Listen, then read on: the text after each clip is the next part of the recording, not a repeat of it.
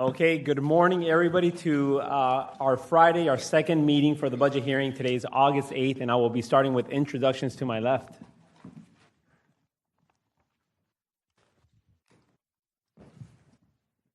Angela Moyer, Budget Office. Mike Weinstein, Mayor's Office. Mary Stefopoulos, Office of General Counsel. Kim Taylor, Council Auditor. Ryan Parks, Council Auditor's Office. Good morning, Rory Diamond, District 13, The Beaches. Ron Salem, Group 2 at large. Good morning, Nick Howland, at large, Group 3. Good morning, Raul Aries, District 11. Joe Carlucci, District 5. Will Lane in District 3. Kevin Carrico, District 4. Happy Friday. Randy White, District 12. Good morning, Michael Boylan, District 6. Just visiting. Good morning, Matt Carlucci, Group 4 at large and just visiting. All right, well, good morning, everybody. Thank you for being here today and joining us. I just want to clarify some of the rules that we set yesterday. Council members, committee council members will have 5 minutes for their first time around. Second time, it will be 3 minutes. Visiting council members will have 3 minutes for the first time around. Second time will be 2 minutes. And the only person that could call up a speaker will be myself, so please ask me first before you call anybody up, and then I'll let you know if we're approved or not. Last night, we couldn't finish our meeting one, and so I'm definitely going to be a stickler today on the timing because we have to proceed with these hearings. We only have 6 hearings out of what should have been 7. I condensed it into 6, so we are definitely behind the curve already as it is.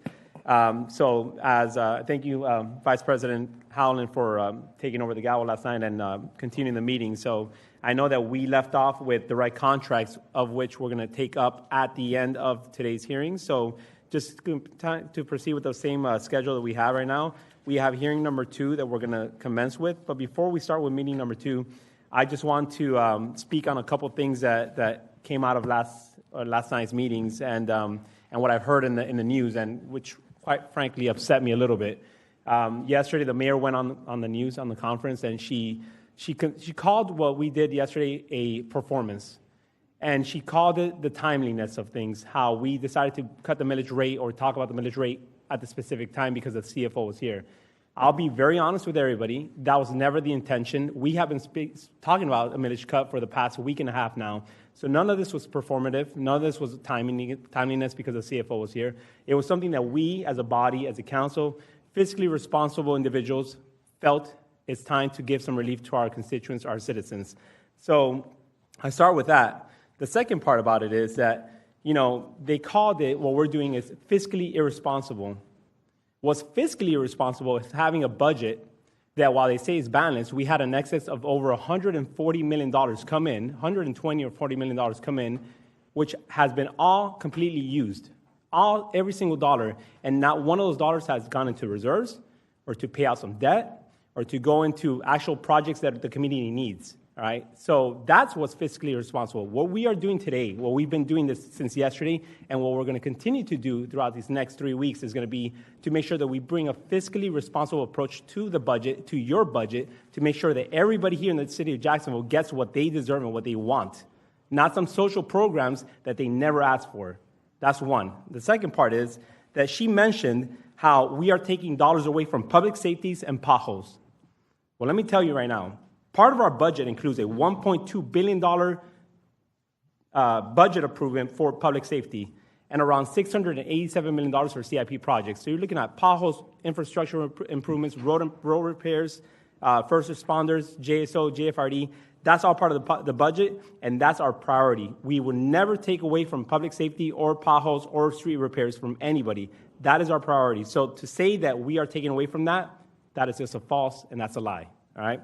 And the last part is that at the end of the day, all these programs that we are cutting today, and we have been cutting since yesterday, are not programs that the community wanted. I do multiple town halls in my district. I have multiple meetings, and not once does somebody say, I need access to dental programs. That's not the case, all right? But here's the thing, that these programs that are in the budget right now, all right, they have been put in there by the mayor at the expense of property owners, all right? We need to give property owners a tax relief because it's not fair that they have to encumber the costs for these programs to give other people that are not paying into property taxes, all right? So I say all to say that was really disheartening. It was upsetting. As you can see, I'm very passionate about this because at the end of the day, this has nothing to do with performance or timeliness of things. So I will tell you this. If they want a performance, the performance starts today, so get ready. All right, with that being said, auditors, please proceed. Yes, sir. Thank you, Mr. Chairman. I just wanted to give you an update on the special counsel contingency balance. Just so you have an idea, you started at the 27.4 negative because of the action that you took yesterday. You made reductions or revenue adjustments, all the different things we did of 9.2 million, and then you ended up, you're still in the hole, but 18.2 million. So you already took over 9 million off of that to get out of that negative position. So just wanted to give you that update. We're on meeting two's packet, Mr. Chairman. My understanding is we'll go ahead and keep these on schedule and take up all of this and then go back to the other items. So you are on page 3 in the meeting two handout. And the numbers for this is the mayor's office. This is on page 119 in your budget book. There is a total budget of 5.3, close to 5.4 million. And what I want to mention again is the UAAL somewhat distorts that total. So rather than the 415 million increase, it's actually an increase of $611,650 when you remove that UAAL impact. Starting with expenditures there, you'll see salaries of 3,787,000. That's an increase of 640,792. There's a number of factors in there, so I'll mention those are delineated here on the page. The first is you have full-time and part-time salary increases going on. As far as the full-time positions, the increase is due to funding of the one position that was unfunded during the budget. That's a proposed increase of $201,173 for that position. You have increases, the normal increases that we've talked about in the departments of the 3% for, you've got the cumulative years, both years impacting there of $175,000, and then the funding of the chief of staff position for the full year, as well as some employee turnover where you have change in rates there, the net $114,350. So that's all contributing to the full-time increase of $490,000, and then you'll see part-time salaries are going up $150,000. That's due to two positions. There's a part-time positions in the public affairs area at a cost of $47,497 that's coming in, and then you also have an increase for another part-time position that's an impact of $103,000. Going down to pension costs, that also increases those because of the salary increases. You'll see $36,000 of an increase there. You have the defined benefit cost being pulled out, so showing zero there, going to the non-departmental. You'll see going down to interdepartmental billing expenses. Those are at $331,000, slight decrease, and that is a cost for the mayor's security, and that resides in the office of the sheriff, so that expense has a revenue offset within JSO's budget because they do get reimbursed for those charges. You'll see under other operating expenses, a slight decrease of $35,799. It's a total budget of $66,863. Part of that decrease is due to moving the travel and training, about $43,000, out into the non-departmental area. This is offset partially by auto allowance of $7,200 being added back in the budget. You may recall that the council put a zero budget for that line item, but that's back in for two people. And then dues and subscriptions are flat at $39,711. The largest cost being within that for the United States Conference of Mayors of about $28,000. Turning to the next page, on page 4, it has your divisional breakout, and then you can see that true increase there, the 12.8%, $611,650 broken out by the two divisions. As far as service level changes, there are none. The employee cap is flat at the full-time positions of 23, and they are also flat on their part-time hours of 3,250, and we have no recommendations. Okay, well, thank you for that. I do have Councilmember Lane on the queue. Thank you, Chair. Through the chair to the administration, ultimately. As we start talking about the different departments, I'm going to reference the Doge Committee handout that the auditors put together for us, which was comparing 2017-18 to 25-26. And I'll probably have a lot more questions on the departments that are growing above the 4.7% average. So I will point out both City Council and the Mayor's Office are well below that growth rate. However, my question is, last year, We spent way too much time talking about a $3,500, I believe it was, auto allowance. We took that out, and then I see there's $7,200 that was added back in. I'm just curious, who's that for? And after all the talk about it last year, why was it added back in?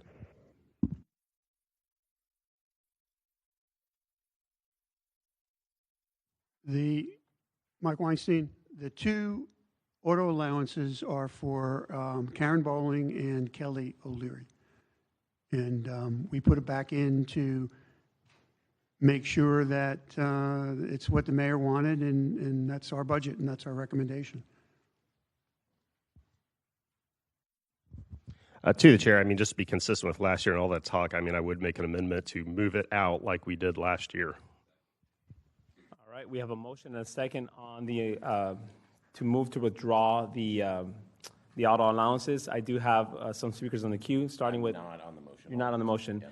I do have Mr. Carlucci. You are up for 3 minutes, sir. Your first time up. Thank you, Mr. Chair, and congratulations on your first day.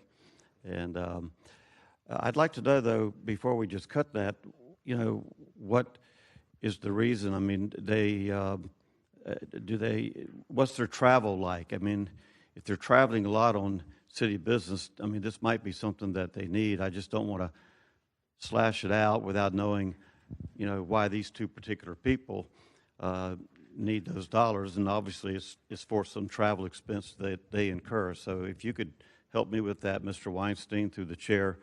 I just think before we cut something from the administration, we, you know, I'd want to know their side. Through the chair, is it okay for me to respond? Okay, thank you. Basically, obviously, the two individuals are over the entire operations, the CAO and the deputy CAO. It's a large county, large departments.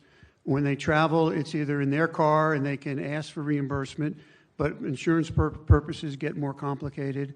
It's best that the city acknowledges that they would be out driving, and basically, you either pay for it as they travel out of their own car and reimburse them, or you give them a car allowance and they don't submit. Again, it's the recommendation of the council, to the council, and you know, it's in your court. Do I You still have the time, floor? so you. Okay. Yeah. Well, they're doing a lot of traveling, and I don't know, you know, if they're paying for it out of their pocket for their work, I think I'd know how I'd feel, although I don't have a car allowance and would never take one, but at any rate, this seems like a fairly common thing in business, and I would encourage keeping it in, but if you want to cut it out, I mean, it's up to the Finance Committee, but let's just think about people a little bit and what they go through in their work and so forth. I think that's important. Thank you. Thank you, sir. I do have Mr. Lehnen. This will be your second time, or do you want others to speak? Chair, I was just going to respond on my motion one more time. Again, my understanding, this is being added into the next budget. We took it out of the prior year. We took one out. Now we're adding two back. And perhaps someone come and educate me more. Like, I don't know how many people in the city are getting travel allowance, because there's a lot of city employees that are traveling every day out there.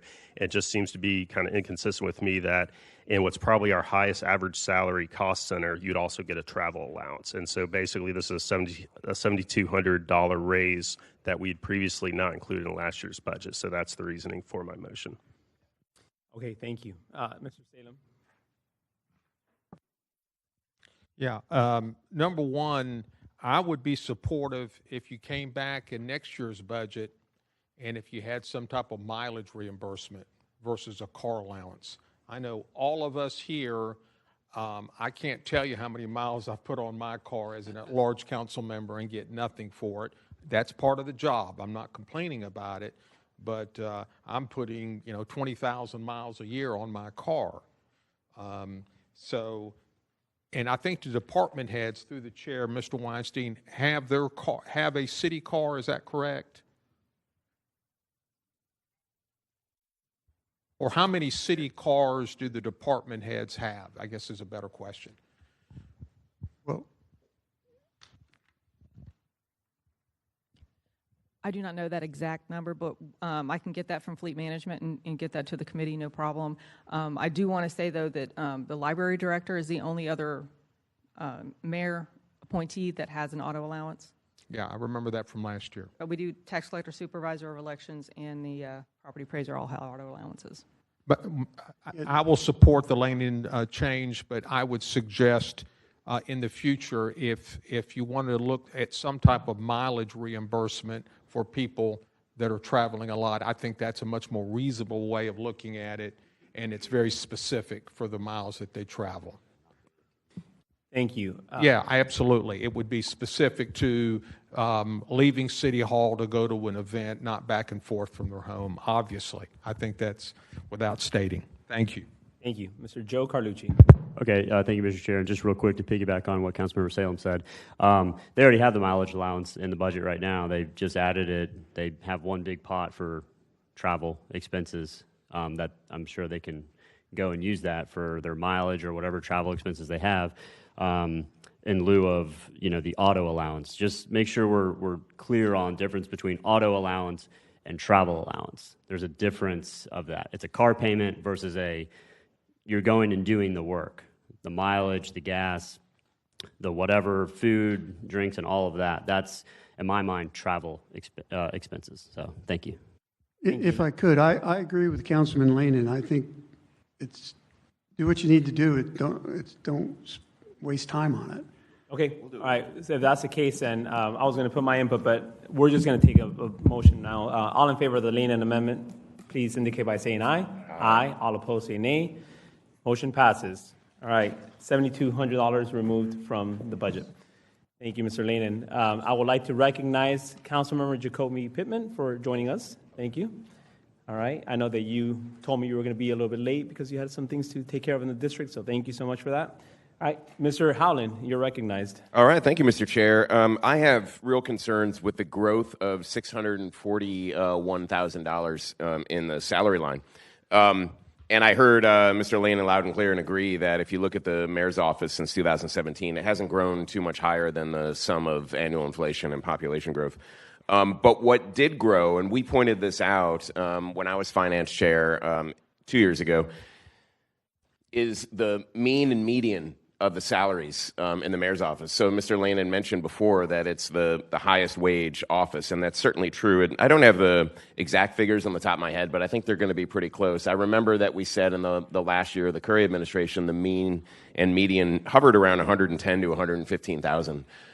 In the first year of the Deegan administration, the mean or median hovered around 140,000, which is roughly a 20% increase in the first year. It went down last year, and I think a lot of that is maybe due to, from fiscal year 24 to 25, mainly due to the chief of staff being loaned free of charge by Blue Cross Blue Shield. And so it's going up again this year. And some of that is probably understandable, but $641,000 seems like it's a lot. So actually, I'd like to ask the administration, the auditor's notes here say the increase in part-time salaries of $150K is due to adding a part-time position in public affairs that was not factored in the budget and the addition of one more part-time position. That sums, again, to $150K. Can you expound on who those two people are and what they're doing? The position that's in the mayor's staff is Carla Miller, who's working with us part-time. And many of you have engaged with her. She works with council. She does a lot of things. She has 50 years of experience. She's part-time. And I'm not sure of the part-time person in public affairs. Phil might be able to fill us in on that. Yeah, I would like to invite Mr. Perry because I'll have a follow-on question. Who it is, and then also how many people are doing public affairs in the mayor's office? Sure. Through the chair to Councilman Howland. So I believe that part-time position that was referenced was Yanira Cardona, who was a part-time Hispanic outreach director. She's since then been converted to full-time. Okay. How many people are doing public affairs in the mayor's office? There are 5 people. Do you know how many were doing public affairs in the last mayoral administration? It should be the same amount of number. Same 5? I'm not so sure. But but I see why. There's a lot of pictures of little orange dinosaurs all over the city. So can you tell me, Mr. Weinstein, what Carla Miller is doing? Because we have an ethics department. She does a lot of things. She basically helps out with counsel. And again, many of you have engaged with her over time. She's also part of the strategic advisory to the mayor, and she works on different projects.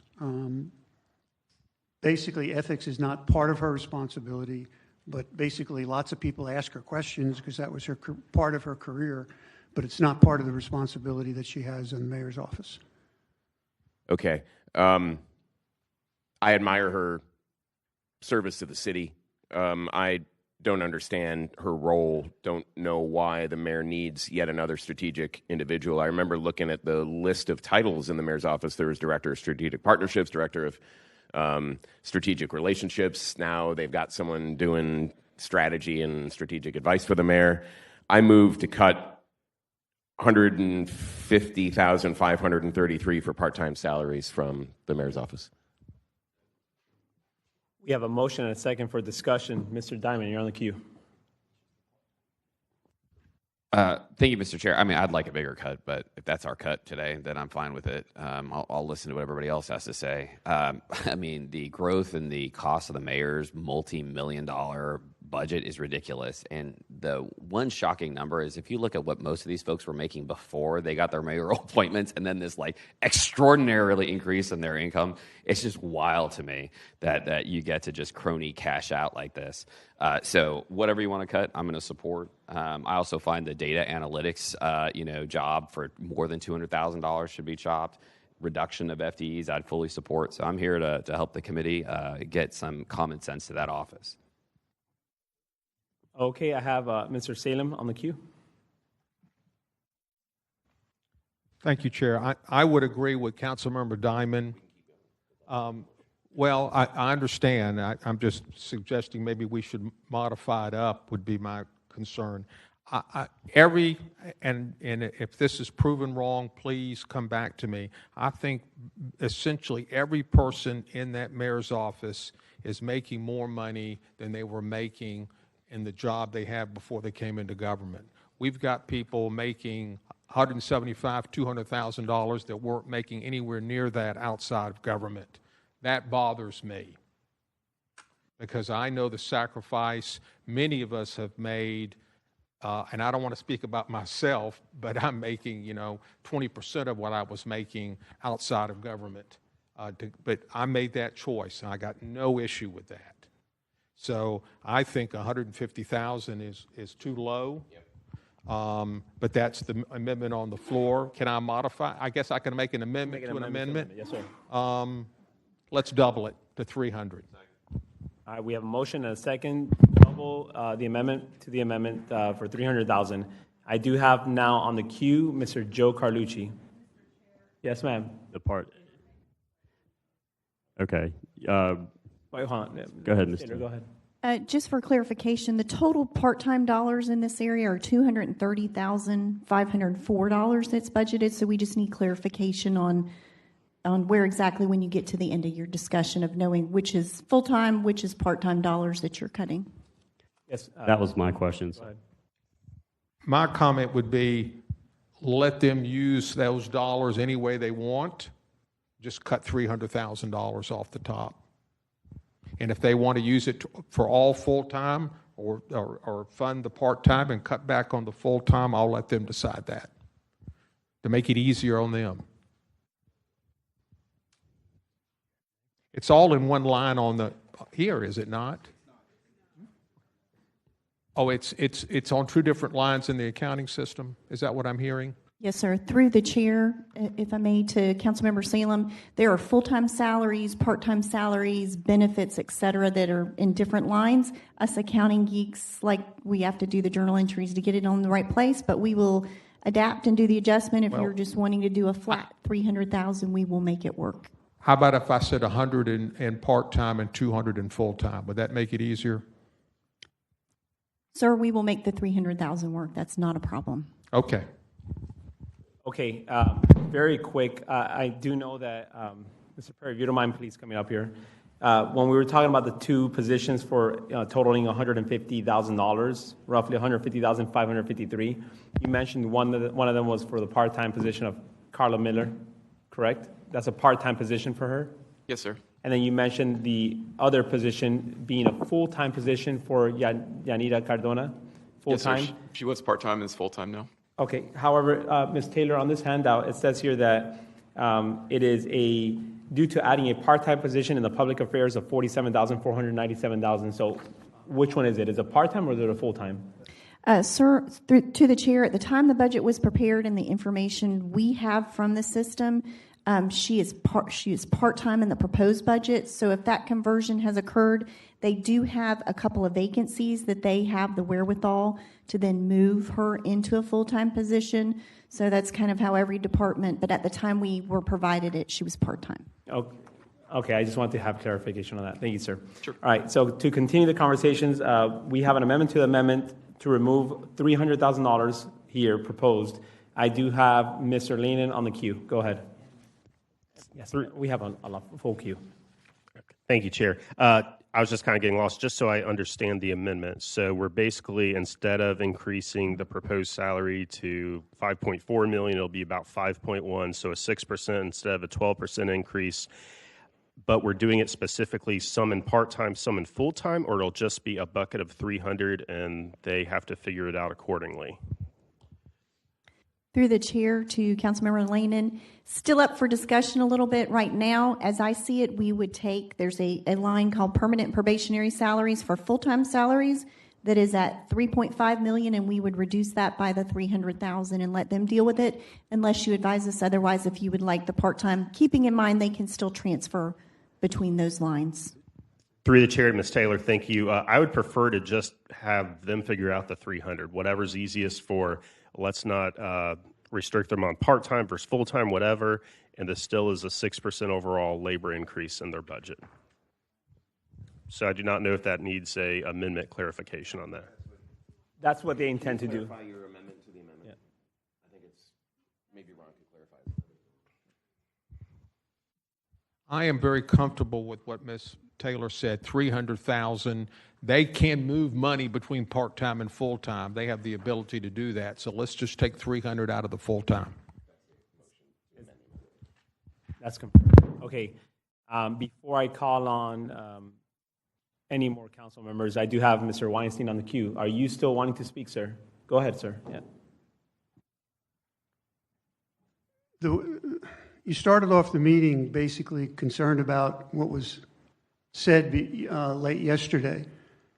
And basically, we're just adding to the back and forth with you trying to attempt to manage the mayor's personal office.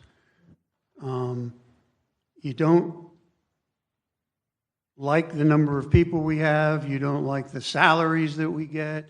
You don't like that we're helping the mayor do what she's supposed to do for the constituents. I mean, it's obvious, and you were upset with the term of performance. That's what we have. We have a performance here. How could we make the mayor not do what she's supposed to do? That's what we have here. Just let the mayor run her office, let her determine the salaries. She's a separate branch of government. All right. Why do we sit here? We heard you loud and clear, sir. Thank you so much. Moving on now to Councilwoman Jacoby Pittman. Please, you have 5 minutes. And just to clarify, whenever anybody speaks, it is 5 minutes for council members. Visiting council members is 3, and anybody else will be 3 as well, too, to begin with, unless I instruct you otherwise. Thank you. Ms. Pittman, go ahead. Thank you, Mr. Chair.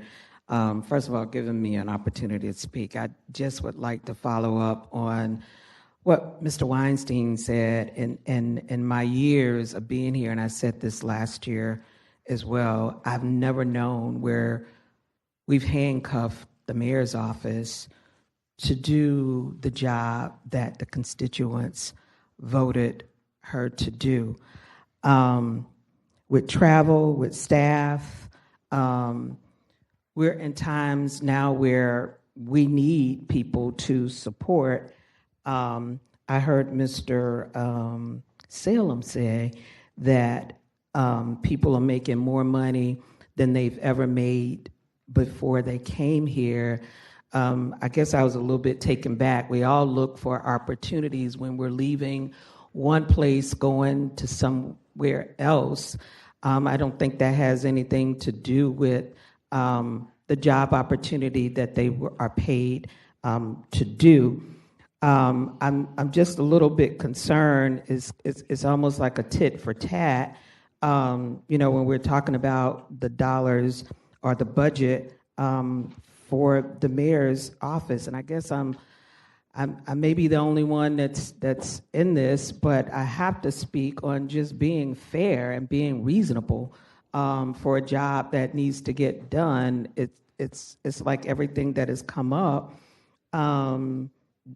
That we're decreasing it. And so I know we wouldn't want anybody to tell the council president what to do or his budget cut. I just want us to be fair about what we're doing and how we're voting on this budget. And I didn't take 5 minutes. Thank you. All right, thank you. I do have Mr. Ron Salem, followed by Mr. Howland, and then Mr. Matt Carlucci. Ron and Nick, you'll wrap up. Go ahead, sir. All right, thank you, Mr. Chair. I just took $300K off of the $3.787 million proposed and compared it to last year, and even with $300K off, the salary line in this budget still an 11% growth rate. So I think it's more than generous and exceeds anyone else but police and fire who are out there putting their lives on the line for our citizens. Thanks. Thank you, sir. Mr. Matt Carlucci, first time. Thank you, Mr. Chair. Our city is on the move. This administration and this council are doing our best to keep it on the move. I completely agree with everything Councilmember Pittman said.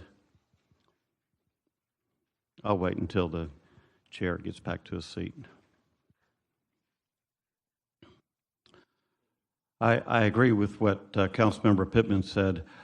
Never have I ever participated in a budget hearing where the council got so involved in the mayor's budget. That's not our lane.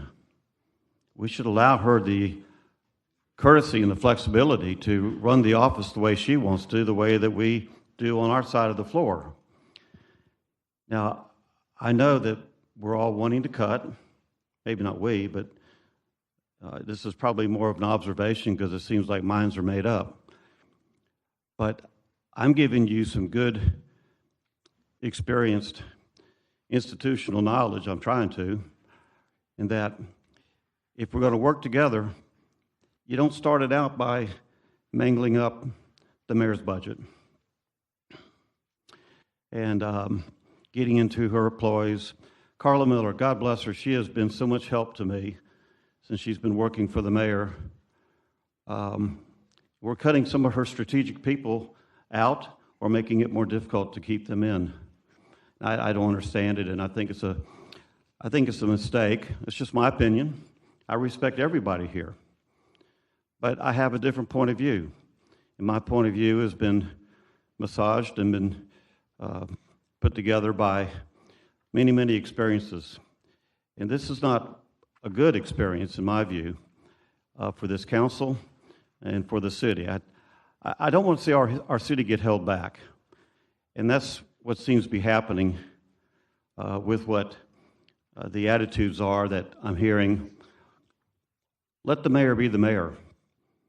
I'm not thinking I'm convincing anybody, and I'm probably running up on 3 minutes, got 40 seconds, but let the mayor be the mayor, and let the council be the council, and let's get our hands out of her cookie jar, and she's keeping her hands out of our cookie jar. I'm giving you wisdom, tried and true as the tide. And I certainly hope somebody will grab hold of that maxim and perhaps be persuaded to think a little differently on the move that we're fixing to make. Thank you. Thank you, sir. Okay, I'm going to speak, and then Mr. Diamond and then Salem will wrap it up. Very simple is the fact that the cookie jar analogy is great. The thing is that it's not even our cookie jar. It's everybody's cookie jar, the city's cookie jar. It's not her cookie jar, it's not our cookie jar. We are protecting the cookie jar for a million people here in the city. That's whose cookie jar it is. And because of that, we are being mindful of how we're spending their dollars, first of all. Second of all, across the board, all different departments have been asked this year to trim down and to maintain their salaries within a regular target range of 6 to 7% growth. The mayor's office did it at 20.4%. If you're going to talk the talk, you also better walk the walk. Simple as that. All right? Now, by this additional overtime, if we reduce overtime, initially we talked about $150,000, $150,533. That would have brought down her salary percentage increase to 15.6%. Still astronomical numbers.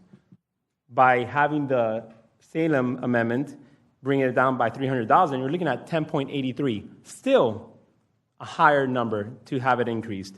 One of the things I look at online is that, when we talk about the people's budget and what the people want, if you look at Facebook posts when News4Jax or Action News and First Coast News are posting all these things, and you look at the comment sections, the number one action item people talk about is people in government are getting paid. They're making money, making hundreds of millions of dollars. Meanwhile, the people out there are actually suffering, and they think just because a facade of a dental care program is going to alleviate things.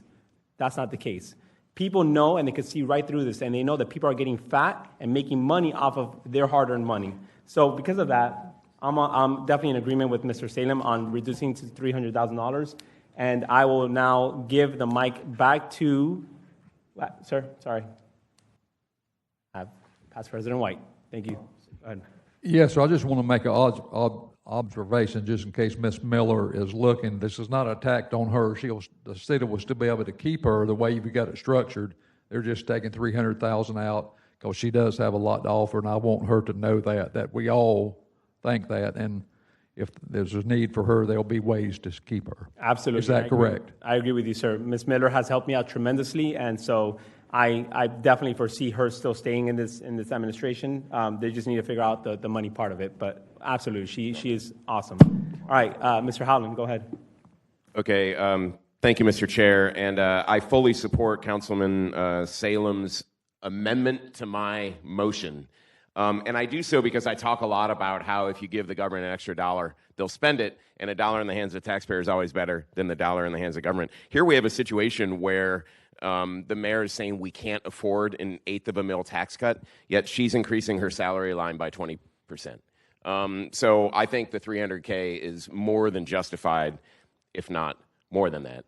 And I do note that their whole budget goes up by $415, so taking out $300K basically flatlines it, and that's probably appropriate. Thank you. Thank you, Mr. Salem. To wrap it up, and we'll take motion on it. Yeah, just to reinforce past President White's, it's $300,000. They can manage it any way they want, part-time, full-time. My purpose is not to attack a part-time person. Number two, I have very strong feelings about government service. I came to work in 1997 for John Delaney, and I took a pay cut out of my pharmacy industry to come to work for government. I believe when you come to work for government, it generally should be short-term unless you're a professional such as our council auditors or something. Come to work for government, do some period of time, and go back to the private sector. That's what I did until I ran for the council where it was a point in my life where I could afford the kind of salary that we're getting here. We have people, analytics people and others that are making well over $200,000. That's better than you can get in the private sector for jobs like that. I think rolling this back will force the administration to take a look at some of these salaries. That's what I want them to do and make adjustments. And so I'm very supportive of this. Thank you. Thank you, sir. So we have a motion on the floor and an amendment as well, too, right? So we are voting on the amendment first. All in favor of the amendment to the motion indicate by saying aye. Aye. All opposed say nay. Amendment passes. Move the motion as amended. We have a motion and a second to move the motion as amended. All in favor say aye. Aye. All opposed say nay. Okay, 1 nay. Motion amended passes. All right. Next one up, Ms. Taylor, please. Sir, if you're ready to continue on, for the next handout is the Mayor's Advisory Boards and Commissions.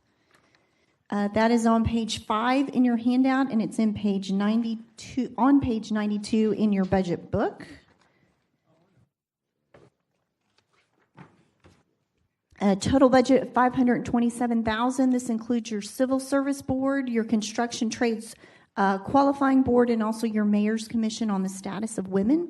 You'll see charges for services. This is your Construction Trades Qualifying Contractor Certification, and it's an every other year certification. So that's why you'll see these revenues fluctuate every other year. That's why the decrease of $128,000. For salaries, you'll see $323,000. That is for the 5 positions, 3 of which are in your Construction Trades Qualifying Board, and 2 are on for the Civil Service Board. You'll see up $19,000, and that's from the net increases for the cumulative 2 years for the full-time positions. Internal service charges, just a slight decrease from OGC charges. You'll see on page 6 the divisional breakout for each area there. Food and beverage, there's a small $150 amount noted there. That's just the one item for Civil Service Board public meetings. No change in their cap and no recommendations. Okay, no recommendations, but I do have one speaker in the queue. Mr. Lenin, you're recognized. Thank you, Chair. Through Chair to Ms. Taylor, our Council Vice President, previously the Rules Chair, they abolished some boards, I believe, last year. Was that taken into account in these costs? In other words, this reflects the true cost of the boards now as they exist, not as how they existed until the end of last year? Through the Chair to Councilmember Lanin, I may have to defer to the administration, but typically all that we ever see in the budget for the most part is dollars are allocated for these main boards. You don't ever see dollars that are typically allocated to all the other boards. It's just the 3 that I mentioned. So through the Chair to Ms. Taylor, that answers my question then, because I don't think those were any of the boards that were abolished. So that's I'm good with my everything understanding. Then. Okay, moving on to the next one, please. No recommendations. Right, yes, sir. Next up is medical examiner. They're on page 7 of your handout and page 172 in your budget book. You'll see a total budget of $7.2 million, and when you remove the UAAL impact, that negative, it's a $438,000 true increase in their budget. You'll see they do generate charges from other counties. The council does approve the fees that are charged that they generate. So that comes through every 5 years. The council sets those fees through legislation. You'll see those counties noted above that in the background section that they service. So slight decrease of $171,000 based on what we're seeing on actual revenues. They do have salaries of about $4.3 million. That is up $360,000. They have added or proposed to add 3 new positions at a cost of about $106,000 additional increase, and then also their staff got the typical raises for the 2 years. For employer provided benefits, that is up as well due to the new positions and the salary changes. You'll see internal service charges mainly due to increased costs for the new building of about $100,000. Offset by some decreases in computer system, the allocation for costs there from our ITD. Going down to professional and contractual services, you'll see this is the second largest item in their budget. They do outsource the body transport contract. That's at a cost of a little over $300,000, and then the toxicology services are also outsourced at a cost of about $740,000. So one of those contracts actually has a contractual decrease in it. So that's the reason for the $21,000 decrease. Turning to page 8, you'll see other operating expenses. $310,000, and that's due to the travel and training that's being moved to the non-departmental item for them, is for the decrease of $24,000. They do receive, or propose to receive one grant. It does not require a match. You'll see of $75,000. We do note for the service level change, the new building is expected to open at the end of the fiscal year 25. The three positions that are proposed to being added are a forensic investigator, an autopsy technician, and one medical transcriptionist, and no recommendations. Okay, no recommendations. I do have one speaker on the queue, Ms. Pittman. Yeah. Chair, and to Ms. Taylor, or whoever can answer, I just wanted to make sure as this new facility open, that the salaries are in line with other positions in the field. I know there was some, but I just wanted to make sure that we have what we need for that new lab, and as it expands, that the examiner and the assistant as well have been increased over the years, because they're going from one facility to a very large facility. So I want to make sure that we have the staff that we need. If I may, through the chair, we've had numerous meetings with staff, and we're set, no problems. Okay. All right. I just want to make sure. And again, also invite those who have not toured that facility. It is state of the arts, and that we have the staff that we need to make sure that we don't have a whole lot of turnover. That's what I'm not concerned about. I want to make sure that we're proactive in being able to keep the people who help start and develop, and hope that they'll be with us long term in the three positions that are proposed. Thank you. Okay, thank you. There are no recommendations on that one. Ms. Taylor, please proceed with the Duval County Health Department. Yes, sir. Through the chair to the committee, page 9 in your handout, page 157 in your budget book. And this is the health department. They, of course, as a state department, not a department within the city, they generate fees and get funding from the state, but the city helps to supplement some of that through various means. The first one you'll see is through internal service charges, $648,000 there. That is for the buildings that they occupy that are city-owned, that we cover the maintenance costs for, also provide some security related costs, building maintenance, $387,000, and security costs of about $175,000 in those city-owned facilities. You'll also see insurance cost premiums, $63,000. That's just for the property insurance related to our city buildings. And then you'll see the main item is the grants, aids, and contributions. This is funding that the city provides to help support. You'll see the 4 programs listed there. The funding is flat with the current year at $1.2 million. There are no city-funded positions within this department and no recommendations. Okay, all right. Well, I don't see any speakers on the queue, but I do have my own. Well, actually, why don't you go first and I'll go last? Mr. Chair, I don't know if this is the right time to ask a question about syphilis. Yesterday, we were talking about that. That's what I was going to get to. Oh, okay. Go ahead, yes. Yeah, so I wanted to make sure, since we cut that, the budget for the health department, and how is that included, and if we can tell me where those dollars are, or if they can take care of what was taken out. So are you asking a question directly Yes. to somebody? Who are you asking that to? Whoever can answer, I guess Mr. Weinstein, or I don't know Okay, if Mr. Antonio is Yeah, here. so I think there is somebody from the health department. Oh, great, okay, thank you. Yeah, ma'am, go ahead. Please state your name and address. Good morning. I'm Kizzy Jones, Assistant Director, CFO for the Florida Department of Health. Okay. Ms. Pittman has a question for you. Yes, so yesterday, I can't remember the amount of money. I think it was through the telehealth. Was it through the telehealth? I can't remember. But I just wanted to make sure if we were taking that out, if that's something that the health department would be able to incur?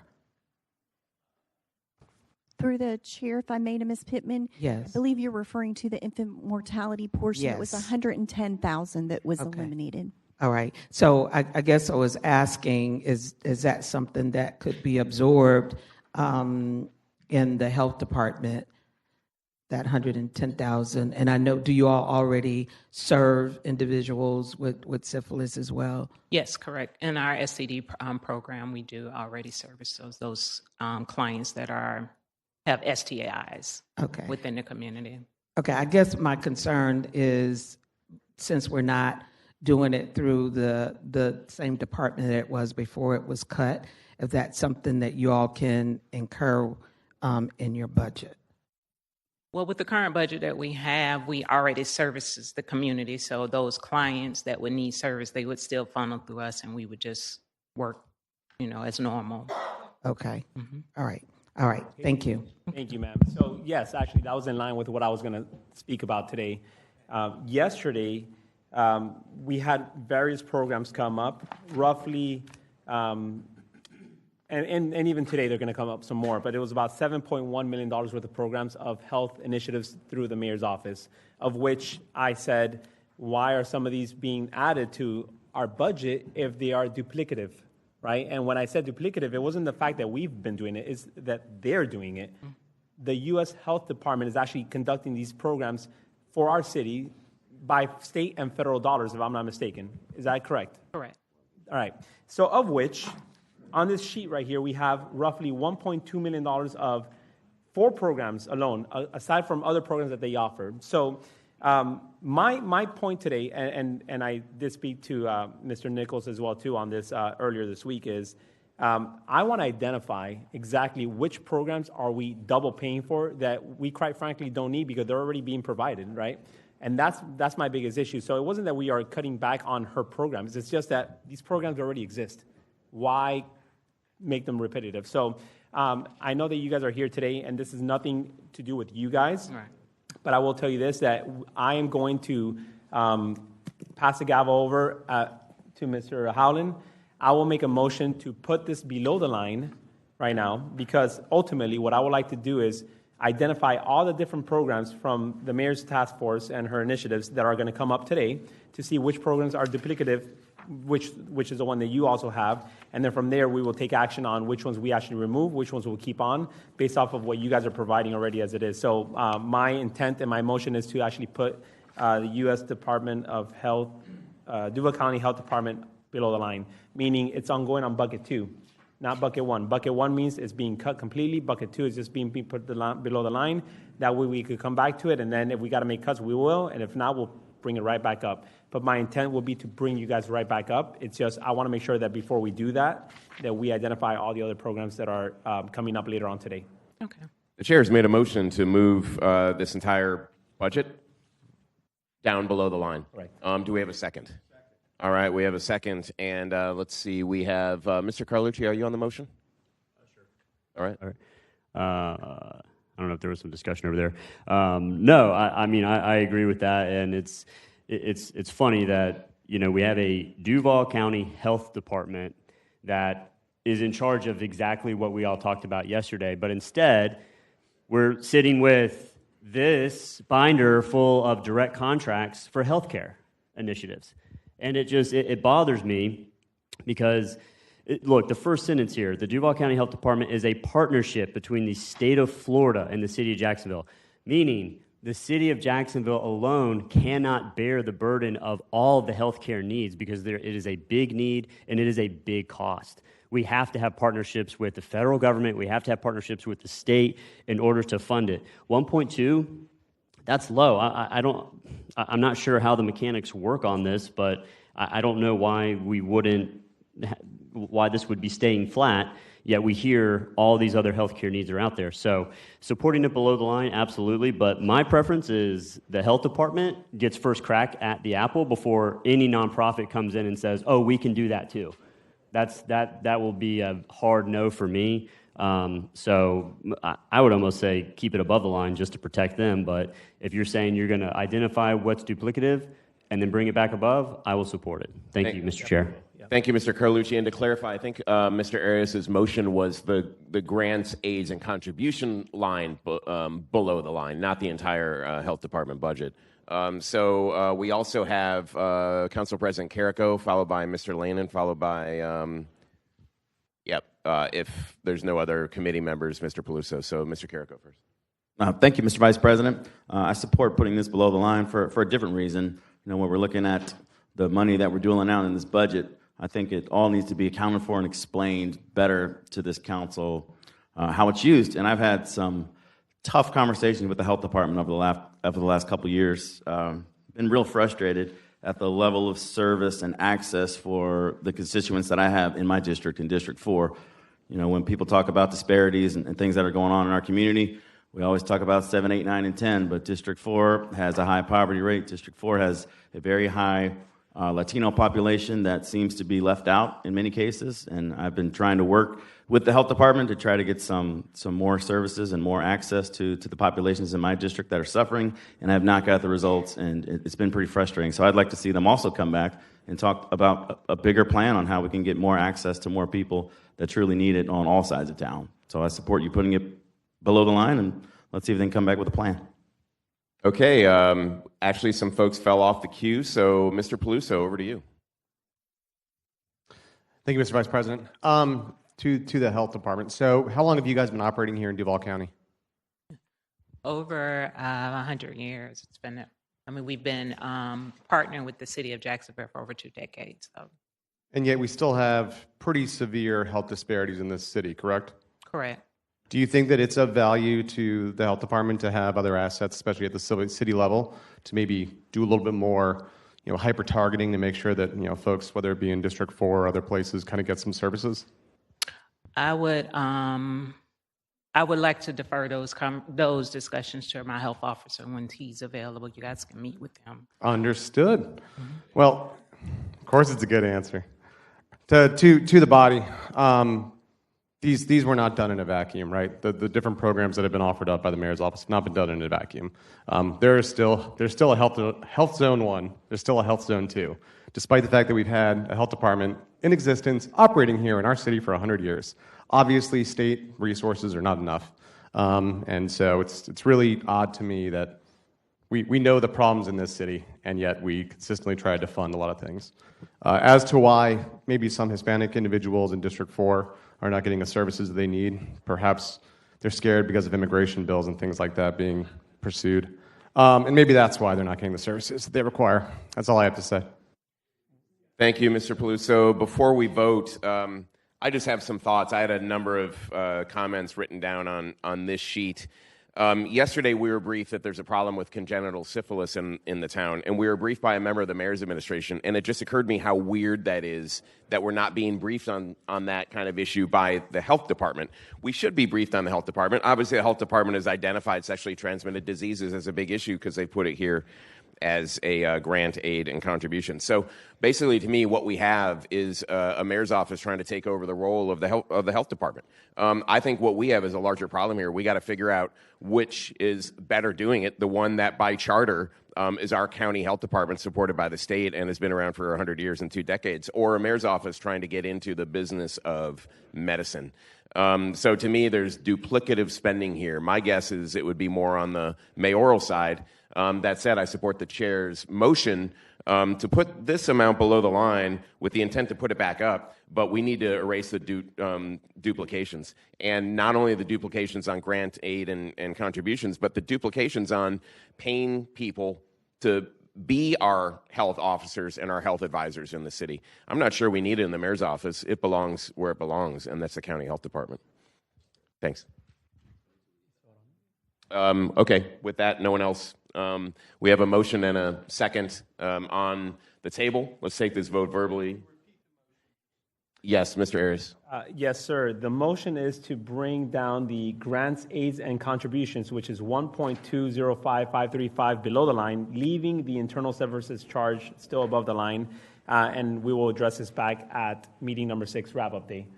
To bring them back up once we've heard from the administration for all the different programs that they're offering or wanting to offer at the least. And Mr. Chair, back to my comment that the folks advising the city on health issues might be duplicitous too. Maybe at the wrap-up date, we can bring back, if we need to make an adjustment back in the mayor's office about the right posture of employees and employee cap. That's right. Yep. Okay. With that, let's take this vote verbally. All those in favor of Councilman Arias's motion indicate by saying aye. Aye. All against say no. Motion passes. Gavel back to Mr. Arias. Sir, just to reconfirm, day number 6, which will be August 22nd, will be the day that we'll have this conversation. So if you would like to come with Mr. Nichols as well too, that would be ideal. And I do have some questions for him as well too, because I know that he stated, I'm big on these $1 leases as well, or free rents. And you guys have over 15 buildings, of which he said that he may be wanting to return back to the city because he doesn't use. So those are the kind of questions that I'm going to ask him as well to that day. All right. So we will see you guys August 22nd. Okay. And if you need to call me, email me, and we'll coordinate, and I'll let you know more in details over the phone. Okay, thank you. Thank you so much. Okay, there are no recommendations, obviously, because we're tabling this. So moving on now to page number 10. Ms. Taylor, please proceed. Yes, sir. We're on to the public libraries, and you'll see the General Fund Department first on page 10, and it's page 325 in your budget book. And then they also have a library conference facilities fund that is segregated on its own. So the first one you'll see $42.4 million for their budget. You'll see a $1.5 million increase, and you'll notice that an anomaly for their budget I'll mention is the UAAL stayed in, even though they're part of the general fund. And the reason for this is that when they apply for state aid, the intent is to reflect what their total budget cost is. So that's why you see a little bit of a difference here of their UAAL staying within their department to reflect those overall costs. So you'll see they do generate revenues. These are things like copies, charges for internet printing, that sort of thing, $289,000. That's basically flat and consistent with what we've seen coming in actuals. You'll see their total expenditure budget of $42.4 million. About half of that is people, so you'll see salaries at $18.9 million. That is up $1.3 million. They have the 2-year cumulative increases going on, and also that's offset by employee turnover, and also they are eliminating 3 positions in the employee cap, so going down 3. Pension costs are at $2.5 million. Again, that UAAL, so up $204,000 that you do see showing here. Internal service charges are at $6.2 million, down $452,000. That's associated with computer maintenance, the ITD allocation, as well as some one-time costs for computers in the current year, as well as utilities that are projected to go down as well. Insurance cost premiums, $942,000. That's down with the overall citywide decreases in property insurance costs that you'll see allocated throughout. Professional and contractual services at 1.1. That is for security guard services, and they have less labor required there, less hours utilized, so that's slightly down $123,000. You'll see turning to page 11. This is one of the mayor's enhancements in this department. They've placed $500,000 for library materials. You'll see mainly that's within your electronic books and your electronic video, those items going up comparatively compared to the current year. They do have an indirect cost allocation here for central city services. That is done again, more of an anomaly with a general fund department because of the applying for the state aid. You'll see that the intention is for $551,000 of state aid in the upcoming year, and that's used to cover library materials. Turning to page 12, you'll see all of their food and beverages, their proposed expenditures, along with the public purpose noted there for council's approval ultimately on all of these. These are funded by the library board, so it is not general fund dollars that cover these costs. So that's a separate fund that covers the cost for these. There are 3 items in the capital carry forward related, totaling $362,000 that we will have a recommendation on in just a moment. Again, on their employee cap, they're going from 310 to 307 positions, and I'm on page 13. They removed 4 vacant positions, or proposing to. They also added 1 that was transferred in for the Parks and Rec department. On our recommendation, we are recommending to remove the 3 capital carry forward items they have requested. They intend to encumber those materials in the current year, so it's not needed. And the other 2 items totaling $7,271 are being routed back to the council. That was the digitizing project. So these 2 items are not needed. There's no impact on special council contingency. It just removes those dollars from the carry forward schedule. Thank you. And I know we have a recommendation, but I do have Will lean in on the queue. Thank you, Chair. Through the Chair, just a couple of comments and then a question. First off, I applaud the Library Department for, they did reduce their overall head count by 3, so running a efficient department there. But the library materials, so it's $500,000. As I recall, my first year, we as a council added a $500,000 enhancement. Last year, we didn't. This year, it's a mayoral request. And I also want to note it's coming out, it's essentially the JEA money. It's listed as one of the one-time fund uses for this year. So I guess to the chief librarian, maybe can just tell us what the need is for another 500 again this year since we did it 2 years ago. And not saying I'm for or against, I just want to kind of hear more the rationale for it. Excuse me, sir. Are you asking him to come up? Chair, if we could, Oh, can yes, we have of the course, chief yes. librarian By all come means, up, go sir? right ahead. Thank you, sir. Tim Rogers, Chief Librarian, Library Director, Jacksonville Public Library. Thank you, and certainly, Mr. Lannon, if you would like to be supportive of this, I would welcome that. Certainly, I would always want to have as much money for the library collection. 80% of the people who utilize the library borrow something or utilize some content that we make available to them during the year. And so this $500,000 that the mayor has proposed is certainly in line with what the library board has requested and will be utilized to support specifically the areas of funding that are growing, as opposed to, we have several areas that are starting to slack off a bit. For example, magazines, newspapers, things like that. So we're defunding some of those while also funding some of the digital content as well as children's materials. So hopefully that answers. Are you good, Will?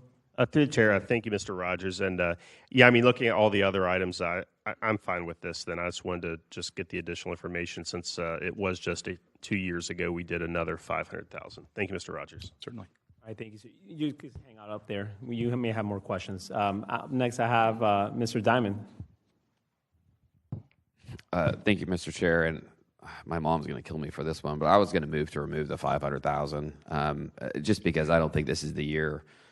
We've got to keep cutting, and we're not even close to our number. And I think this is important. I love the library. I love Tim. I love his team. But, come back next year. Hopefully we're in better shape. But we've got, tens of millions of dollars to cut, and this is a place we could do it. So that's my motion.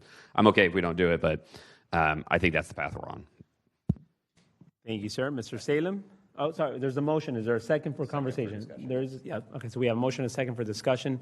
I have on the queue Salem for discussion on this or on the recommendation. No, I have another issue. Okay, well, we'll come to you. Mr. Howland, on Diamond's motion? Yes, thank you, Mr. Chair. And Tim, great to see you. I'm always a supporter of the library, too, but I do have a question, and this relates to how I'm going to vote on Mr. Diamond's motion. What metric do you use? What's your overall metric do you use to determine growth of library activities? Is it borrowing, lending? What do you call? Is it something that is linear that we can track, and is it going up or down? Through the chair to Councilmember Howland. There are 2 measures that we really use specifically to when we're tracking use of the library collection. The first one is obviously activity, so transactions, the number of books that circulate or check out.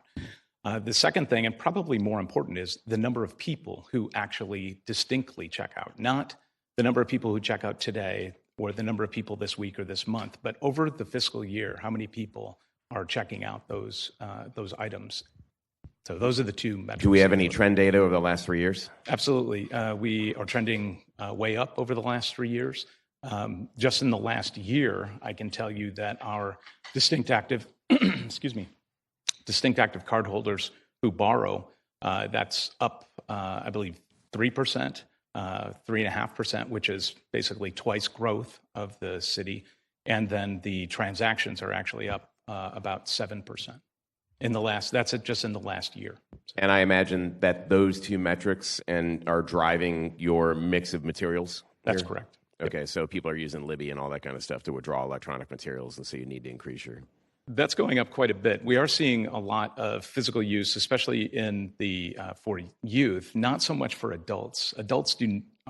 There are still adults who borrow books. There's no doubt about that. Quite a large number, about 40% of those who borrow books, physical books. But it's really in the youth that we're particularly aiming to continue physical book access. There's obviously data about education of youth and their ability to physically touch material, and it makes a difference in their reading skills. All right. Thank you very much. Certainly. Thank you, sir. We have on for the conversation, Lenin, are you on the motion? Chair, yes. On the Diamond Amendment, I was going to suggest maybe we split the difference and make it 250. Okay. So my amendment to the amendment would to make it 250, and we keep it above the line. I like that one. All right. We have a motion and a second for discussion. Mr. Carlucci. All right, thank you, Mr. Chair. Yeah, I was going to say I wouldn't support cutting the 500,000. I was going to say if we can put it below the line to come back, but I'll support the Landon amendment to keep it above the line at 250. They can still do some good work with that, I'm sure. And you guys do fantastic work. My family loves it. I love going to our library, so fully supportive of that. Thank you, sir. Ms. Pittman, on this amendment, this motion, all right? Go ahead. Go ahead. To the chair, I just wanted to ask Tim, I know we're making recommendation to cut in half. How would that impact you, the libraries, if that happens? Through the chair to Councilmember Pittman, certainly it'll have an impact as to the growth. We've already seen, we were able to hold off most of our vendors, publishers, and electronic content providers in charging inflationary costs over the last few years. I don't know how much longer we can do that. We have seen about a 2.5% inflation over our materials budget. So I think that obviously that will eat into whatever the amount is. We would certainly prefer to have the 500,000 because we know that will make a pretty sizable difference. We think that we can actually see an increase in the number of people who are reading, number of people who are utilizing the library, which equals enrichment. So I would just say I would like to go back to moving the 500,000 below that line and come back if possible. Okay, is that a motion, ma'am? Yes, sir, it is. All right, so this is, I'm assuming, Ms. Stefopoulos, is this an amendment to the amendment to the amendment? Through the chair, you can only have one amendment to the amendment pending at any time. So right now you have pending before you the amendment to reduce the removal from the budget of 250 instead of 500.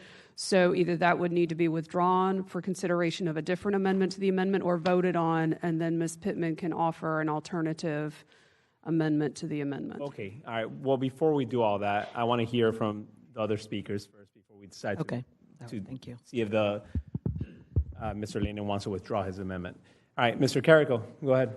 All right, thank you, Mr. Chairman. It's never easy to talk about cutting funds from public libraries. My daughter and I use the library all the time, although I always have to say we don't have a library in District 4, so we do commute to District 11 to go use the library.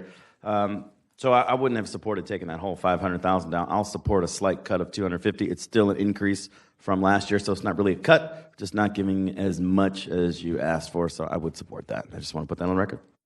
All right, Mr. Lenin, you're recognized. Thank you, Chair. I just want to clarify that my amendment increases the budget by $250,000 over what their budget was last year. So we are not cutting funding.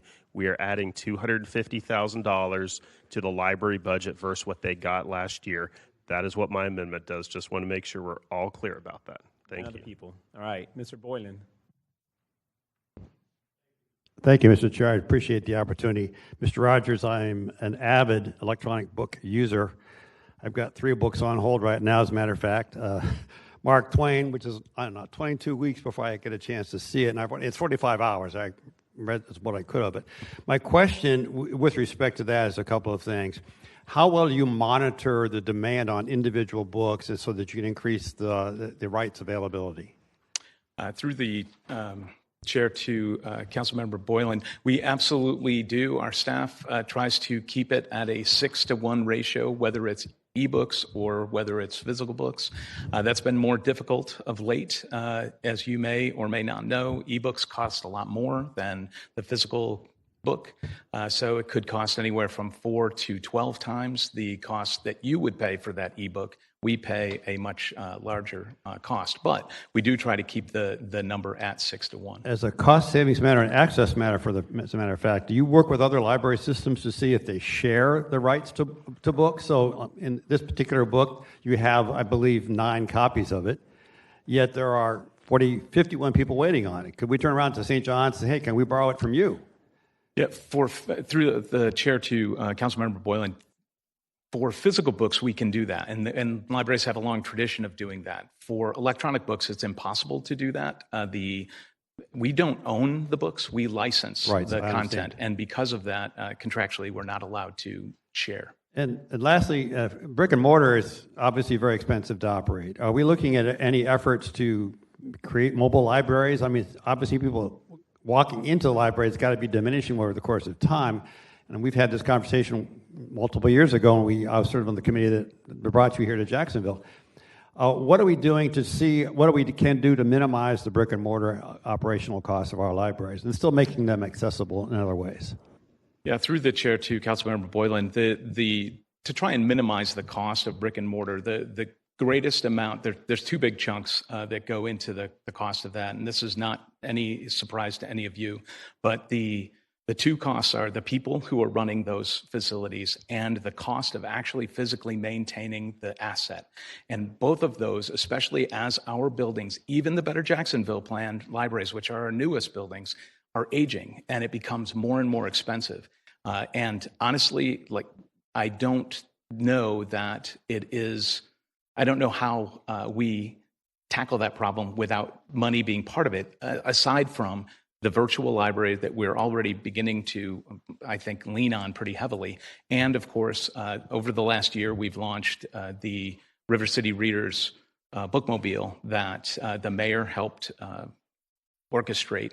That was paid for from a donor, but that service allows us to go into neighborhoods. It's one. We need more of those vehicles. Mr. Chair, I appreciate my time is up, but one quick comment I think might be helpful to the process. Taking a look at how can we deliver books overnight?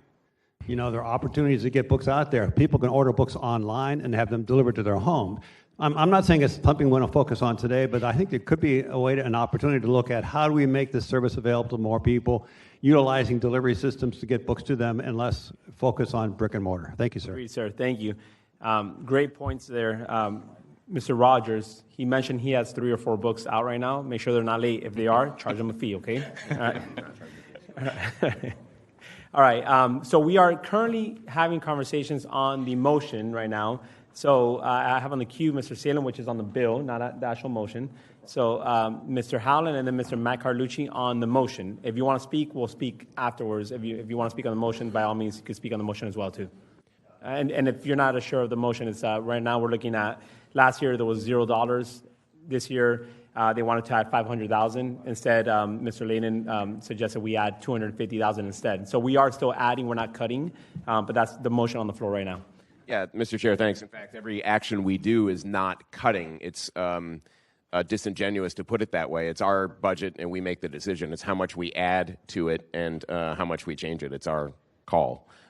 So any event, speaking to the motion, I support increasing the budget by $250 rather than $500, partly because of the numbers that Mr. Rogers just laid out, but also because there's an ongoing initiative. We mentioned it in the last review how we have a county health department and also an organization within the mayor's office that looks at medical issues and has a chief medical officer.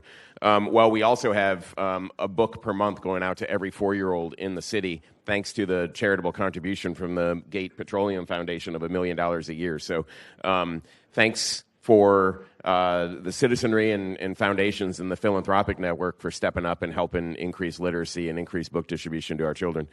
So we have 2 ways through the additional $250 we're giving the library by this motion and through the philanthropic efforts of Gate Petroleum to help increase literacy and get more reading materials to children. Thanks. Thank you, sir. Mr. Mike Carlucci, on the motion or on the actual? Well, the motion, I know that the request for $500,000 was for additional resources. I apologize, I wasn't in to hear, so I was out there doing my real job. So this is my second real job. 2 jobs at age 69. I must be out of my mind. Anyway, through the chair, what additional resources and what were the plans with the full 500? And I respect the amendment that has been offered to take it to 250. I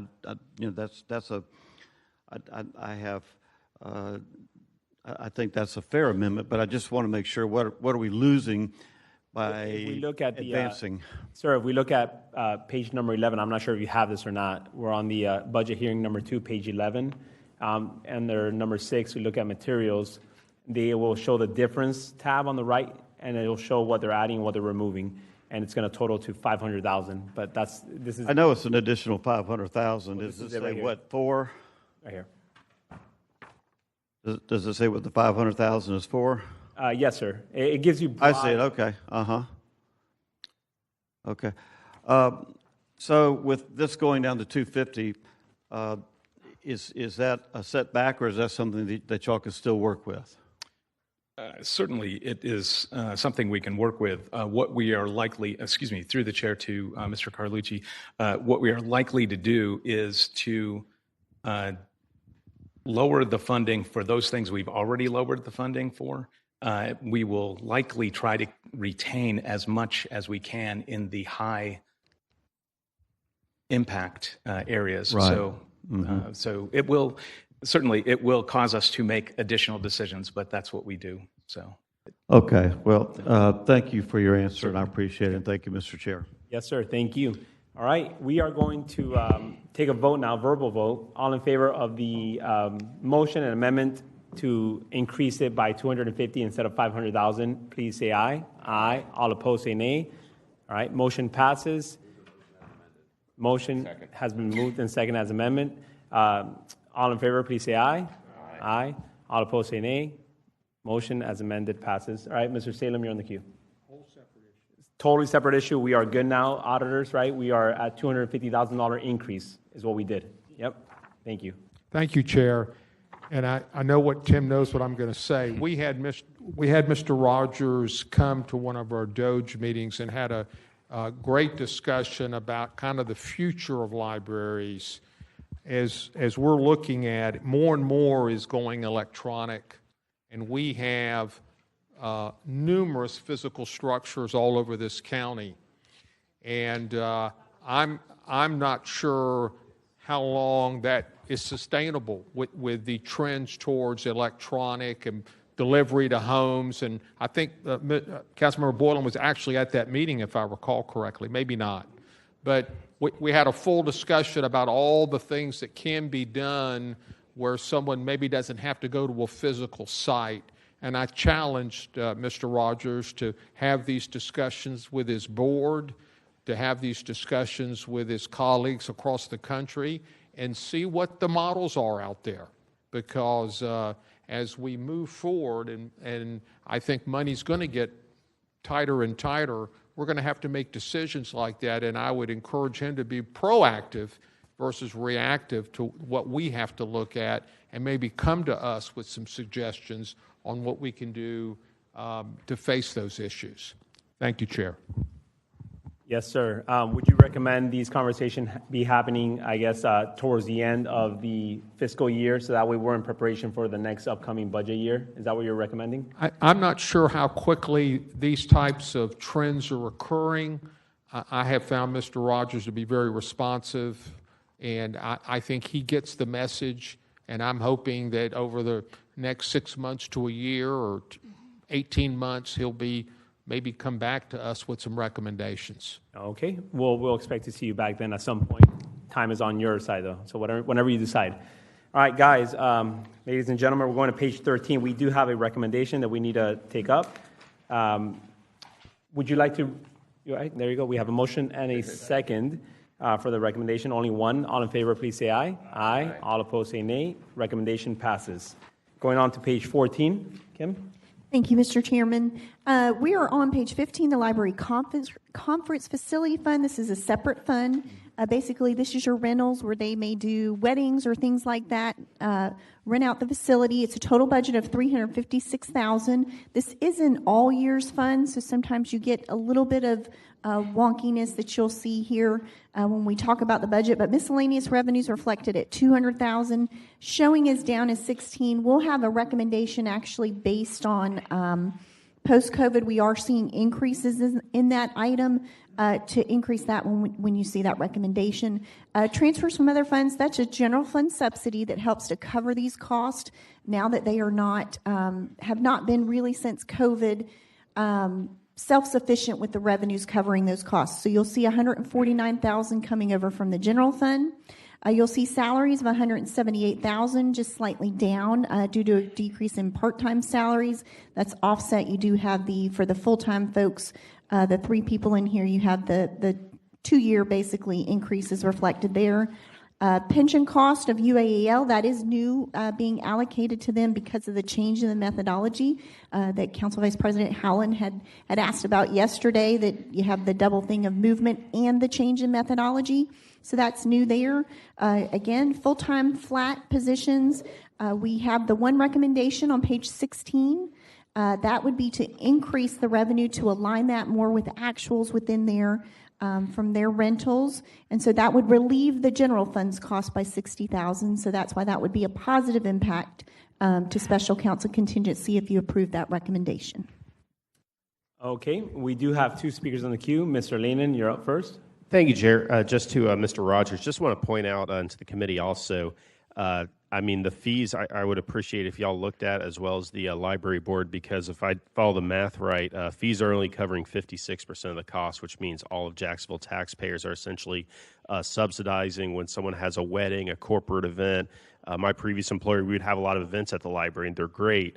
But it wasn't until I was in this position I realized that all of Jacksonville was subsidizing a large part of that cost. So just encourage you to look at the cost structure, especially now that we're a few years past COVID and hopefully things are normalizing, and maybe now's the time to look at it.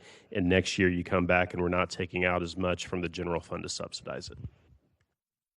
Okay, thank you. Mr. Howland. Thank you, Mr. Chair. Almost exactly my point. If you actually took that subsidy out, this would be a money-losing initiative. So why do we put that? I hate to talk about full-time employees when there's only 3 because it gets identifiable. But if you took out that entire transfer from other funds, could you cut your costs to just live off the 200 and plus revenue and maybe cut a position or 2 and some other things? Otherwise, why do we even do it? Mr. Rogers, please. Through the chair and Mr. Howland. So to answer the second question first, as far as why we do it, my understanding is that when the conference center was created, it was to provide the city with a nice, affordable space that could be used downtown. At the time, there apparently wasn't such a space. At that time, there also was the ability for the library to charge the city and city departments for the use of the space. It was not comped. Currently, currently 33% of the activities that happen in the conference center are COJ-sponsored events that we get no pay for.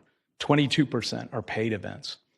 And so part of it is because right before COVID, we were told by OGC that we couldn't charge city departments, that there wasn't legal basis for it. Because of that, we are now doing 2 things. First one is we're looking at the fee structure, but we're also looking at the ordinance that authorizes the library board to charge that fee structure. And we will be working with OGC to rectify this so that potentially it'll either be a charge if that's something that the administration and the city council thinks is a good idea, or it will be written into the ordinance that there is this comp for COJ events. That makes absolute sense. Thank you. So in other words, even though the city is subsidizing the use, the city is able to use it for free. So if you were to get rid of that subsidy and just charge the rates that you need to charge to internal documents, you may have a business which washes its face. Otherwise, I would say, do you really need 3 people to run a business that, or an initiative that loses money?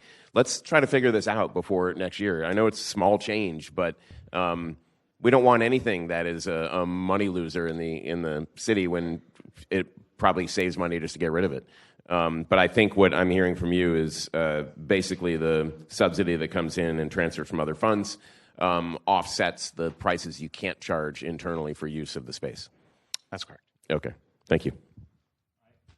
Okay, Mr. Joe Carlucci. All right, thank you, Mr. Chair. A little bit of a different take on this, and I know Tim knows what I'm going to say, but my sister-in-law is about to get married, so I am very familiar right now because my wife is the maid of honor, and they're looking at venues all over downtown, all over Jacksonville. And I just got to say, like, this is a amazing venue, and it is affordable for how nice it is. It's, again, something that is not anything we would all think of up here. We've been married and haven't done, wedding events or whatever. But for the class, I guess, of this venue, for the cost, it's a showcase for the city of Jacksonville to have that as our library and the cost that it is. So I won't be on the tour. I'll let my wife and her sister do that. But you and your team have been amazing, stewarding them through that. So thank you. Thank you. I'll pass that along to them. Thank you. All right, I have Mr. Salem, and then I'll go next. Go ahead. Thank you, Chair.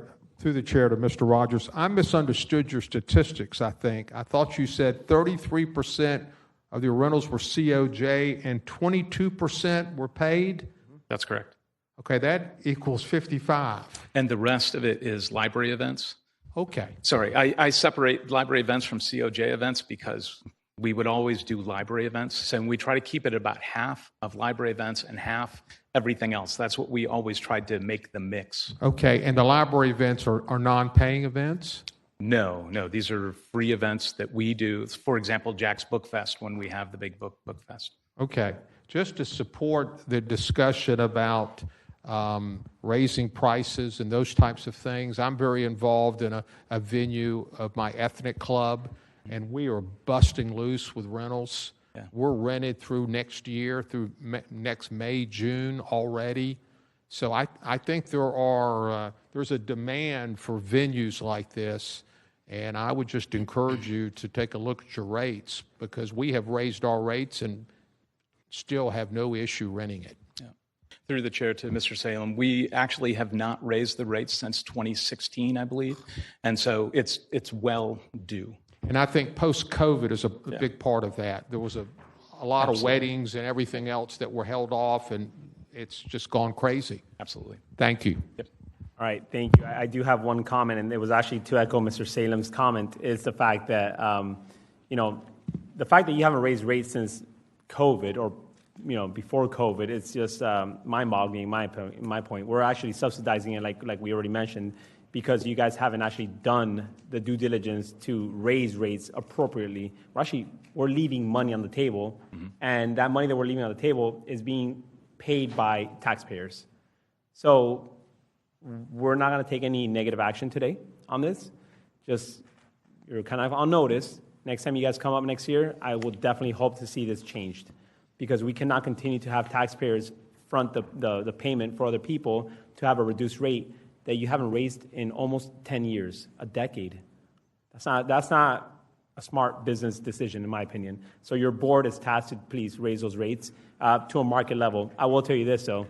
On Wedding Wire, on the knot.com, you guys are rated really high, 5 stars, 4.5 stars on Google as well. So you guys are doing a tremendous job out there. And like Mr. Salem said, I don't think anybody will blink or say we're not going to get married there because it's an extra $500 for our weddings. So definitely please give some relief to our taxpayers by not having them pay for this, that somebody else is going to benefit. All right. Thank you so much. Thank you. And with that being said, do we have a recommendation? So we will take up that recommendation. All in favor of the auditor's recommendation, please say aye. Aye. All opposed, say nay. Recommendation passes.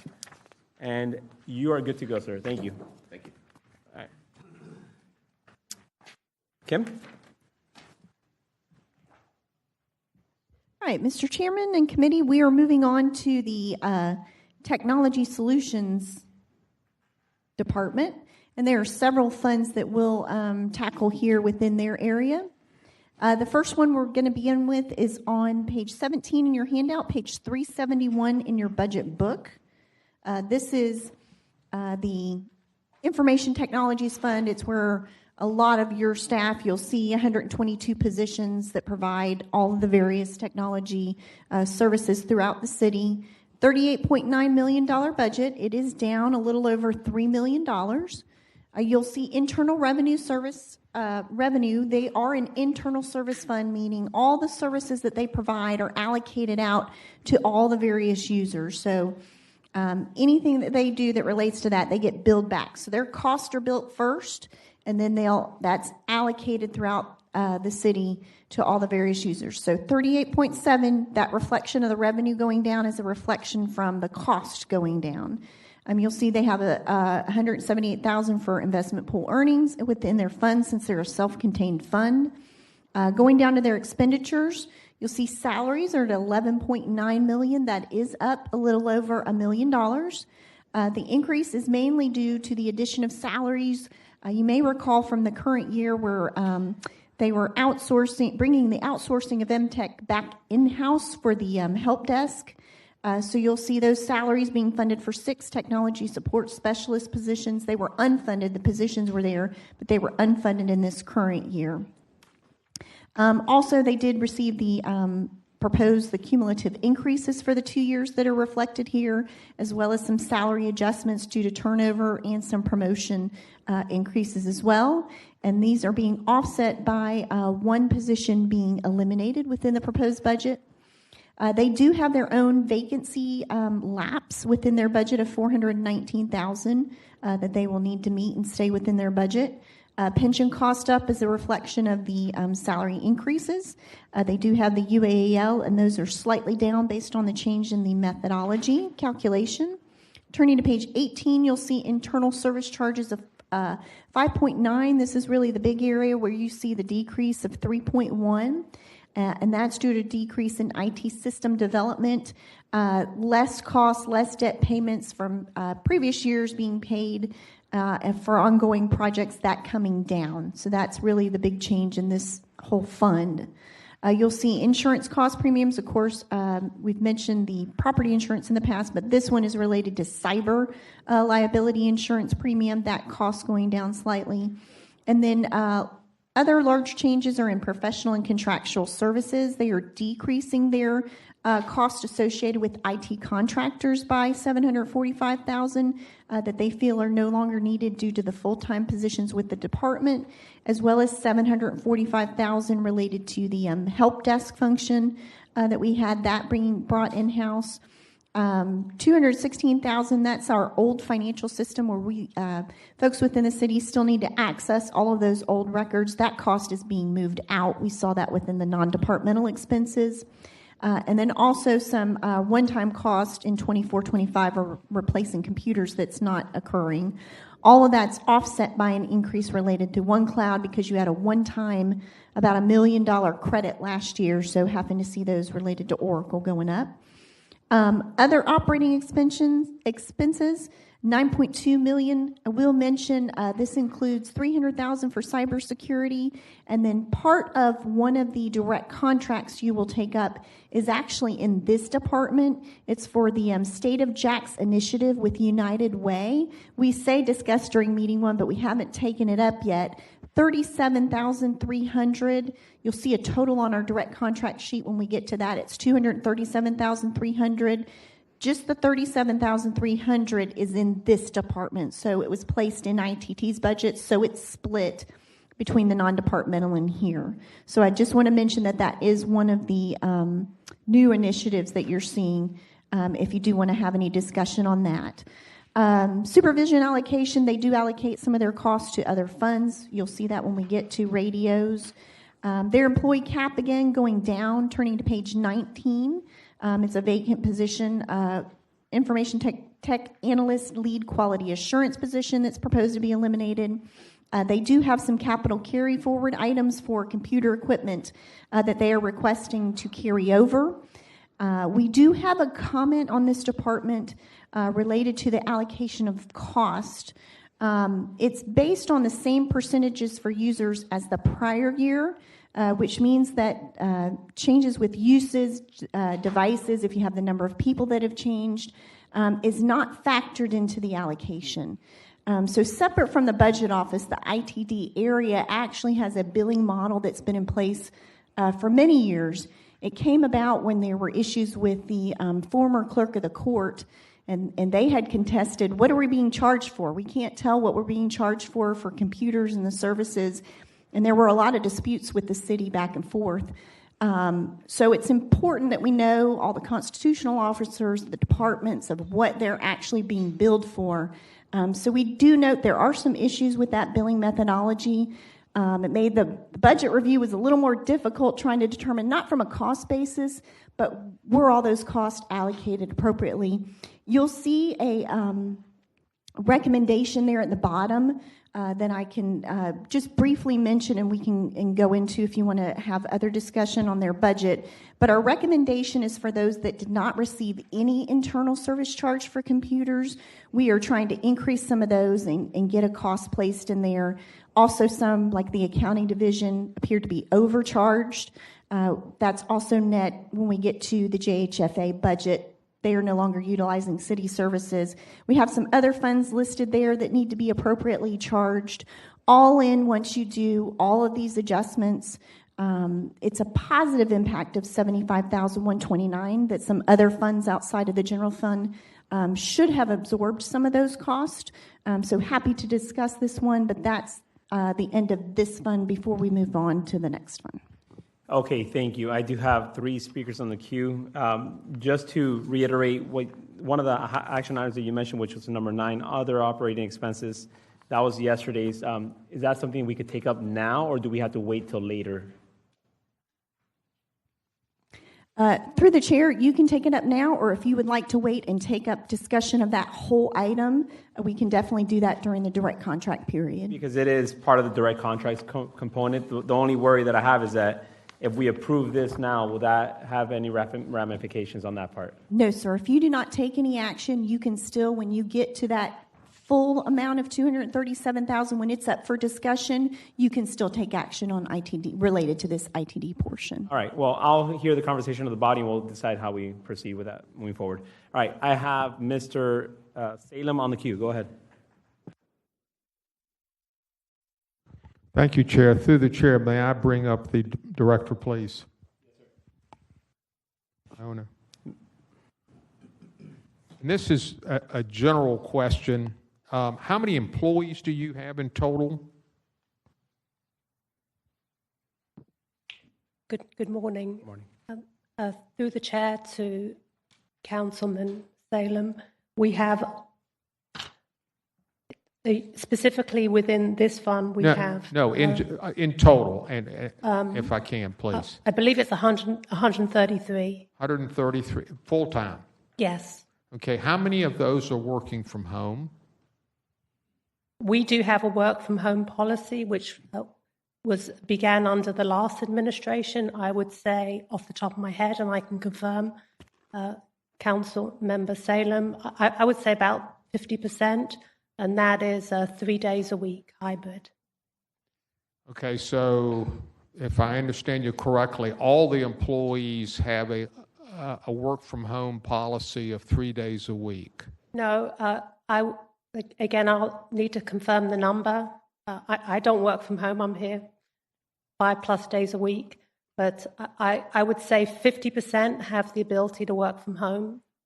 Have the ability to work from home? Yes. How many actually do? 50%. 50%. Yes. So roughly 65 of your employees are spending 3 days a week at home. Yes, and through the chair to Councilman Salem, I would like you to allow me just to confirm that number so you have the right number, but I would say about that, yeah.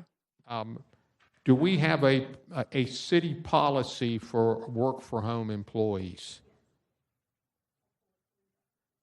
Is it a universal policy through the chair to OGC?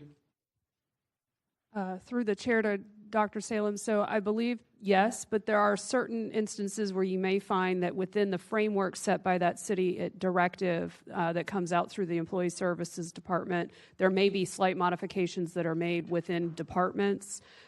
So, for example, in the Office of General Counsel, we generally follow the policy. However, we do treat attorneys a little differently than staff, but I'm happy to go ahead and print out that directive for you so you have it.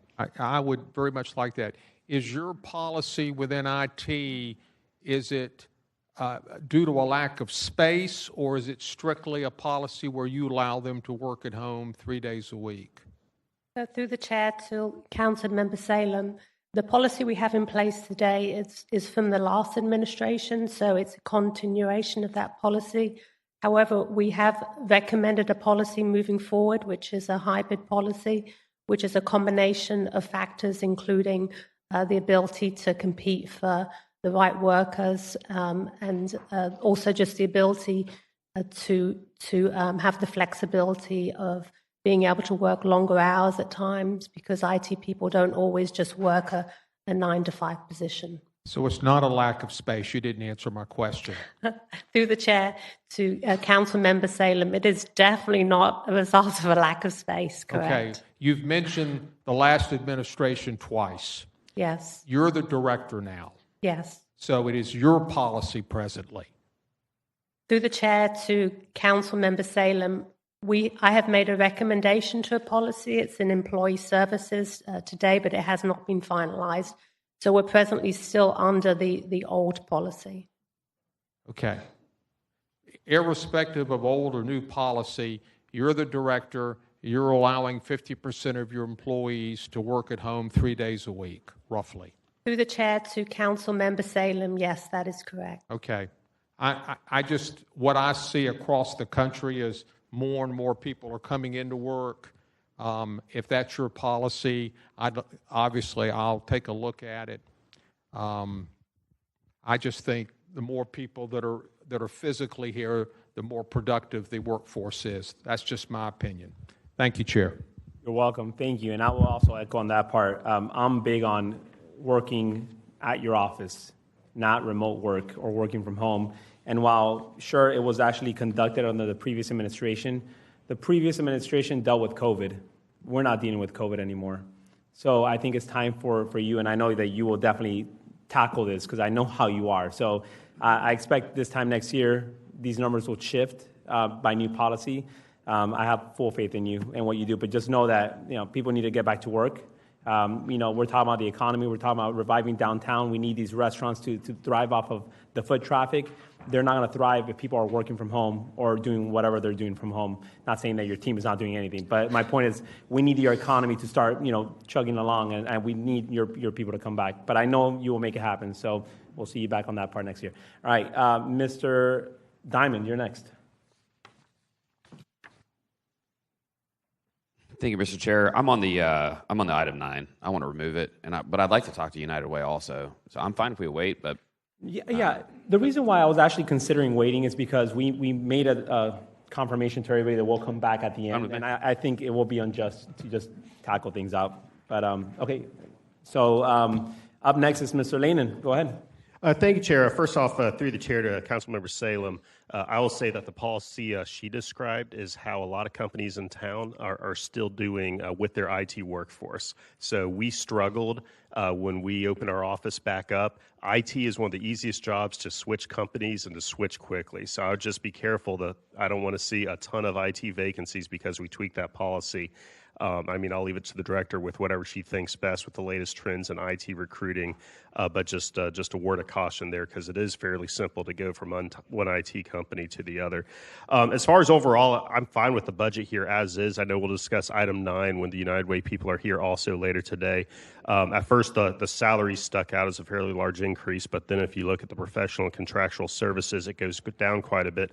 Also a trend we're seeing in a lot of companies with their IT departments, insourcing a lot of the work as well. So, I mean, overall, I was pleased to see that we had talked about IT a couple of times last year, how it had been going up and up through the years. It's actually a reduction in total IT costs this year, so very pleased to see that. All right, Mr. Joe Carlucci, go ahead, first time. All right, thank you, Mr. Chair. I was actually just going to echo what Councilmember Landon said with IT specifically. Any other department, I would never say this. IT specifically, working remote is almost like a gimme. Like everyone I talk to in my business, we have a huge call center, we have a huge IT team. They're all remote. And they work fantastically. So, you know, whatever you're seeing as appropriate, I would not stand in the way of that, because the talent pool you can pull from for IT is across the whole United States versus just in Jacksonville, forcing someone to move here. So just want to echo caution there. I wouldn't support just making that a hard line, but obviously we want all and any of our other employees back in the office. And I will just say, with an exception of IT, certain services in IT. Thank you. Yeah, thank you.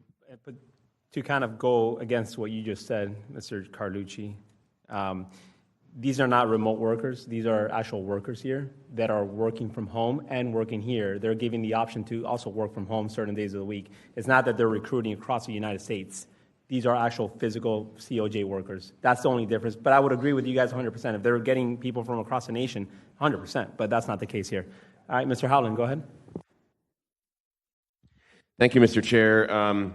And I'm really also appreciative of the decrease in budget. But before I give Ms. Kendrick too much credit, I just want to understand footnote 6 in the auditor's notes again, the internal service charges. I know you went over it, but that's the lion's share of the decrease in the expenses. Can you explain, is that an accounting issue or a real issue? And then I'll throw praise on Ms. Kendrick appropriately based on the answer. Through the chair to Council Vice President Howland, that's a real cost reduction. It's allocation of your IT system development projects and less debt payments just based on the timing of when they did those development projects. I'm not sure if Mr. Parks looked like he wanted to add something. No, okay, I thought he might. But so that's a real. All right, good. Well then, take it, right? Take the wins. Congratulations, Ms. Kendrick. Thanks. Thank you, Mr. Salem, to wrap it up. Thank you, Chair. Just 2 points. I think Councilmember Arias said this, but that was a COVID policy during the past administration. So it was strictly because of that situation that you have continued since then. And number 2, the other point that Councilman Arias made, which is a great point, if they're working 3 days a week at home and 2 days here, they must live here. They live in Jacksonville or in the Northeast Florida area and can come to work. It's not like they're in Georgia or Mississippi or someplace else. However, I agree with the comment. My son works in IT, and I know there's flexibility there, but my experience has been it's got to be monitored, and you've got to know what people are doing, and that's the challenge when they're not physically here. Thank you. Thank you. All right, so we do have a recommendation. All right, we have a motion and a second. All in favor, please say aye. Aye. All opposed, say nay. Recommendation passes, and we will come back to this at the end of the day today. All right, I know that we said we're going to take lunch break, a little break at 11 o'clock. Do we want to go through one more? Are you good? Okay, what's the next one? All right, let's take a little break right now for about... We still have several more funds on the IT department. Let's knock out IT, yes. Okay. Let's go ahead. Page 374 in your budget book, radio communications, it's on page 20. This is an internal service charge for all the radio communications. This includes your independent authorities as well, anyone that they service. Again, it's an internal service fund. All of these that we talk about will be internal service funds. 5.7 million revenue generated by the cost that they bill. You'll see 1.4 million is when we get to is a debt-funded project. Actually, if you go down to bullet number 3, 1.4 is for the radio tower antenna infrastructure replacement project. You'll see that in the 5-year IT plan, and that is proposed to be funded with debt. You'll see this is the revenue side of it. You'll see the expense side in just a second. No transfers from other funds in. That was a one-time in 24-25 related to a position that they've absorbed. You'll see their expenditures, their salaries, $831,000. The normal increases there, and overtime as well. Other operating expenses of $2.4 million. A lot of that is related to the Motorola expenses. You'll see on page 21, capital outlay. They do have 23 new radios for the positions that you added for fire rescue. That capital outlay, the debt funded, you'll see the expenditure side of what I mentioned on that radio tower. They also have debt payments on prior projects that they are paying on, $1.2 million. 11 positions. They do have a capital carry forward that they are requesting to continue, and no recommendations. Okay. And no speakers on the queue. Please proceed. Okay, next one is the Technology Equipment Refresh Fund. That's on page 377 in your budget book, page 22 in our handout. This is all pay-go, the $3,061,236. You'll see they do have professional services, a decrease, and that's related to the outsourcing or insourcing, I apologize, for the desktop service provider. You'll see the next two items, other operating expenses and capital outlay. It's all refresh. It's just that capital threshold of $5,000 of which category they get reflected in. You'll see the capital outlay is for switches and routers for the sheriff's office is the bulk of that cost there. They do have a capital carry forward item they are requesting there at the bottom of the page, and no recommendations. Okay, nobody in the queue. Go ahead. All right. Your next fund will carry us into also, and I believe this is our last one, this is the IT System Development Fund. So this is where, similar to the CIP, for your big IT projects, there's a 5-year plan that we'll hit on. It's page 24 in your packet, page 379 in your budget book. This is an all-years fund, just like a capital project, so that some of these projects take several years. For instance, our ERP system, and so these funds do not lapse. You'll see internal service revenue of $4.8 million, driven by those costs. Small amount of investment earnings to balance that fund. No new debt being authorized for within this budget for 25-26. Transfers from other funds, that was a one-time closeout from prior system development, and so you see that occurred in 24-25. For expenditures, I'm trying to hit some of the high points here. Since this is an all-year fund, you do have all-years adjustments that do distort some of the numbers that you'll see. So we try to point those out, but under capital outlay, $1.4 million, that is all pay-go. You'll see and we'll see total, you'll be able to see the layout for the 5 years, but Salesforce is adding $300,000 in the upcoming year. The JFRD electronic patient reporting system, this is the last tranche of $200,000 that takes that system fully funded to $700,000 to complete that project. And then you'll see a few pieces here. They've added in a new project, disaster recovery and city business continuity. It's more than the $147,000. That's just a piece of pay-go. You'll see in the next line down below, there's also debt of 1.3 related to this same project. And then if you go to page 25, there is, I'm trying to point out, another piece of pay-go in bullet 4 there of $273,000, all in about $1.8 million for this disaster recovery project that's partially pay-go and partially debt funded. In bullet 6, that's just some payback for loans on previous projects that were debt funded. And cash carry forward is when they have excess. By the time when they bill the departments, there is some slight buildup that occurs and that's a little over $1 million. We do have a recommendation to amend the 5-year IT plan, and this was based after our review and some changes that they requested. I can take you to that page on page 26 in order to take up this recommendation. And this is a schedule in the budget ordinance, so it's a revision to that schedule. So as proposed, I'll just mention some of the changes. For the personnel management on page 26, I'm in the second block there, personnel payroll management system. There was a small item of $68,560 that's been removed.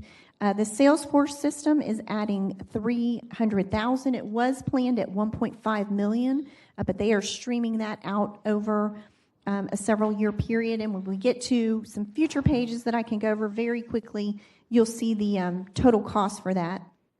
The disaster, going down to disaster recovery and city business continuity, has been added in since the budget ordinance was proposed. This would be a revision of 1.7.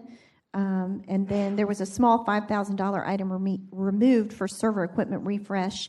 Those are all the changes. You'll note at the top it gives you a summary of, for all the system development planned of $7 million this year, you'll see $3,078,000 is debt funded. All the rest is PAYGO. So that gives you kind of the bigger picture of this IT system development fund. And our recommendation is just to replace this updated revised version within the budget ordinance. Okay. All right. Well, thank you for that. I don't see any speakers in the queue, and I just do have a question. The radio tower antenna infrastructure replacement, I know I've had conversations with yourself and all that entities involved with this because it's something that needs to be replaced, and I think it's replaced, like every 20 years or something like that. It's splitting it right now to 1.4 and then coming back next year at, I think the difference is 1.06. Is that what's ideal, or should we just go forward with it all right now? Because to have the crew come back out again to do that part, are we spending more money to have them come out to do the second half, or is this like a phased approach, or should it not just be done right now in one shot? Chair Arias, I thought I was fully prepared for all your questions, but this one I was not prepared for, so I'm going to ask Alex Cyprian to come up, who is our radio shop manager, to answer the question. Sure. Thank you. Good morning. Good morning, sir. Councilman Arias. So the question is, should we split these up? And the answer is yes. Reason being, we would not be able to manage changing all of these antenna infrastructure in 1 year. Also in the planning of the project, procurement of all the materials and all the installations, we expect that it would take a 2-year period to conduct this entire process. In addition, once all of the antennas are installed, we're going to do a coverage map survey of the entire city. That will probably take a couple of months as well, putting us into fiscal year 26-27. Okay, great answer. So needless to say then, our cost is hard right now. It will not go up just because we're splitting into 2 years, right? It is a fixed cost? To Councilman Arias, Chairman Arias, no, the cost should not go up. Motorola has given us this cost as for a 2-year project. They will not be able to complete it in 1 year.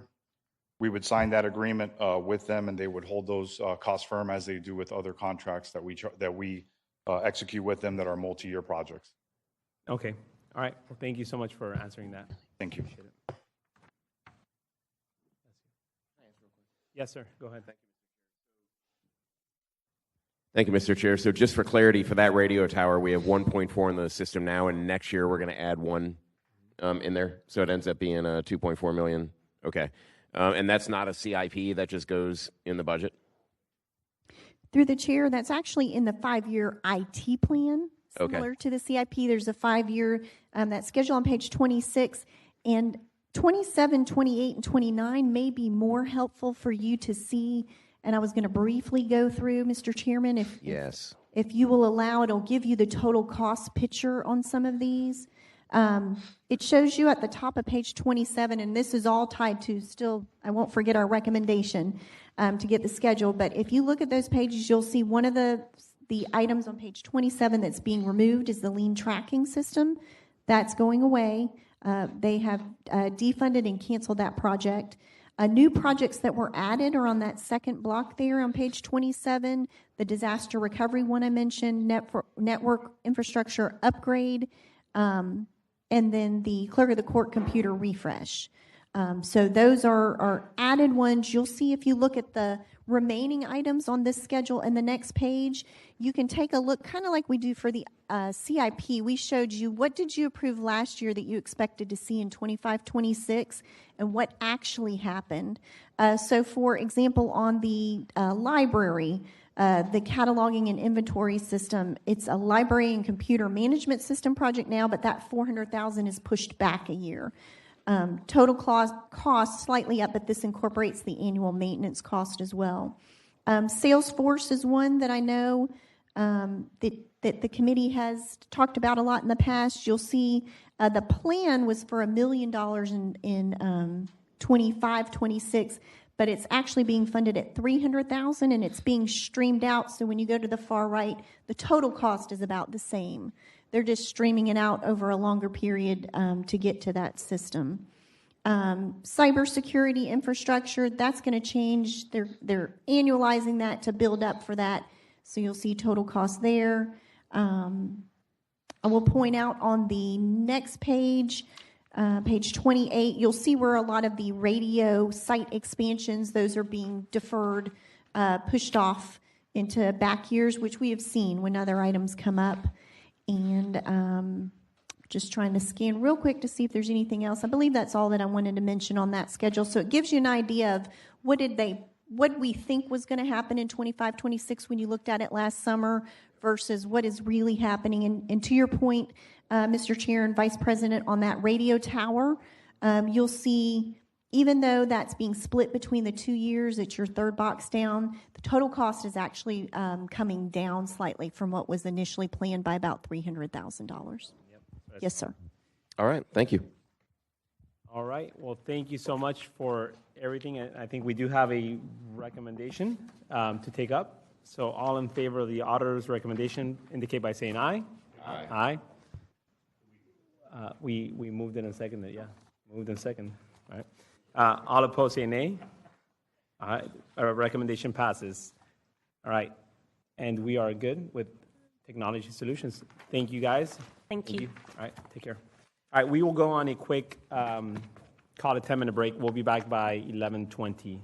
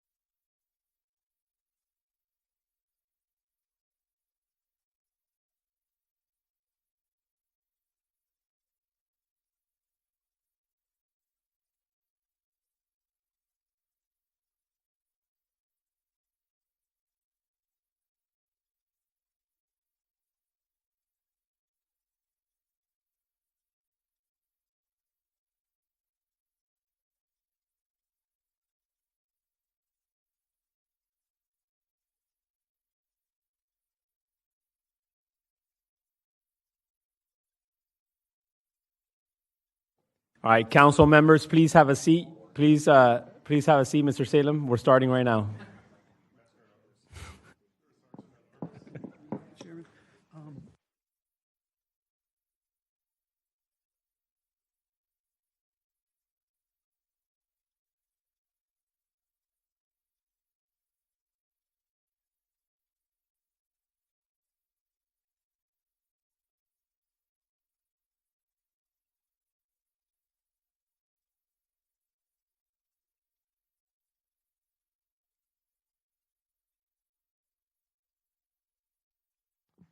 Okay, we are starting back up again. Ms. Taylor, Mr. Parks, Mr. Favenes, are we ready? Yes, sir. Cool. All right, starting on page number 30, neighborhoods. Yes, sir, and your numbers for your budget are on page 182 in your budget book. And before we start on neighborhoods, I would love to have the neighborhoods department up here to present, if that's possible.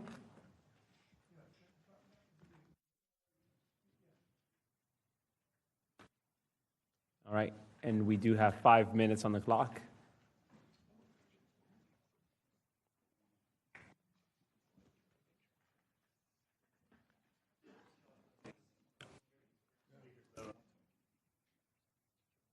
Can you hear me now? Perfect. Awesome. Joshua Hicks, Neighborhoods Department. How are y'all? Through the chair, Mr. Chairman, Mr. President, Mr. Vice President, honorable council members, thanks for having me. As Jacksonville's Affordable Housing Administrator, I want to speak directly to why the $5.2 million investment in Mayor Donna Deegan's proposed fiscal year 25-26 budget for critical housing affordability programs is not only justified, it's essential.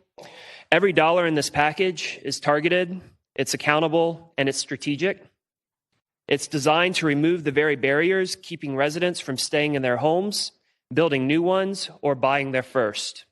We face a housing shortfall of nearly 50,000 units for households at or below 50% of the area median income.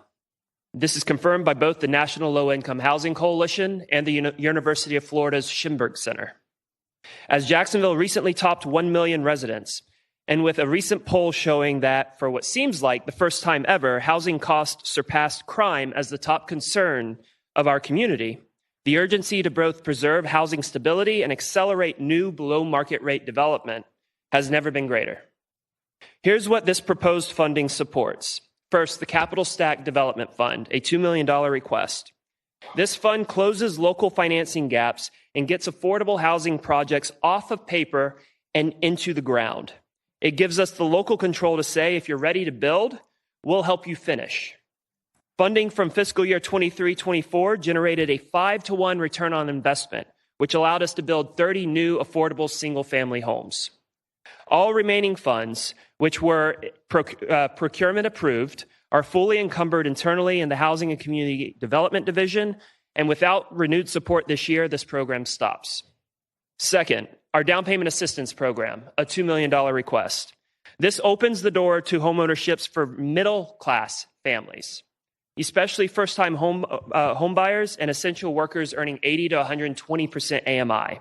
We're talking about teachers, nurses, first responders, child care staff who serve our city but can't necessarily afford to either buy here in Jacksonville or in the neighborhoods that they serve. This DPA program has helped over 85 individuals or families purchase their first home in just the past year. And combined with our other H2H program, which serves our low-income communities, 80% or lower AMI, we've been able to help over 200 families buy their first home in the past year. This program's remaining funds are also fully committed at this time through internal agreements made with applicants who are in the process of buying their home. No new funding means no new program and assistance. Third, the Affordable Housing Utility Tap-In Fund, a $750,000 request. This solves the hidden but critical problem, high cost of connecting water and sewer lines that delays affordable housing production. Thanks to this City Council's prior support, this fund helped over 35 projects, single and multifamily developments to date, particularly in underserved neighborhoods. All current funds are encumbered in projects that are currently in progress. Our rigorous 3-step verification process with this program ensures fiscal responsibility. But without new funding, this tool also ends. Fourth, and finally, the Rental Assistance and Eviction Diversion Program, a $500,000 request. This partnership with the United Way of Northeast Florida, Jacksonville Area Legal Aid, and Jewish Families and Community Services is a frontline defense against homelessness. Supported previously by the CQLI Committee and this council, in response to Jacksonville being named the eviction capital of Florida, in 2024, the Jacksonville Eviction Diversion Program helped 218 households with an 83% housing retention rate. On top of the 218 households already served, with this additional funding, we can add another 80 households to the already 350 households this program already plans to help in 25-26. Thanks to ARP funding received and approved in December of 2023, including expanding support for veterans, seniors, people with disabilities, and families with young children. Council members, I truly understand the weight of budget decisions, but these are not abstract programs. They're real tools that are already in use, tools that work, and we now have the opportunity to expand and continue their reach and impact. This $5.2 million proposal helps stabilize neighborhoods, boost homeownership, speed up housing development, and prevents evictions. You're funding real solutions that touch every part of our housing ecosystem. I urge you to support these programs as you have in the past. Thank you. Thank you, sir. Okay, before we proceed with the council members, I would like to get an update from the auditors. Where are we at with the total tally? I know that this morning we didn't disclose that number, and I totally forgot to ask that, but where are we at now between last night's and also today's movements? She did announce. She did? This morning she did. Okay. Well, where are we at now? Yes, sir. I did mention this morning that we started at a negative 27, and you did about $9 million in reductions as of yesterday already. So right now we are at a negative 17.5 million. Is that correct, Ms. Parks? Negative 17.5. So about 10 million since yesterday that you have recovered. Okay, thank you. All right. Ms. Taylor, we are going to proceed. However, I do have council members on the queue. Do you guys want to speak before we hear the auditors? Yep.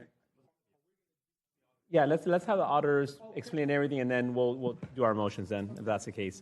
All right, Ms. Taylor, go ahead. Okay, thank you, Mr. Chairman. We're on page 30, and then the numbers are on page 182. You'll see that people cost and then the grants and aids, where some of those enhancements are in there that we'll mention, that we'll go through. Salaries are at $5.8 million. That's up slightly $107,000 to reflect the cumulative increases for the year. It's also offset by decrease due to the reduction of 3 positions, and this is from outsourcing the aerial spraying portion of the mosquito control division. So you'll see us mention there's various pieces throughout. This is the people portion. Overall, you'll see they expect about a savings of $100,000 from that, of bringing that, outsourcing that, so they save on repairs to the helicopter, parts, people, etc. So you'll see this in the salaries, the 3-position offset. You'll see the pension costs, the UAAL removed. And I should have mentioned, I should have started with the overall increase is truly $5,798,000 when you remove the UAAL portion. Turning to page 31, you'll see under, I'll go to professional and contractual services. This hits on some more of the pieces for the mosquito control. You'll see there is an increase for, you do have the contract cost of $158,000 that does offset, but still a savings overall projected. Under other operating expenses in that $1.3 million, I will mention $1 million is for an enhancement for the litter campaign that the mayor is proposing. So that's an increase in the budget. Grants, aids, and contributions, you'll see $5,650,000 or an increase of $5,250,000. And we have several pages. It's a little bit redundant for explanation purposes here in the different areas. But you'll see first, under grants and aids, you have the 4 programs: local stack, downtown payment assistance, attainable housing utility tap-in, and emergency rental and eviction. Those are all continuation of the mayor's transition task force that were not, of course, they were continued from 23-24 and no new dollars in 24-25, and now seeing the proposed new dollars coming in. Also a continuation of $400,000 for LISC. That was in the 24-25 budget. That's for management and oversight of the CDC organization development grants. When you turn to page 32, you'll see a breakout by division that shows the various true increases. Again, mosquito control, and then you'll see in footnote D, in the neighborhoods office of the director is where that $1 million is for that litter campaign.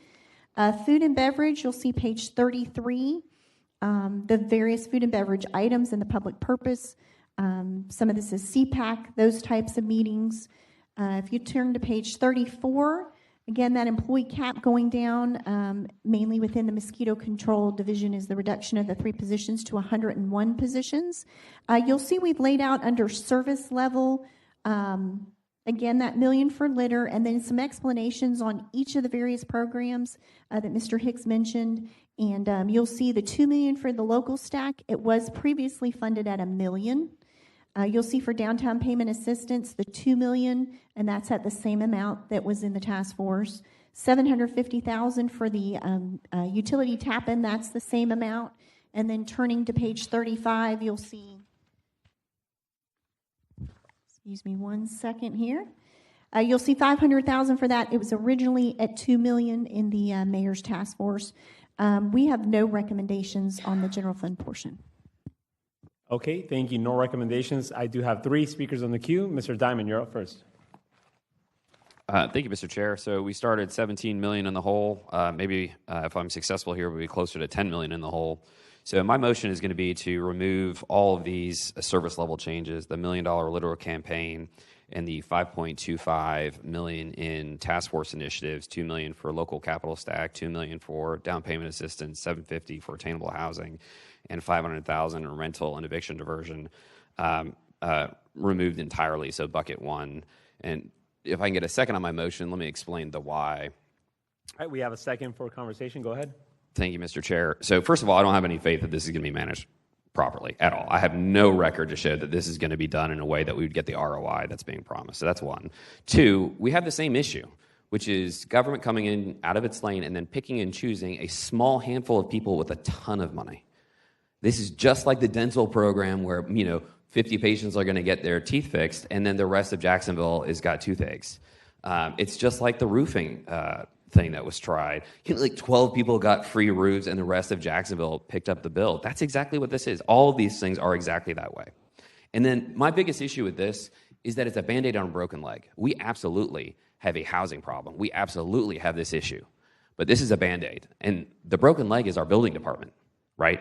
If we need 50,000 units, you know what we need is people who come to Jacksonville or who live in Jacksonville and develop and build houses here to be able to go to our building department and get some service. The number one call I get, and I get it every couple of days, is from someone who's trying to build housing in Jacksonville, who's pulling out their hair that the nightmare of our building department cannot help them. There is, at this podium, a lie I've been told so many times that it just drives me crazy, that the time to get a permit has been reduced in this administration. It absolutely has not. 0% fact. So if this money was going to our building department, or I had some faith that it could be used to target actually fixing the problem of housing, which is so we could actually build the supply that we need, I would be on board. But these are picking and choosing a small handful of people. I'm totally not on board. To me, this is a fundamental difference in how you govern and fix problems. This is not the fix. Thank you. Thank you, sir. Mr. Salem, go ahead.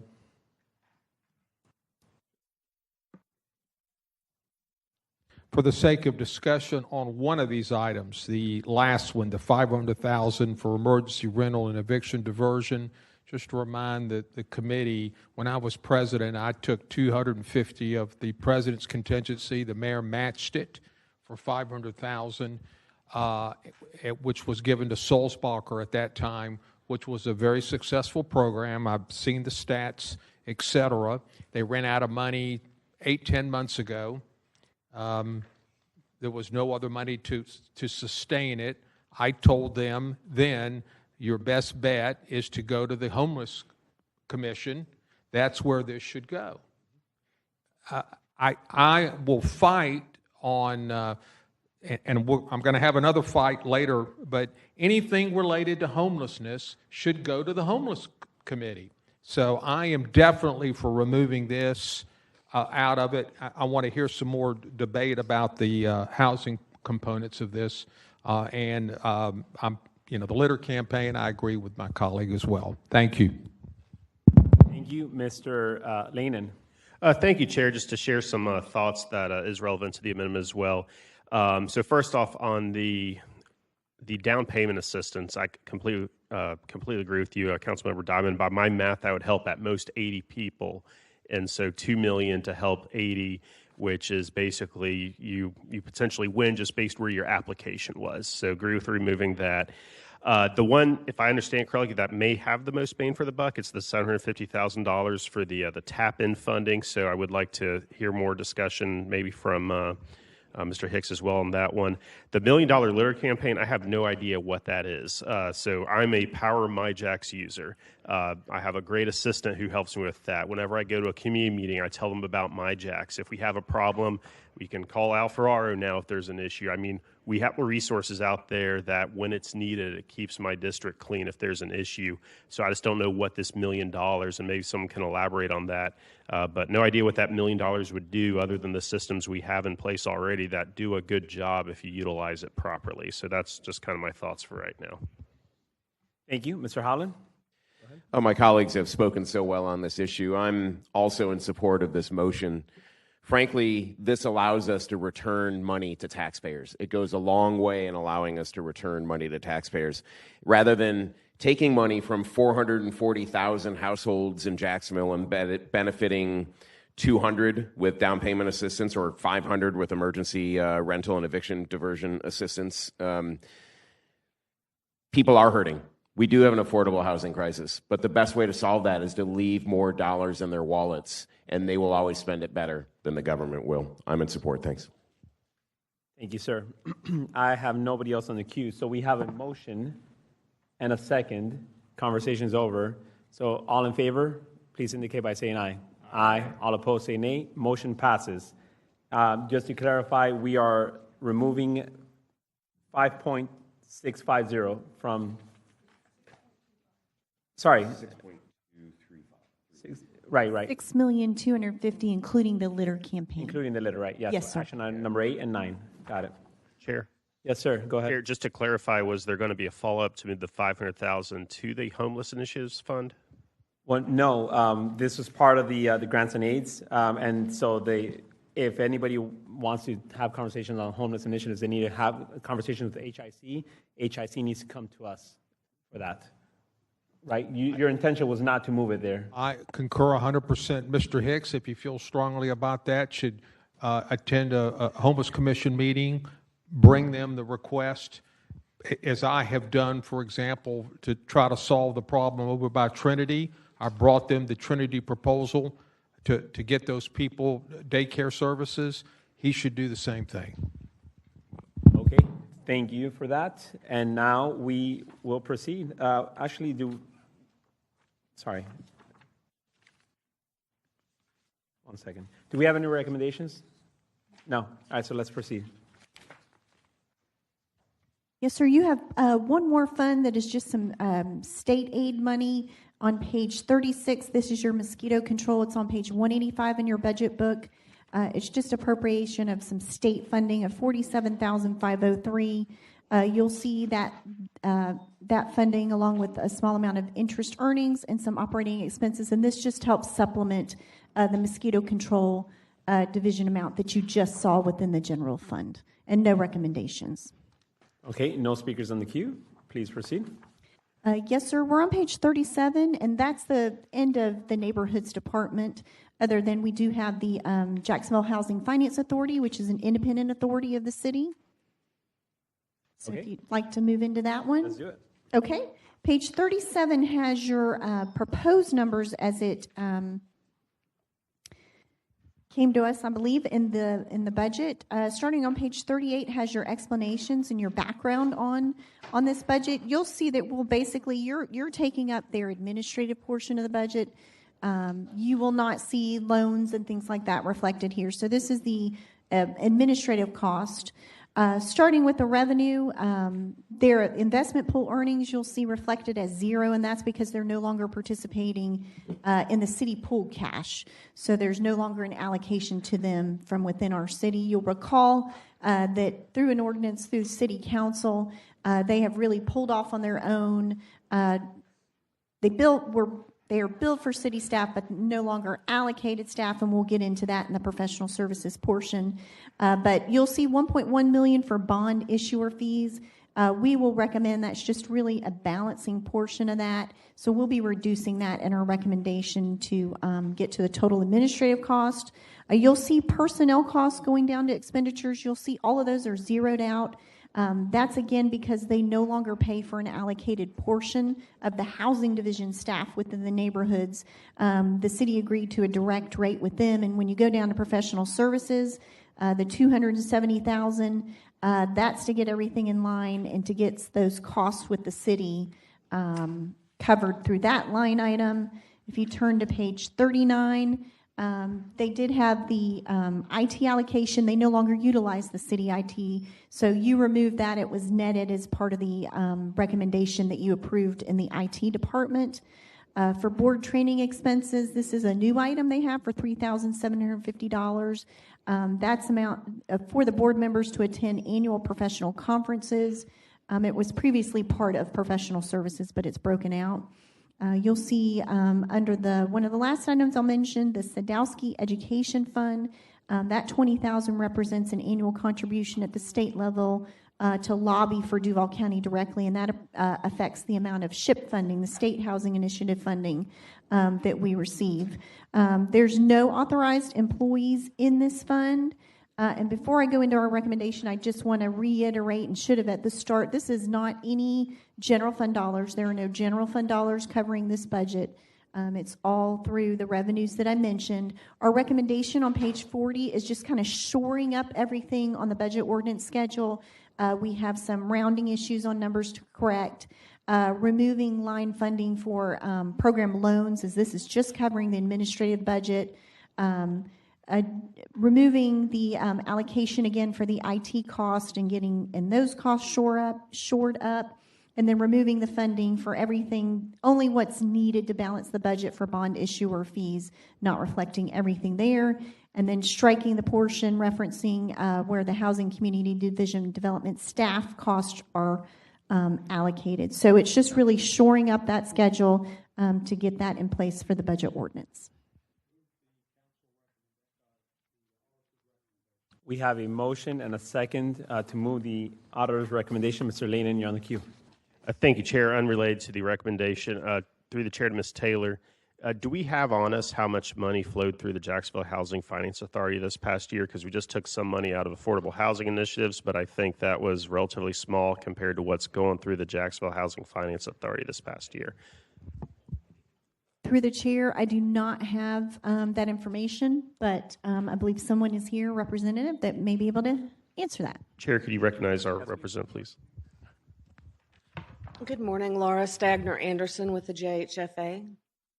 Through the chair, the JHFA generates between $1.7 and $2.0 million per year. The lion's share of that, as Ms. Taylor has indicated, after the operating costs are covered, we roll the remainder of that revenue into our various programs. Through Chair, thank you. Yeah, right. How much money goes through it, I guess, to support the low and middle income housing? And it's okay, the bond issuance, yeah. Yeah, the bond issuance is difficult. We get about $50 million in bond allocation from the state on an annual basis. When we close those bonds is dependent upon the market. We've been very, very busy this year. On top of the impact of issuing those bonds, we then generate through our fees related to the bonds and our other programs, the $1.7 to $2 million. Chair, thank you, ma'am. And I know at our last Finance Committee meeting, I think we approved $23 million of bond issuance through JHFA to support low to moderate income families. Okay, thank you, ma'am. Correct. Thank you. Mr. Salem. Mr. Lannon, as usual, stole my thunder. I was going to say that. But is there any way to accumulate, through the chair to Ms. Taylor, the total amount of dollars that flow through the government to support affordable type housing? Because what I know what's going to happen is there's going to be an explosion on 3 or 4 floors up from here, and I just would like to have that data because as we just approved $23 million last Tuesday.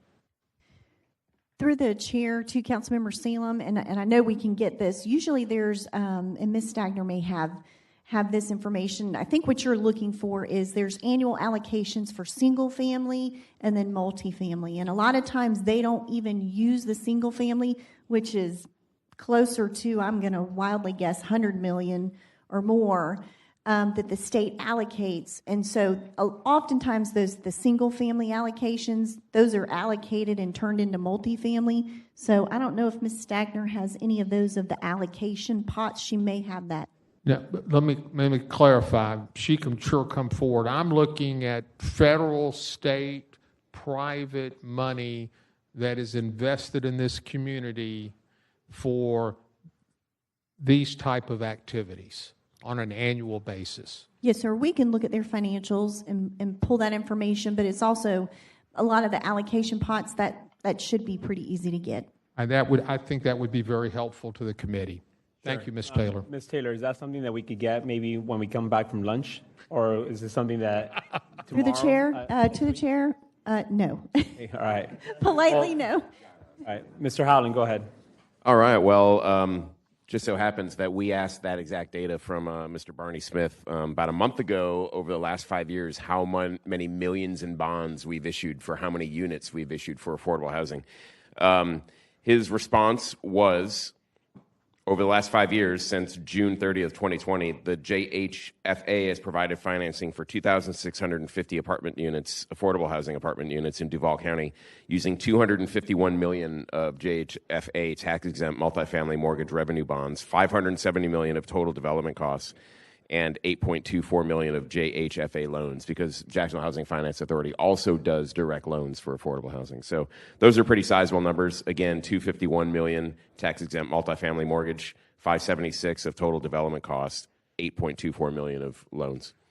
We do significant through JHFA in affordable housing. Thank you. All right. Well, thank you for that.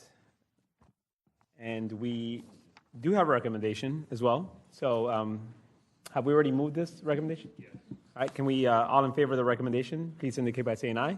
Aye. All opposed, say nay. Recommendation passes. All right, Ms. Taylor. Okay. And thank you, Council Vice President, for saving us a project. I greatly appreciate that of the time. Yeah. Thank you very much. We are turning now to the Police and Fire Pension Fund on page 42. This is just the administrative portion of their budgets, and you'll see we have the general employees pension plan, corrections, all of that. This is not getting into any of the pension payments. It's just the administrative portion. This is not in your budget book, so the numbers are below on this chart. So on page 42, you'll see total administrative budget going from $16.2 million to $18.2 million, and you'll see below in the chart, and we have a little more detail on a couple of these items, but the main increase is your money managers, and that's not a bad thing when your asset is growing. Those fees are going to go up as well. But first, hitting on personnel services in that chart, the increase of $60,000 or 3.49%. You'll see is in salary increases during the year and those that they are proposing in the upcoming year. There is also an increase for the required contribution to the senior staff voluntary plan, which is a separate pension plan, and then $16,444 for contributions for the employees that are on the defined benefit plan over there. You'll see, turning to the next page, we'll detail the investments, professional services investments. So on page 43 at the top, you'll see 1.89 for money managers. That's your main cost, and an investment advisor increase of 25.5. Under professional services, other services in that middle page, you'll see just a slight change of $12,000, and you'll see the various items listed there from actuary to legal, et cetera, that they need to cover. They do also have a building, the Police and Fire Pension Fund, that they own and operate. You'll see for the proposed year, revenues anticipated of $571,000, cost of $182,000. So it does generate a slight surplus of $389,000. And then when you turn to the next page, page 44, you'll see they also own and operate the parking garage, the Monroe Street parking garage, which also generates a net surplus of about $149,000. They have 8 full-time positions and 1,500 part-time hours that's staying flat. And although we always like to point out, just so you have the information while we're dealing with the administrative portion, you'll see the funded ratio for the Police and Fire Pension Fund at 44.11%. But when you take into account those future, when the pension surtax kicks in, The state statute actually requires that we consider those, and that's what's allowed the pension contribution to be lowered under pension reform. Otherwise, the cost would be even much higher, but you'll see that it's 70.74% funded when you consider the present value of those expected half-cent sales tax returns. We do have a recommendation there on page 44. We are just getting everything in line from the time they submit their budget to when it's proposed. They don't have all of the items there. So for personnel, we do need to decrease that item. It is not decreasing any items. It was just a bad number that we need to get in agreement with the budget. Also decreasing operating expenses, and then some formatting and other items on the schedule. We also want to reflect the item in the budget ordinance for the required contribution per the actuary as $201,499,077. All of these are technical in nature and get us a revised schedule that is shown on page 45. And there is no impact on special counsel contingency. That is just funded within the pension fund. The decrease is here, so it's no impact to your numbers that you're working on. Okay, thank you. Mr. Howland, you're on the queue. Thank you, Mr. Chair. I just have a question on your insertion here about does not reflect present value of sales tax attributable to the plan of about $1.5 billion, which, if included, would bring the funding ratio to 70.74. How many years ahead is that bringing it back to present value? And I ask that simply because in the last PFPF meeting I was in, I think it was something like 2056 where we're now fully funded. Through the Chair to Council Vice President Howland, Brian's going to pull it, but that's the year that I remember is around that time period, 2056 or 57. So he'll pull the exact from the actuarial report. Okay. And then the reason that present value wouldn't bring that to 100% is just simply because you're assuming that the collections, well, explain that to me, why it wouldn't bring it to 100%. Through the chair, there'll be other, so the city's continuing with all the required contributions that the city has to do still, investment earnings, all of that together will still get to the point where that pension fund, that UAEL will be fully funded by that time period. Okay. So the combination of contributions and the sales tax attributable to completing the unfunded liability for police and pension would bring it to 100 by 2056. Yes, sir. Okay, That's understood. the goal. Thank you so much. All right. Thank you. No other speakers in the queue. Can somebody please move the recommendation? We have a motion and a second for recommendation. All in favor, please indicate by saying aye. Aye. All opposed, say nay. Recommendation passes. Go ahead, Ms. Taylor.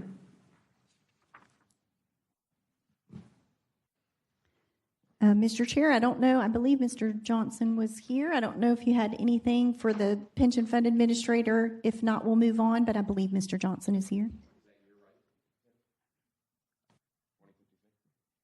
Come up, sir.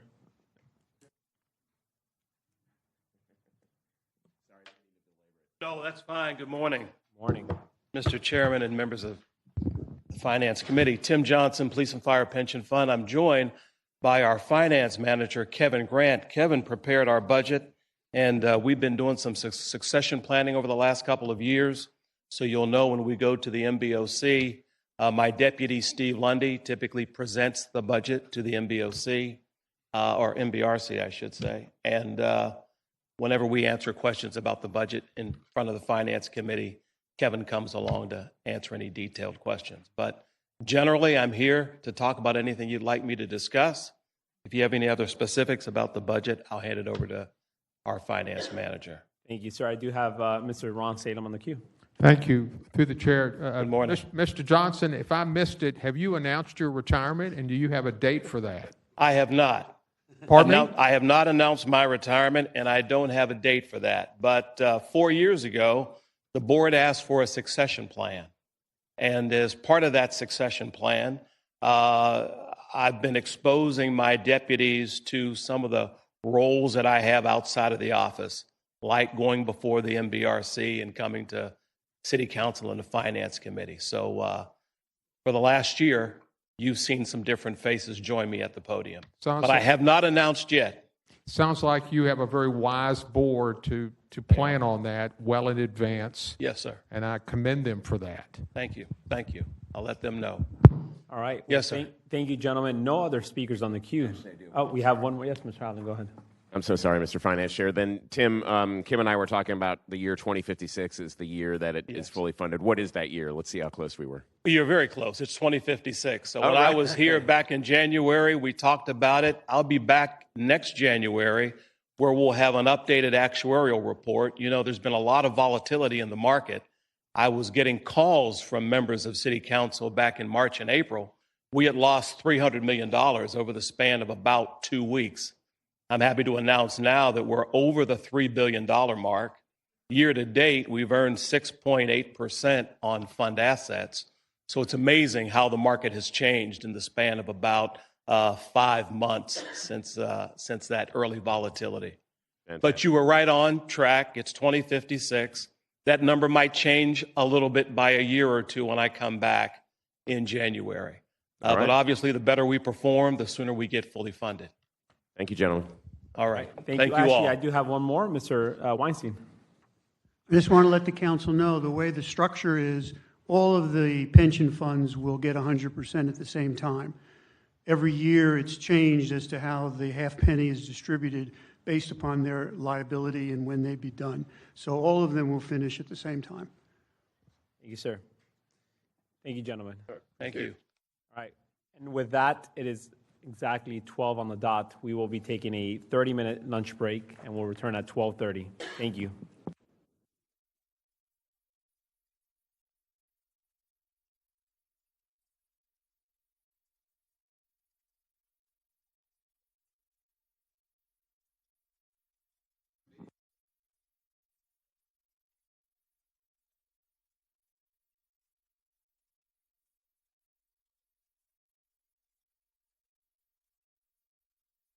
All right, it's 12:30. Myself and Joe Carlucci will start the meeting. All right. Okay. I have some District 5 initiatives I'd like to.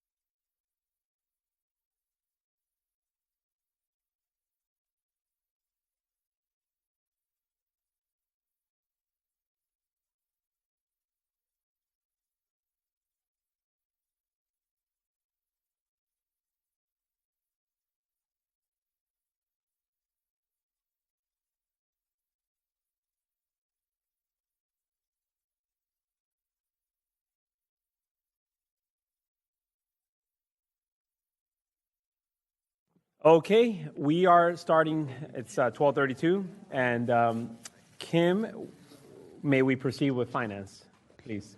Yes, sir. We'll have several funds related to the finance department, but we're starting with the general fund on page 46 of your meeting handout, and page 122 has the numbers. A $17.8 million budget. The actual decrease when you remove the UAAL is a little over $1 million. At revenues, they have a small amount of $72,000, and that's for the accounting division billing for various items listed there. You'll see under salaries, $7.3 million. That is up $144,000 from the cumulative 2-year increases and some special pay increases, and these were offset by the reduction of 3 positions that they have in their budget. Again, the UAEL at 0. You'll see under internal service charges, this is what's driving much of the decrease in their budget due to computer system maintenance allocation, which we talked about this morning for their area, and then also legal charges coming down as well. In professional and contractual services, you'll see a total budget of $581,477. The bulk of this is, I know we talked about yesterday some of the lobbyist fees, but within this $520,000, professional services are for things like when actuarial, financial, different things come up. It also includes funding for Langton for that contract within that $520,000. As well as James Moore and some other financial advisors that they may need to utilize throughout the year. Other operating expenses, $103,000. That's down $90,000, and that's due to software maintenance licenses, and then also the change in the travel policy, moving those dollars to non-departmental. You'll see it's also offset. They do have by $15,000 for a P-card auditing software item that's in there. That is offsetting the decrease. You'll see the divisional breakout that shows you for each area under the general fund portion. Won't go into those since we've pretty much detailed everything, but on page 48, you'll see for the finance department, these are continuation grants with no city match. And you'll see the main thing here is getting the positions because these are multi-year, no additional dollars in this year, but positions. At the bottom of page 49, you'll see the positions, the net 3. There are 2 being removed from the Office of Director, 2 from the Accounting Division, and 1 position was added to the Grants and Compliance Division. And we have no recommendations. Okay, thank you. I do have Mr. Ron Salem on the queue. Go ahead. Thank you, Chair. Through the chair to Ms. Taylor, Mr. Weinstein has been moved out of finance, and he's now in the mayor's office salaries. Is that correct? That's correct. Yes, sir. Okay. Through the Number chair. 2, could you outline specifically, I guess question number 1 to be, why are the lobbying contracts in finance? Is that where they've always been? Through the chair to Councilmember Salem, I can't answer right now if that's where they've always been, but there's always a level of professional services related to financial type things. As far as the lobbying portion, we know that there's an open PO proposed of $300,000. Langton is basically $25,000 a month, so it's a total for a year of about $300,000. But I'd have to defer to the administration as to historicals or why that's there. But that line item has $581,000 in it. Is that, am I looking at the right one, Ms. Taylor? Through the chair, yes, sir, in total for professional and contractual services. And there's a number of different, some very small. There's an entire list of various contracts. That's the big item that makes up the bulk of it, the $520,000. Langton at $25,000 a month. Yes, sir. So total for the year of $300,000. Is that bid out? I know at one point it was awarded to him on a non-bid contract. Is that now being bid out? Through the chair to Councilmember Salem, the last that I remember seeing on the JPAC, the awards committee, that was bid out, but I would need to defer to them to. That's my memory, is that it was bid out for those services. Through the chair to Mr. Weinstein, can you clarify that?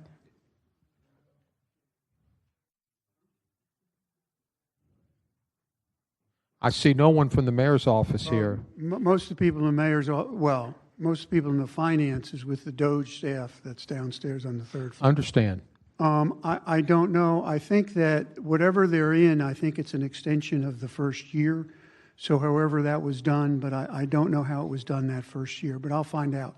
Yeah, if you could, because I remember the first year it was a non-bid, just awarded to him. I thought it was rebid after that, and I'm curious if it's been rebid a third time or not. I know that the other lobbyist contract was. Right. I'm not sure about this one. If you could follow up with us. Yes, sir. Thank you.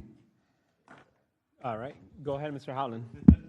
All right. I can answer that situation. You recall that Langton was awarded that $300K bid with with no competition. It was a sole source award. This council did in finance committee when I was running it, did a analysis of the justification and found it to be unfounded and flimsy because there's lots of organizations around the city, the state, and the country that can do lobbying and grant writing. We requested that the mayor's office immediately cancel or give them notice and then recompete that. They didn't. So we passed legislation then in November of 2023 that basically said there are no more allowed sole source contracts for lobbying firms. So the mayor's office did run through that contract and then recompeted it for the next year, and Langton won again. But I do have a question on that, if I can, Mr. Chair. So it was the award they're under now was competed, so it's not sole sourced. But I do have a question. The administration hailed when we won the federal grant for the Emerald Trail of $147 million that it was due largely to their successful federal lobbying organization. We've now lost it, and I think that's money goes through Langton to a federal lobbyist. Are we going to decrease the amount because we lost that federal grant that we pay to Langton, or do we have the ability to in the contract? Just because we no longer win that grant, so you reflect a lower monthly cost? The effort with the Emerald Trail was a joint effort with JTA. JTA was the lead, but I'm sure the agreement isn't based on whether they won a contract or lost a contract. I think it's to service us in what we would require over a period of time with the ability to terminate at any time. Okay, thank you. All right, thank you. Mr. Diamond. Thank you, Mr. Chair. Through the chair to Mr. Weinstein. We're on the finance budget. Where's the chief financial officer? They're either working downstairs on the third floor with Doge, or Anna's on the screen listening at home. Is she in the state of Florida? Yes. Why isn't she here? She talked to the mayor when she found out her mom had terminal brain cancer and wasn't really available to some great solutions. And she and the mayor made an agreement that she would work from home and take care of her mom for a period of time. Well, through the chair. Hope her mom gets better. I'll leave that one alone. Second question, why aren't we cutting this $300,000? I don't see any benefit to getting this. I feel like we've seen this problem enough. I'd like to see it cut, and I'll leave it to the committee. I'm not going to, I try to cut the other lobbying money, and there doesn't seem to be an appetite for it. If there's an appetite for it, that's what I'd like to do. All right, there is a motion. Can I get a second for conversations? If not, Mr. Lane, you are on the queue. Is it for that or for something else? Sure. Through the chair to the committee, Mr. Weinstein, it's a contract there right now, isn't it? That's my understanding, that it was bid out, contract signed, so I don't know if there's flexibility at this moment to remove it. Well, yes, it's an extended contract, but as some of the members and many of the members know, every contract we have goes with the stipulation that it's basically budgeted. All right, well, we do have a motion and a second on the floor for this. I do know that the other lobbying fee that you mentioned, Mr. Diamond, was about $120,000 a year. This one's obviously $300,000, so $180,000 over that. My recommendation and my amendment to your amendment would be, instead of canceling it all completely, just bring it down to the same level as the 120, so reducing it by $180,000. The future one, correct? Yeah, the ones upcoming. Yeah. So if I could, I heard a second, but I never heard an initial motions. I think Councilmember Diamond had just addressed a few things, but I didn't hear a formal motion. So before we kind of get ahead of that with amendments to amendments, I just wanted to clarify. To the chair, I'll simply be here to second amendment if the chair wants to make one, but I'd like to see this reduced, and however we can do that with a contract, I'm fully in favor of. Okay, Mr. Salem, go ahead. Just to try to clarify, I think the Ferentino that was the 120 before is a state lobbying, state of Florida lobbying effort through the chair to Mr. Weinstein. Is that correct? I just want to make sure we've got all the information.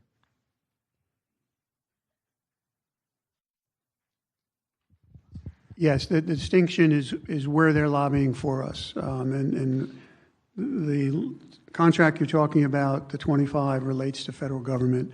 Langton is Tallahassee.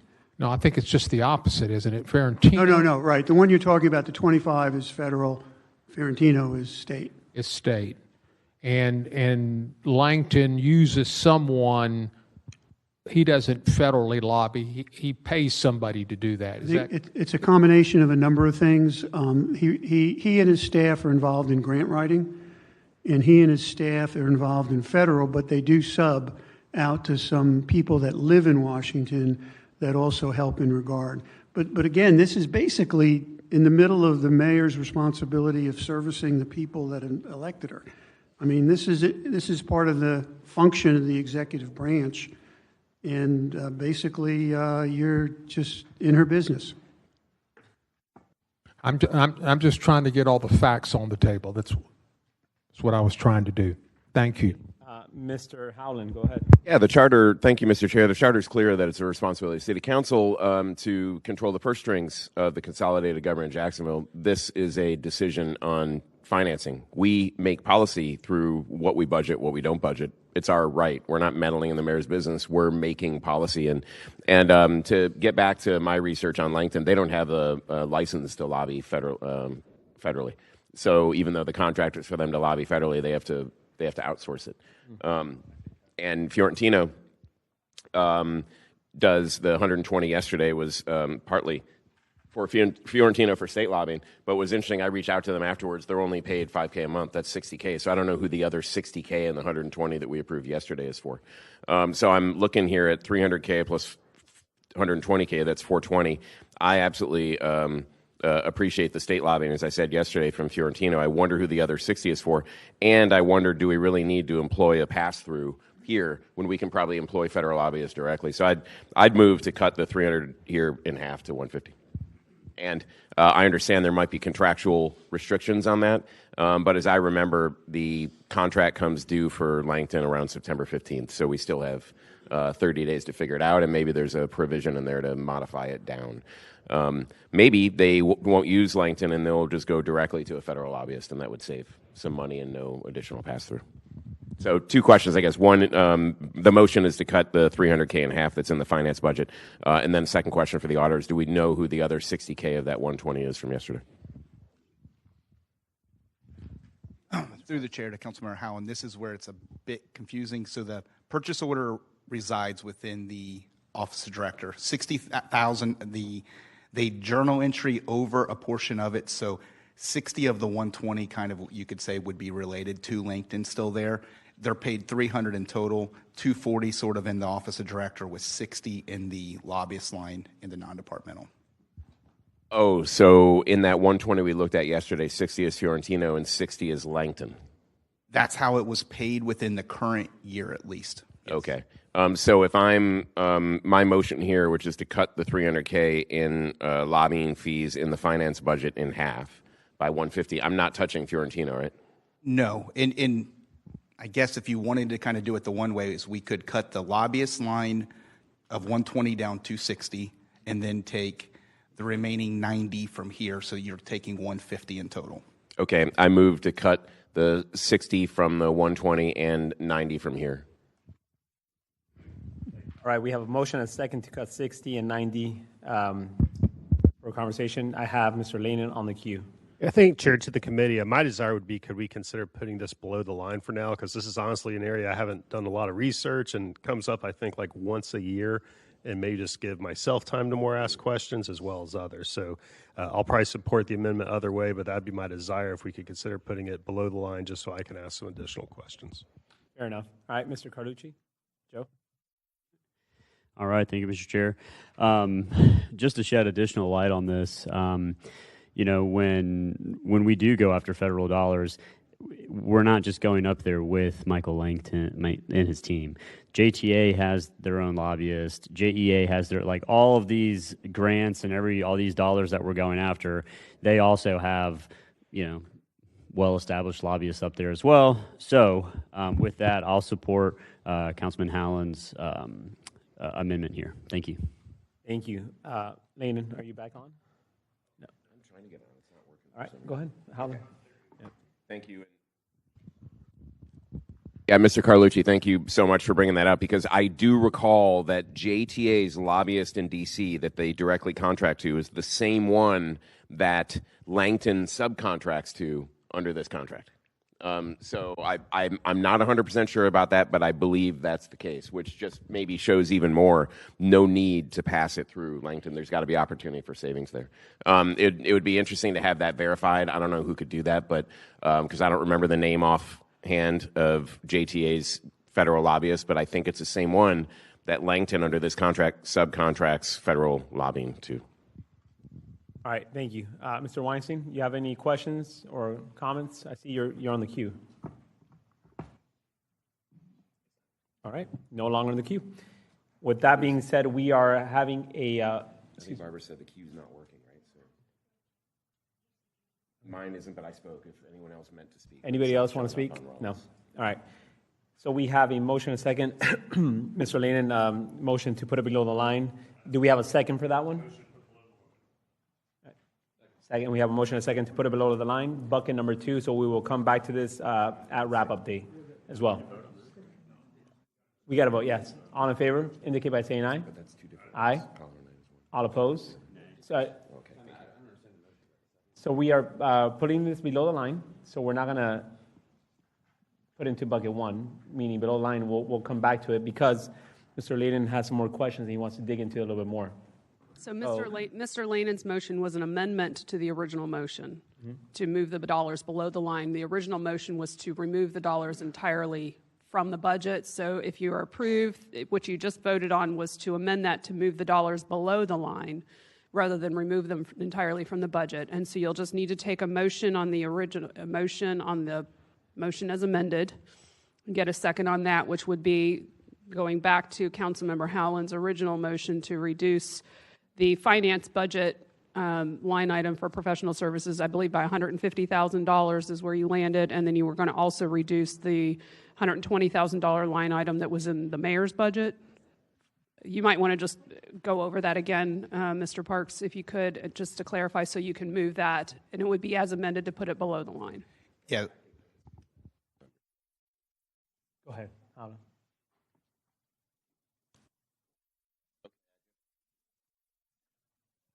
Keep doing that. I just got information. The JTA uses Holland and Knight and Ballard. The city through Langton uses a company called Becker and Poliakoff, so they don't use the same federal one. But still, as I understand it, the contract with Langton subcontracts federal lobbying, and they do to Becker and Poliakoff. And one other thing, we believe we might be something that we run aground, which may justify putting it below the line for further research, that there's a member of the mayor's office who is funded through that Langton agreement as well, which is worth reviewing. That came up a few years ago. I don't think that's changed. Okay. So, Mr. Parks? Yeah, just to clarify the amounts, and so it would be putting below the line $90,000 within the finance office of director and $60,000 in the lobbyist line non-departmental. Yep. Total 150. Yep. Total of 150 between the two. All right, so that's the motion on the floor right now. All in favor indicate by saying aye. Aye. Aye. All opposed say nay. Motion passes. Go ahead. Thank you, Chair. I just want to make sure we have all the facts. I mean, my colleague said a couple things about somebody funded through this money, an employee up there. I'm not aware of that. I just like to have all those facts presented to us at some point later so we can make an intelligent decision. Which is exactly why we're putting it below the line right now, to have that conversation, and we'll do some homework on that part, but we'll address this again at meeting number 6. Mr. Lehman, go ahead. And through the chair to the auditors, maybe just to help us kind of, because it sounds like we have lots of lobbying contracts, especially considering the independent authorities. Would it be possible by wrap-up day just to get us a list? Hey, City of Jacksonville, here are the different lobbying contracts, amount by firm. Same with our independent authorities, just so we can kind of see like the all-in picture of between independent authorities and City of Jacksonville, what our lobbying costs are and who's doing it. Through the chair to Councilmember Lane, and we will absolutely do our best to get you that for those entities in the city. All right, Mr. Howland? Thank you. And to add on to that, sorry, but within the Langton contract, to bring up the point that I did, which is just theory right now. It's not proven as fact. I'd like to see, to the extent we can, by our contract with Langton, how they subcontract that money to either other vendors that might be lobbyists or employees that might they employ that might then get seconded to the mayor's office. Thank you. All right, we will readdress this again. Like I said, meeting number 6. Right now, there are no recommendations, so we're going to continue on.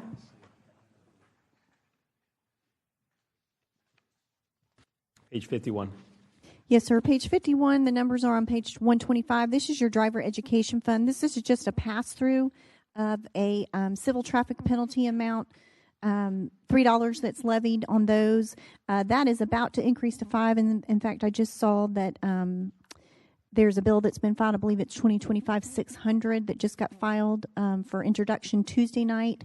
But this is all pass-through dollars that go to the Duval County school system for driver education program, and we have no recommendations. Thank you. No speakers on the queue. Let's proceed. Okay, we're turning to page 52 in the packet, page 133 in your budget book. This is the General Employees Pension Fund. And again, just the administrative cost on this fund. Bear with me one moment. I'll get to that page. You'll see a total budget of $21.7 million.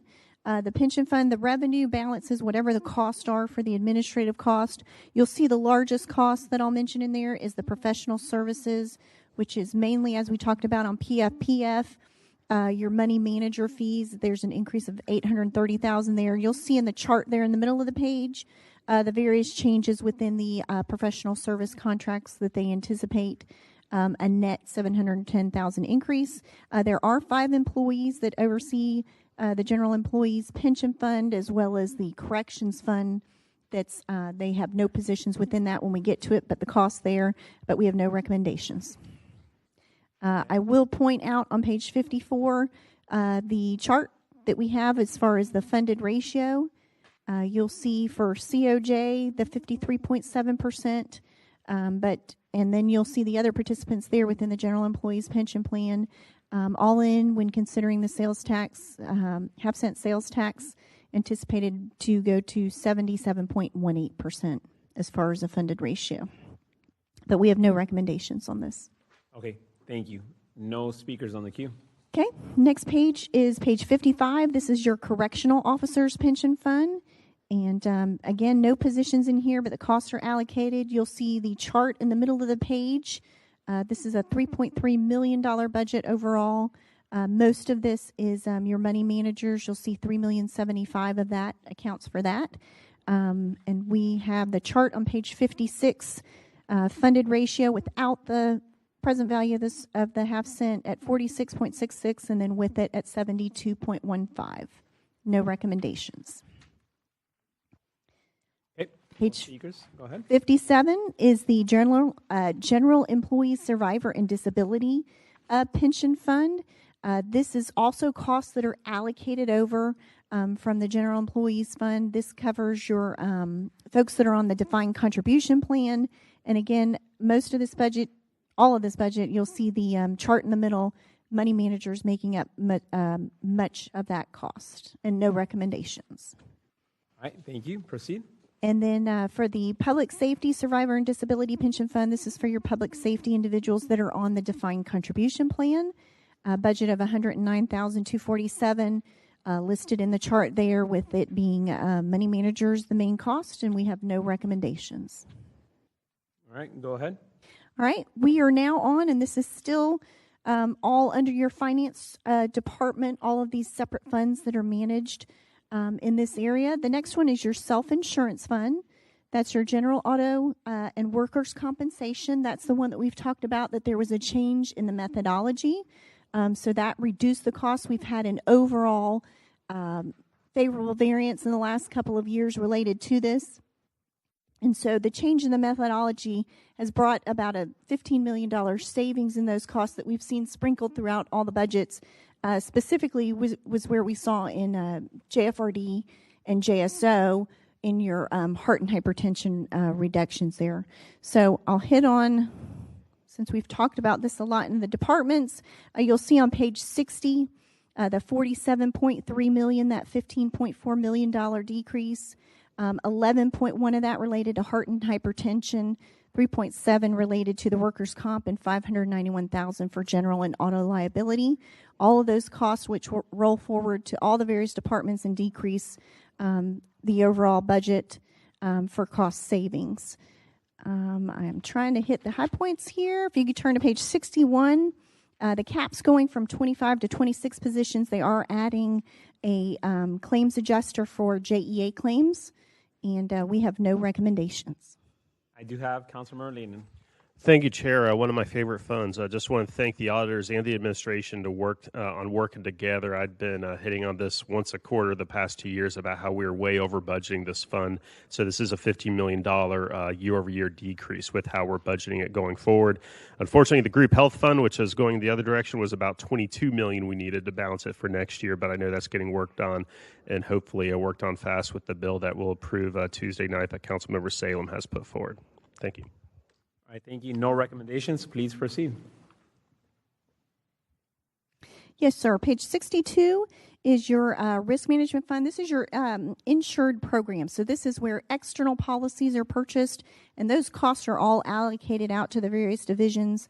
The main change that I'll point out, this does function as an internal service fund. Your main item is your insurance premium, your $18.1 million. You'll see mainly that decrease is driven by the decrease in property insurance cost, and we have no recommendations on this fund. Okay. Just for knowledge for everybody out there, but we're proceeding pretty quickly. So anybody that wants to talk about direct contracts, I'd recommend getting down here in the next 30, 45 minutes. All right. Thank you. Please proceed. Yes, sir. We are on the planning department's budget on page 64. This is the general fund portion, and your numbers are on page 314 in your budget book. You'll see a total budget of $5.2 million. With the UAL removing that portion, their budget is going up $1,249,810. This is the true increase. You'll see they have charges for services for zoning and rezoning fees, 1.1 million. You'll see going down into their expenditures, salaries at 2.9. That's up 91,000 from the year-over-year general increases. It's also been somewhat mitigated due to the transfer out of one of the positions. Zero UAL reflected here since it's in non-departmental. You'll see the biggest increase really in their budget is in professional and contractual services. It's going up $645,800, and we've listed these new items. These are enhancements in the mayor's proposed budget. You'll see $300,000 for a state of the food report, $250,000 for a zoning consultant, and $100,000 for sidewalk inventory. So those are all professional service. Those are new items. Turning to page 65, you'll see under the, I'll go down to the service levels. We have those listed for a little more description on what those contracts would be doing. And then employee cap change going from 38 to 37. They transferred one position to the neighborhoods department. You'll see the divisional level breakout below where you can see the various percentage increases. And then we have no recommendations on the general fund portion. Okay, thank you. I do have a concern on this one. Number 6 on page 64. I don't see this under direct contracts, or maybe I'm mistaken. It's not gonna be on page 50 or 51, right? It's not on direct contracts, right? That's correct, Mr. Chair. These are not direct contracts. I imagine they would go through the procurement process, but they are new programs or proposals for use of consultants. Sure. So just to the body, there's a $300,000 allocation for a state of the food report. I encourage you guys to have conversations and make motions if you need to. Mr. Leanan, you're up next. Thank you, Chair. I was just going to see if there's anybody here from the planning department to elaborate on what these 3 items are. I'll note that these were also listed as being funded from one-time fund sources as well, so think JEA money. So I'd just like some more information since it adds up to $645,000.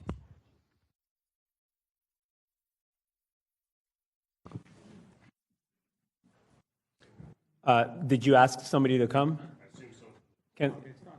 Chair, I assume someone from the planning department would be here to elaborate on it. Well, they're not here, so there goes their chance for that. Mr. Salem? Unless you have any questions, but they're not here. If no one's here, I'd make an amendment. If nothing else, put it below the line for now.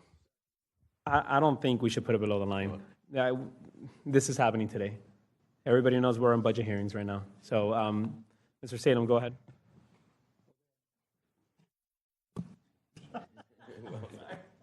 I'm sorry. I would say I'd make a motion to remove it. If they don't have the courtesy to be down here, somebody to be down here to address this, particularly with their new programs and new consultants, I'd remove it. We have a motion and a second to remove it to go to bucket number 1. Mr. Howland.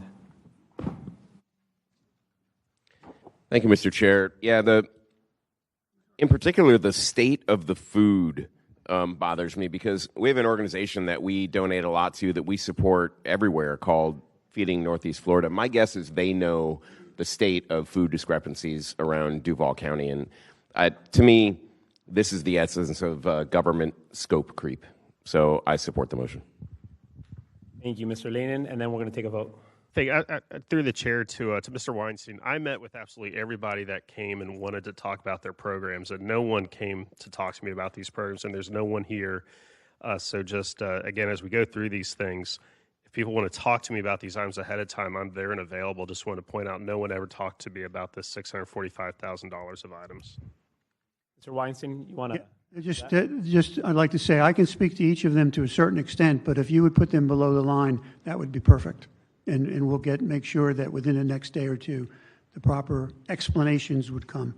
I'm sorry, sir. We don't have that motion on the table. All in favor of moving it to bucket number 1, please say aye. Aye. All opposed say nay. Motion passes. Mr. Chairman, may I just clarify that's for the full amount, the 3 programs, 645, 800? That is correct. Okay. Yeah. I apologize. 650,000. Yes, ma'am. Sorry, I had another item included in there. 650. Thank you, sir. 600. Well, I have here 645,800. Through the chair, there's another small offset. That was the increase in that line, but the bulk of it is due to those contracts, which total the 650,000. Got it. Thank you, sir. Thank you. Okay, if that's the case, there are no recommendations, so let's proceed to page 67. Yes, sir. Your number's on page 317. This is the concurrency management system. It is also under the planning and development department, a total budget of $926,719. This is your mobility fees, mobility system, which measures whenever impact from proposed development on your level of services. You have various impact fees and special assessments in here. You have a transfer from fund balance within this fund to help balance the cost within this fund. You see salaries of $421,000 that are up $27,000 due to the normal increases, the year-over-year increases. And then the recommendation we have is just a technical one to get things in the right account string for our purposes, to get things in the right place accounting-wise. So it's just technical, and we have no other recommendations. Okay, so can we have a motion, a second? Move the auditor's recommendation. We have a motion, a second for the recommendation. All in favor indicate by saying aye. Aye. All opposed say nay. Recommendation passes. No speakers on the queue. Go ahead, ma'am. Yes, sir. We are now moving on to the Military Affairs Department. Military Affairs and Veterans Department, excuse me. This is on page 69 in your handout, and the numbers are on page 176. It's a total budget of $1.4 million, and when you take the UAL into account, it's just a slight increase of $17,695.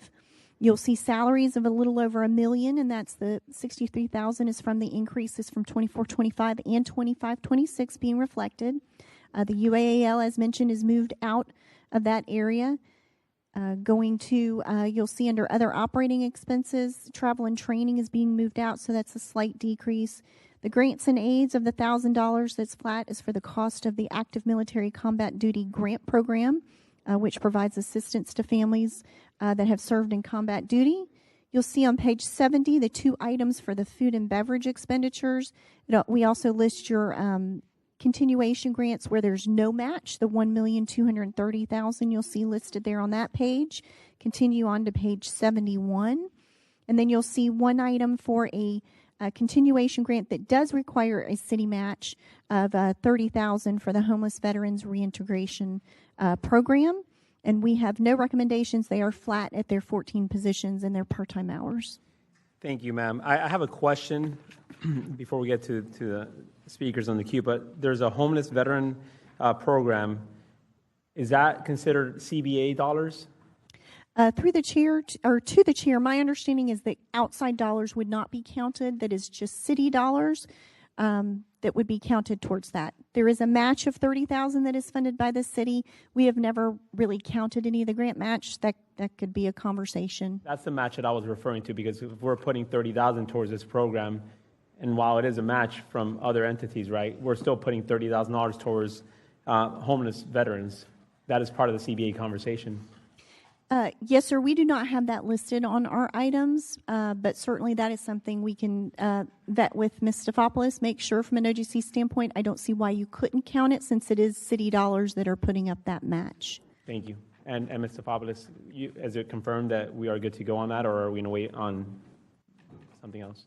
To the chair, I believe, yes, it falls within the category, and Ms. Taylor is absolutely correct. As long as it's city dollars going towards one of those categories under the CBA, then you would be able to count it. Perfect. All right, so we just added $30,000 more towards homeless programs within our budget. Thank you. All right, I do have two speakers on the queue. Sorry, before I give up the mic. Earlier yesterday, I talked about the $1 line items. There's two of them here on page 176 of the budget book. I'm looking at insurance cost premiums and professional contractual services, all under $1 line items. Is this also removed from what I removed yesterday? Through the chair, we'll double check that on our list, but it should have been because they're part of the general fund, general services department. Just wanted to confirm that part. Yes. Okay, Mr. Lehman, you're on the queue. Go ahead. Thank you, Chair. First off, to Mr. Conyers, a great event last night. I know all your staff was there to run the Purple Heart Memorial event, and it was a late night for you, so thanks for being here with us again today. And to the colleagues, no changes on this, but I believe that when we move into the CIP, we'll probably have a lot more discussion on some specific military and veterans initiatives that myself, Councilmember Miller, and Councilmember Hallen have had a series of noticed meetings on the past month or so. All right, thank you. Mr. Hallen, you're recognized. Mr. Lane beat me to it, but I also want to thank Mr. Conyers and his staff, who are all world-class for everything they do for our military veterans in Duval County and even beyond.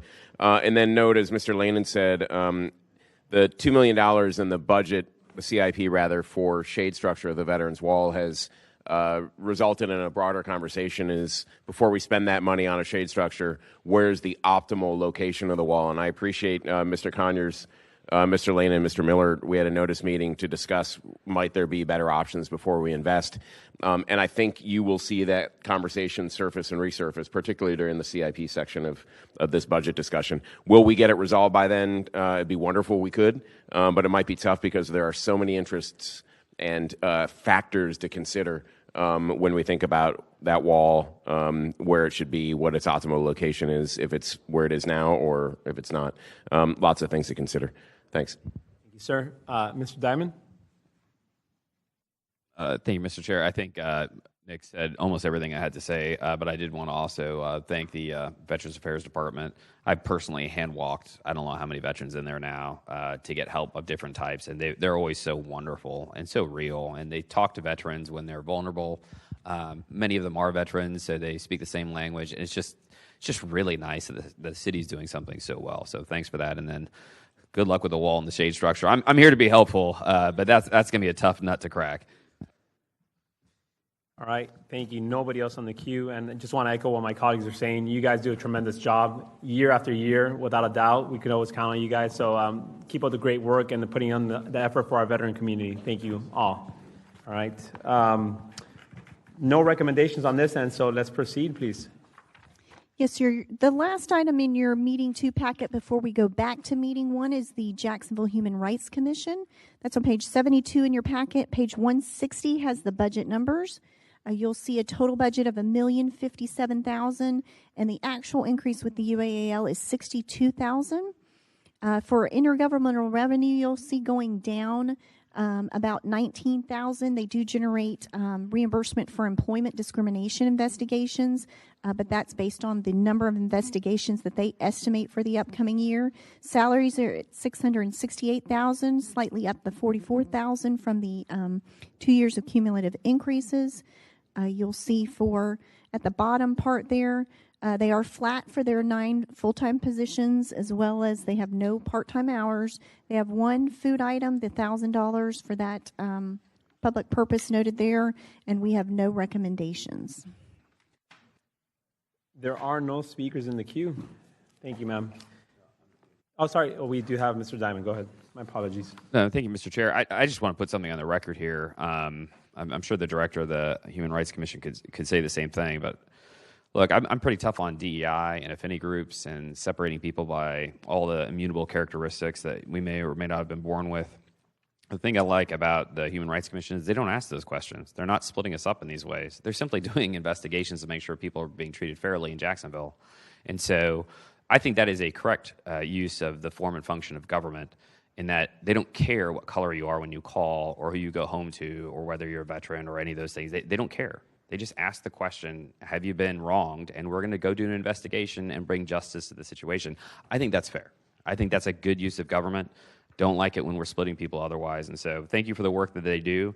And when we get a lot of criticism later on in this budget for cutting things that do split people up by color and all the rest of this stuff, just remember that we are supporting a form and function of government that defends people's civil rights on that level without asking all these questions that I think are inappropriate for government to ask. Thank you.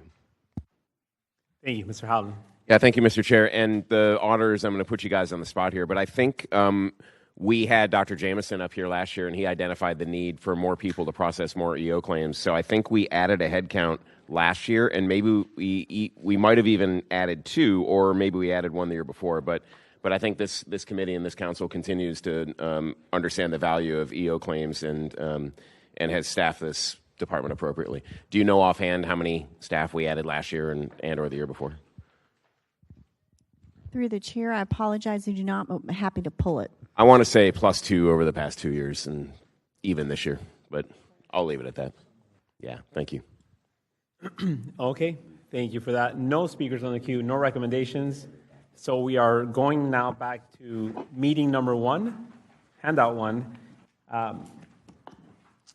Mr. Parks, Ms. Taylor, I think we should go through the B3 schedule. I don't know if everybody has their handout. We have the pages that are left to cover. If anybody needs a separate handout from meeting 1 of what's left, just please let us know and we'll be glad to provide those pages. We're on page 37 in your meeting 1 packet. Bear with me 1 second.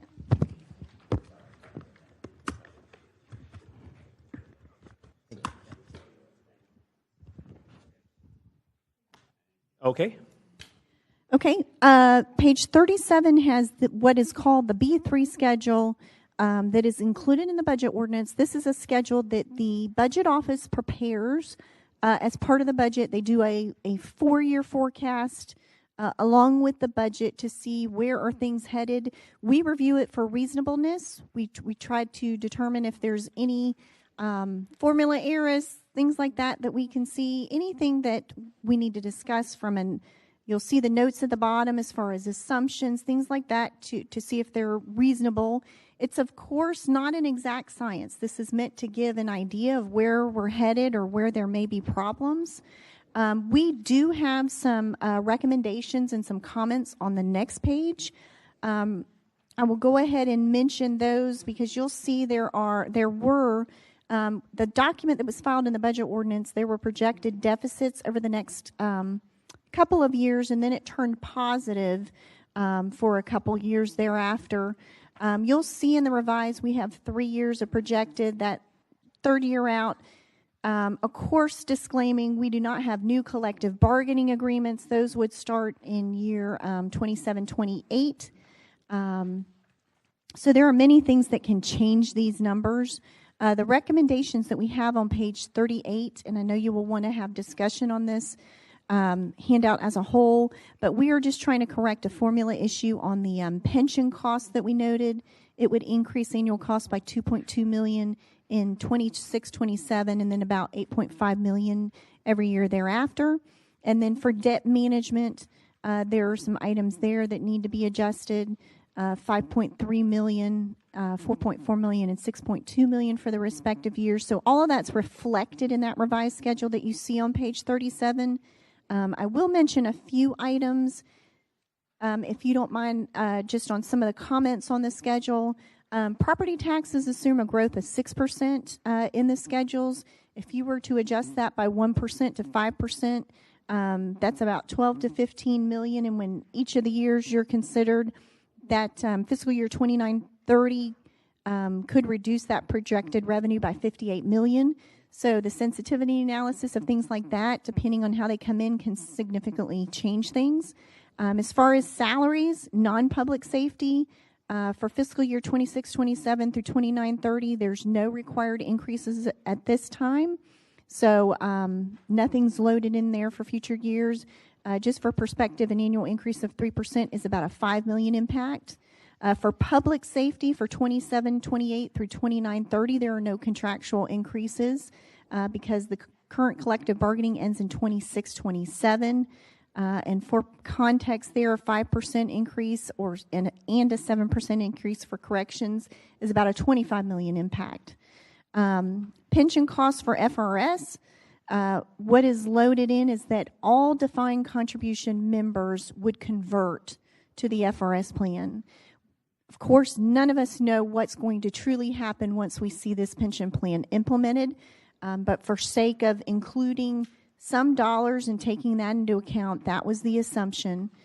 It does not factor in defined benefit plan members, defined benefit members switching to FRS. And while this is possible, like I said, you could have some defined contribution members that choose to stay on defined contribution, which would reduce the cost, and then you may have some defined benefit members switch to FRS, which would increase the costs. No one really knows what will happen. We do know that once you have those new employees, once FRS goes into effect, any new employee will be required to go on FRS. So they will no longer have that option of a defined contribution plan. So it's as the defined benefit plan folks roll off and you have gradually people on that plan. Also want to mention for the drop schedule, we do know Mr. Parks got the number of drop participants.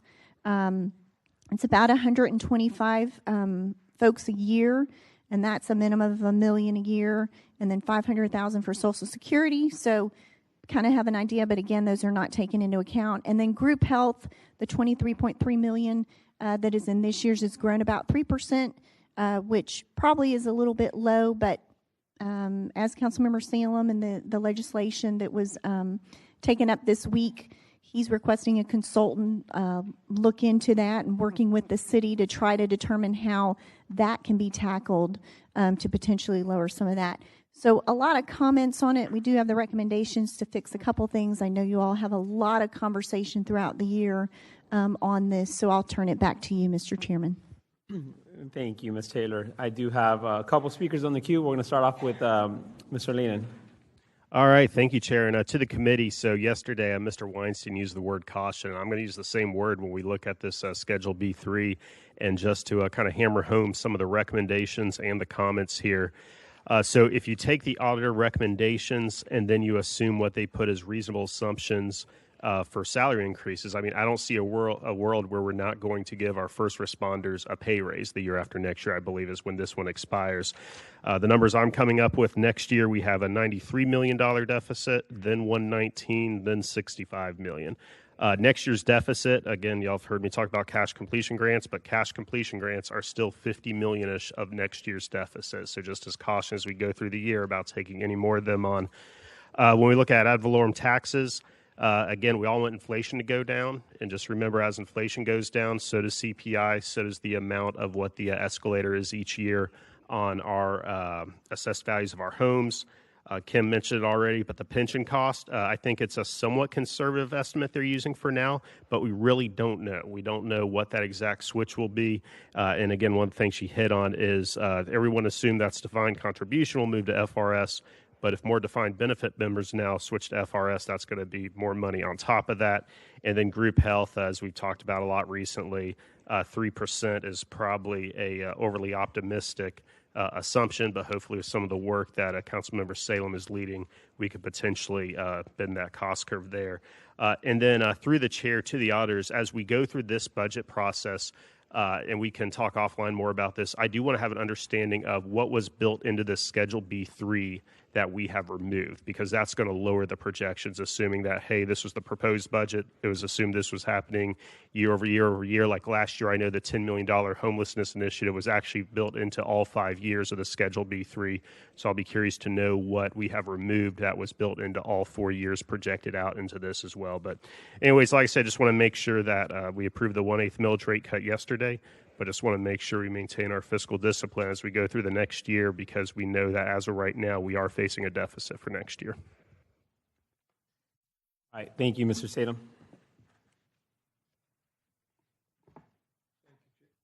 Thank you, Chair. Through the chair to Ms. Taylor, there are no new initiatives in these projections as well. If this mayor, future mayor, put forward some program, that none of those are included in this. Is that correct?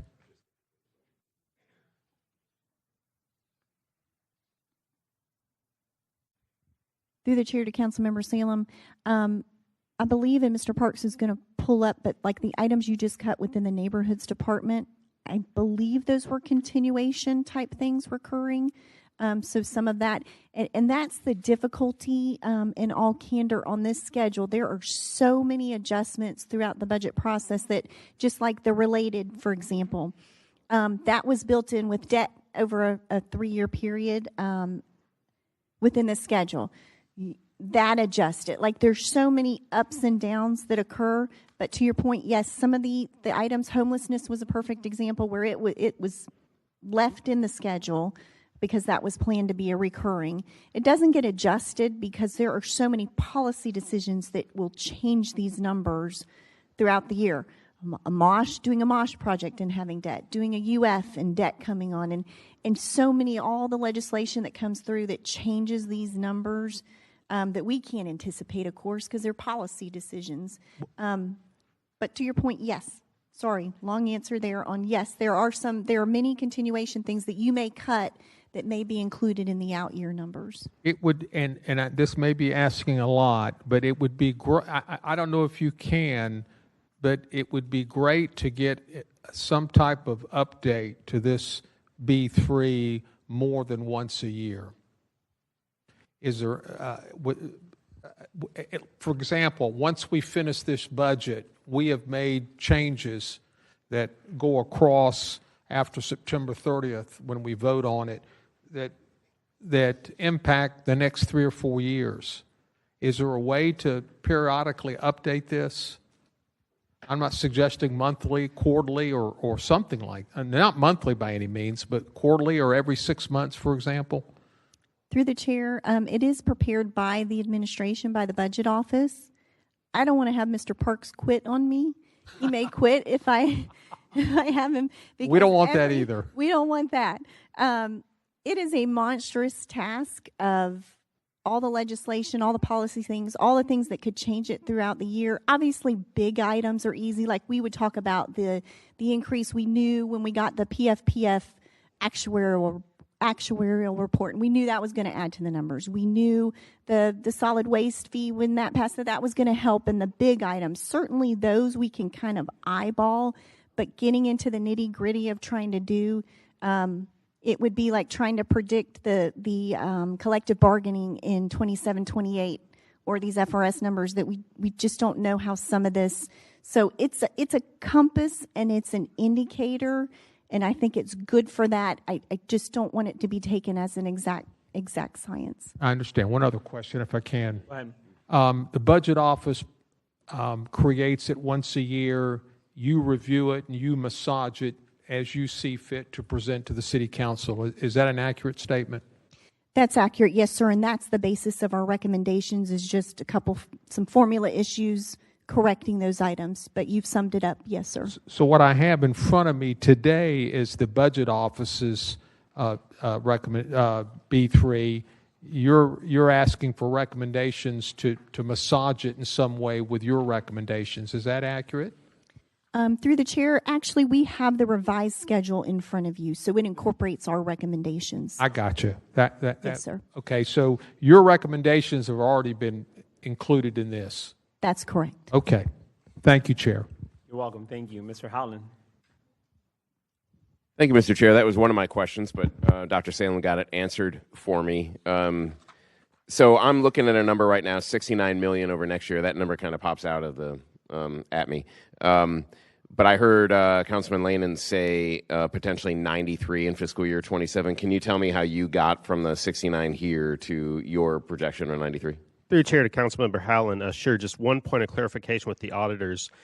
Through the chair to Ms. Taylor, are you saying the 69 million next year deficit includes recommendation 1 and 2 on the next page? Through the chair to Councilmember Lanin, yes, that's correct. And I apologize for any confusion.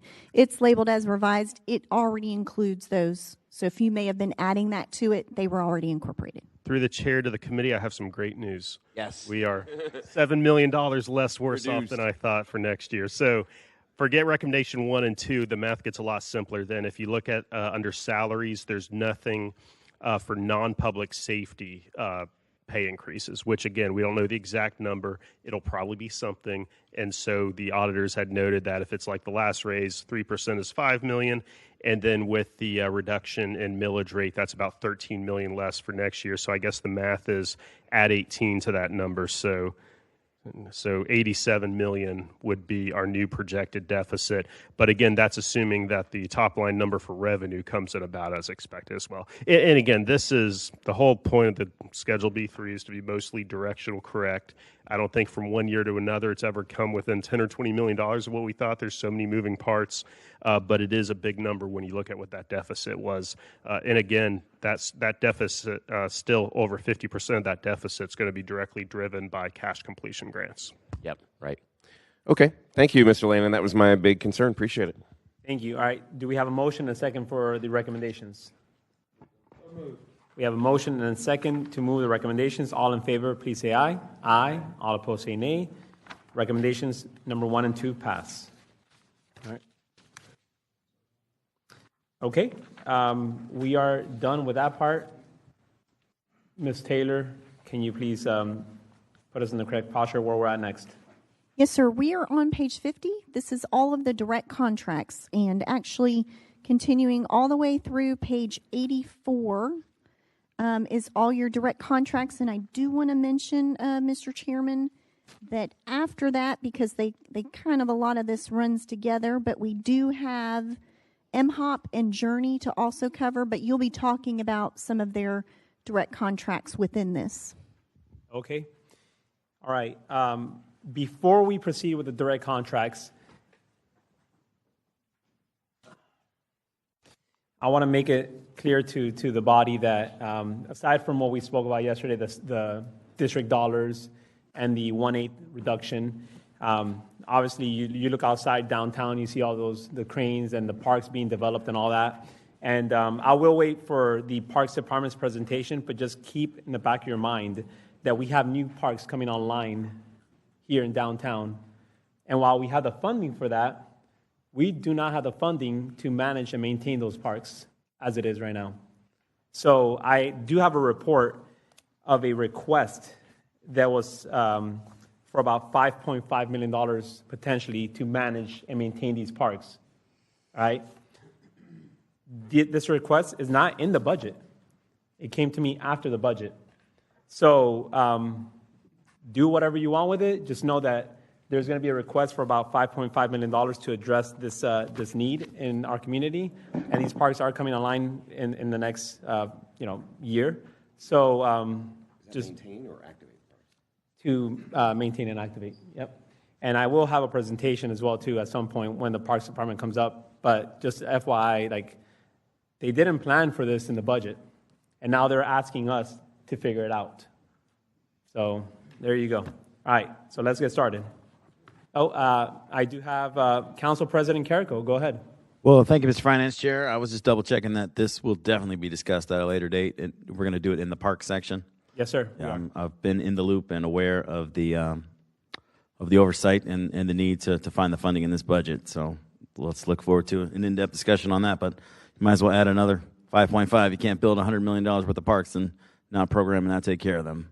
Yes, sir. And the reason why I bring it up now is because we have a lot of direct contracts, unprecedented amount. Normally, they're about 6 or 7. We're looking at 33 today. So we need to find funding to activate and maintain those parks. This is where it comes from. All right, Mr. Salen, go ahead. Thank you, Chair. These are the riverfront parks you're speaking to, yes, correct? Sir. I thought, and please clarify, Mr. Weinstein, for me, we put in, as a part of the Jaguars, maintenance on these parks, I want to say $25 million or something like that for perpetual maintenance of these parks. Is that not correct? Yeah, I'd like to speak to, yes, there is money from the Jaguars in 2 ways. Surcharges on their rooms and as well as the CBA. But also, we didn't come and ask for the $5 million. There's an entity that may get contracted with the city to take care of these parks. We don't have a contract with anybody to do that. I spoke to Darrell about it. Darrell has in his budget request over $1 million to take care of the 2 sections that will be, the 2 parks that will be activated sometime next year. When this entity came to us to talk about their estimate of what it would be to maintain, they were in the $2 million area. But we have no agreement with anyone to maintain these facilities at this point. It's in the park's budget to do it until we decide what to do. And if we decide to do something with an outside entity, it'll come to you in a contract. So nothing would be done without coming to you first to agree to contract with an outside entity and then potentially to fund them in a different way. Mr. Weinstein, but how much is in the CBA for maintenance of these parks by the Jaguars? I'd have to look. But basically, the discussion is only for what used to be the landing, the river place, and the park across the river next to the fountain. The others won't be activated, but I have to look at the CBA to come up with the number that the Jaguars committed to maintaining the parks. But there are more parks next to the Four Seasons and the West, Shipyard West Park, but there is money for parks from them. I just think before we get into this 5.5, we need to understand the commitments made by the Jaguars on what parks, so we don't duplicate efforts. Yeah. I just wanted to make sure you didn't feel that we were coming to you asking for $5 million for something we didn't put in the budget. We have money in the budget in parks, and then again, if we negotiate and come to a contract with an outside entity, we'd be back with a request. Okay. All right, so we'll table this conversation till Parks Day, which, Ms. Taylor, when is that day?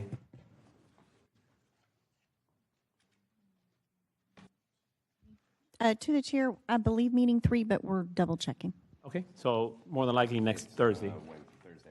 Yeah, yes, sir. Thursday. All right, got it. Yeah, you're up next, sir. Go ahead. Thank you, Mr. Chair. I don't want to get ahead of my skis on this, but I have been representing the council, or the liaison, if you will, the appointment of then Council President White to serve on the Riverfront Parks Alliance. So I am familiar with the project. It isn't just about maintenance; it's about programs as well.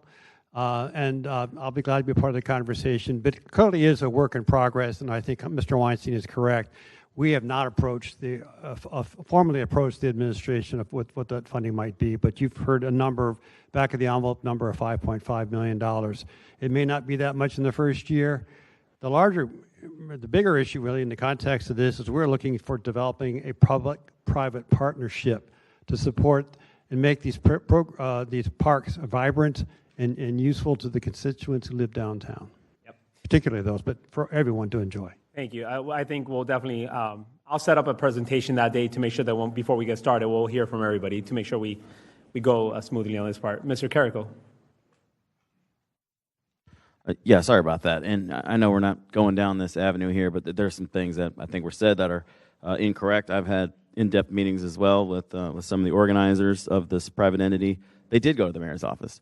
They did tell the mayor's office what the amount would be, what they think it would be to program it, and the mayor told them, go get it from council. So here they are. Yeah. All right. Once again, we will have this conversation next Thursday. All right. For now, we will go to direct contracts and get that one started. Okay. Ms. Taylor, can I go line by line, or do you want to guide this ship? Yes, sir. I think that's perfect. I just want to mention, starting on page 52, these are all a shortened version, abridged version from, there were full exhibits for each direct contract included in the budget ordinance. We've shortened those, and we do have technical amendments. We also have recommended amendments where we have some concerns throughout. So on each one, you'll see a page for those as we proceed through these. Okay. And as you guys are all looking at this, there's a little asterisk next to it. That means we will not return to these again. So obviously, keep an eye on that. All right. Let's proceed. Yes, sir. We have Agape. The term sheet or summary is on page 52, $121,724. We do have some technical amendments. It's mainly, they said, money to get match dollars, and we just want to make sure if there are dollars that are not required to be sent, that they can stay with Agape, very similar to Shan's, where if the dollars aren't sent up because there's a maximum amount they can send, that those dollars can still be spent by Agape, and we're just attaching a revised term sheet. Okay. No speakers on the queue for this one. I have Mr. Diamond. Go ahead. I'll make a motion on the recommendation. I just want to have a general quick discussion just to figure out where we're going here. Go ahead. There's like 20 of these I'd like to remove from the budget. And so I'm fine with doing one by one. It sounds like that's what you want to do, Mr. Chair. I did want to get a sense from the committee, like how much appetite there is for this, because I have a pretty aggressive view of this, but I don't want to waste a lot of people's time. We are hungry. Okay. All right. Then I'll leave this one. I'll move the auditor's amendment on item 1. Okay. All in favor of that motion? I need a second for that one. All right. So, conversations, Mr. Diamond. Are you gonna motion to remove this? No, not this one. Okay. All right. So we are good. Moving on to the next one, please. Oh, let's take a hand vote, a verbal vote. All in favor, say aye. Aye.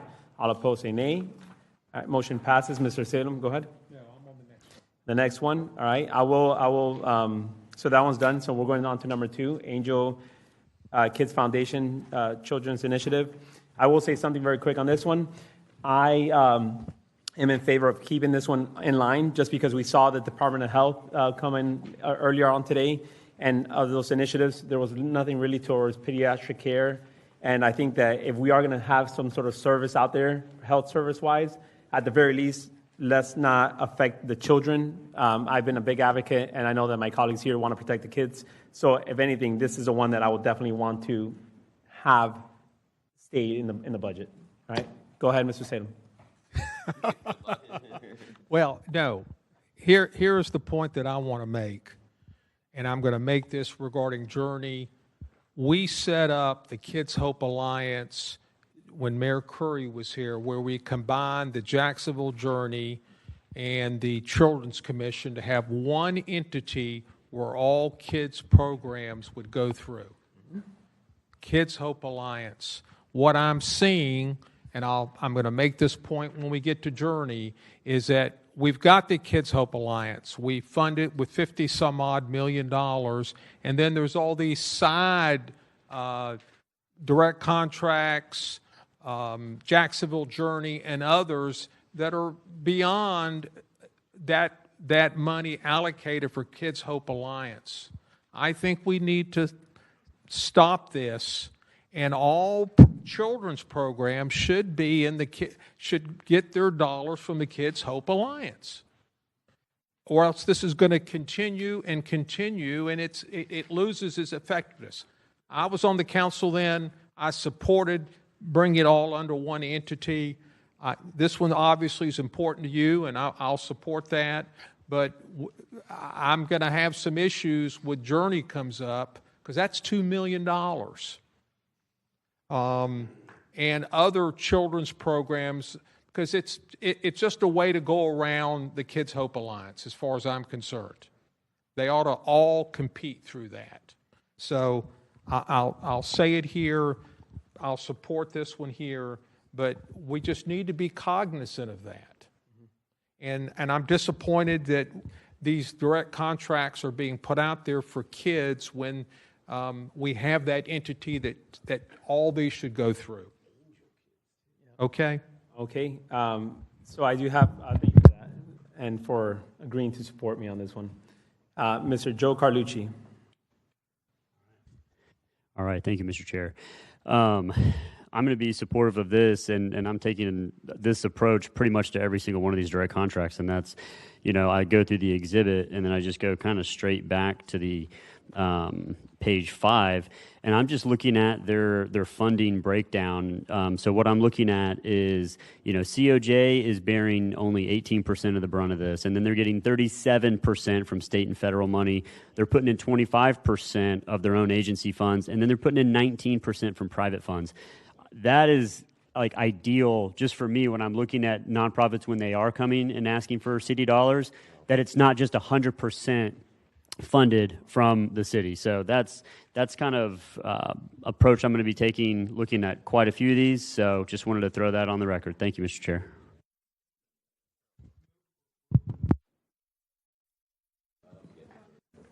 I have a motion and a second to move to approve. Mr. Chair, so Angel Kids is in the budget. So you don't have to move to approve it to keep it in there. Okay. But you do have a technical amendment that's listed on page 53 relative to this agreement. So if you do move anything, if the intention is to keep it as it is, then I would just recommend you would take up the technical amendments. All right, we got a motion and a second to move the technical amendment. All in favor of the technical amendment term sheet to correct budget, say aye. Aye. All opposed, say nay. All right, motion passes. So, and Mr. Chair, if there's a desire by the council to change the amount of funding, to change something with respect to the term sheet, or to remove something from the budget, then you will want to take a motion and a second from your committee members on that kind of action. Thank you. I will say that this entity over the years has been funded, and they continue to be decreased. Why? Because they're actually exactly what Mr. Carlucci just stated. They're self-sufficient. They're doing their own thing. They're getting other dollars from other sectors, and they understand that this is not a recurring, permanent funding for them. So the fact that they receive dollars from us, and year after year they keep on going down in the request because they're actually subsidizing that with other dollars. That's exactly what we need from these organizations, and this is definitely a great example of how other nonprofits should behave with us. All right, I do have Mr. Lenin on the queue. Go ahead. Okay, we are moving on then, if that's the case. Let's go. Thank you. So just for number 3, I will be supporting this. It is part of Kids Hope Alliance's budget. I was impressed with what they're doing with children of military and veterans families. It's one of the few items that is within Does Direct Kids program in my district as well. All right, Mr. Joe Carlucci, go ahead. All right. Again, Mr. Chair, I hopefully won't have to say this on every single one. But again, they're private funding. I had a great meeting with this organization. They all came in, and I asked them the same question. 60% of their funding is private funding. The rest is state and federal, and then what they're asking for from the city today. So with that, I will be supporting this project. Thank you. All right. Mr. Salem, go ahead. Mr. Chair, I'm going to support this, but let me make a second point. This is not part of the Kids Hope Alliance budget. This is being monitored by the Kids Hope Alliance, which further infuriates me, because that's the other side deal that goes on here. These projects, these direct contracts come, and they tell the Kids Hope Alliance to monitor them. I'm glad the Kids Hope Alliance is monitoring them, but I think what we should be looking at, if the Kids Hope Alliance budget should need to be increased to some extent so that these are budgeted appropriately, I would favor that versus all these side deals. And you're going to see more of these. Okay. I do have Council President Carrico. All right. Nick Howland. Thank you, Mr. Chair. I'm sensing we're going to support this one, but it's painful to me.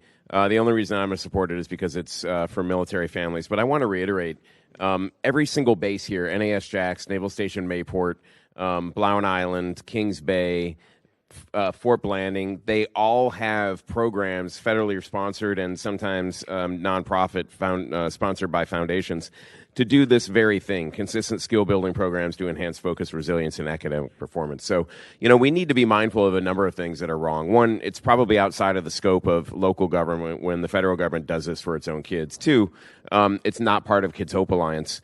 And three, I don't want it to be recurring. I'll support it now, but I don't want to see it next year. All right, it's safe to say they're put on notice and how we should proceed next year with this one. So if CAP is here in the audience, which I know they are, just understand that, please. All right, Mr. Lanin, go ahead. Thank you, Chair. Through the Chair to Councilmember Salem. 2 years in, I'm still learning things from you. I didn't understand that. I thought since it said Kids Hope Alliance, that meant it was part of the Kids Hope Alliance budget. So thanks for pointing that out to me. And I agree. Anything that, I guess I don't understand why if it says oversight KHA, why is it not part of the KHA budget? So hopefully next year it comes through like that to us, because that was going to be another question I have. We have KHA on the agenda sometime at one of the future budget meetings as well. And I think Ms. Taylor wanted to say something. Ms. Taylor, go ahead. Thank you, Mr. Chair. Through the Chair to Councilmember Lanin, I should have pointed this out when we started the chart. We have two things noted here in that column: funding location / oversight. So you'll see under the Cathedral Arts one that you're on, it says non-departmental. So to Councilmember Salem's point, it's not in KHA's budget. It's just in that citywide activities, non-departmental expenditures, but it is overseen by Kids Hope Alliance.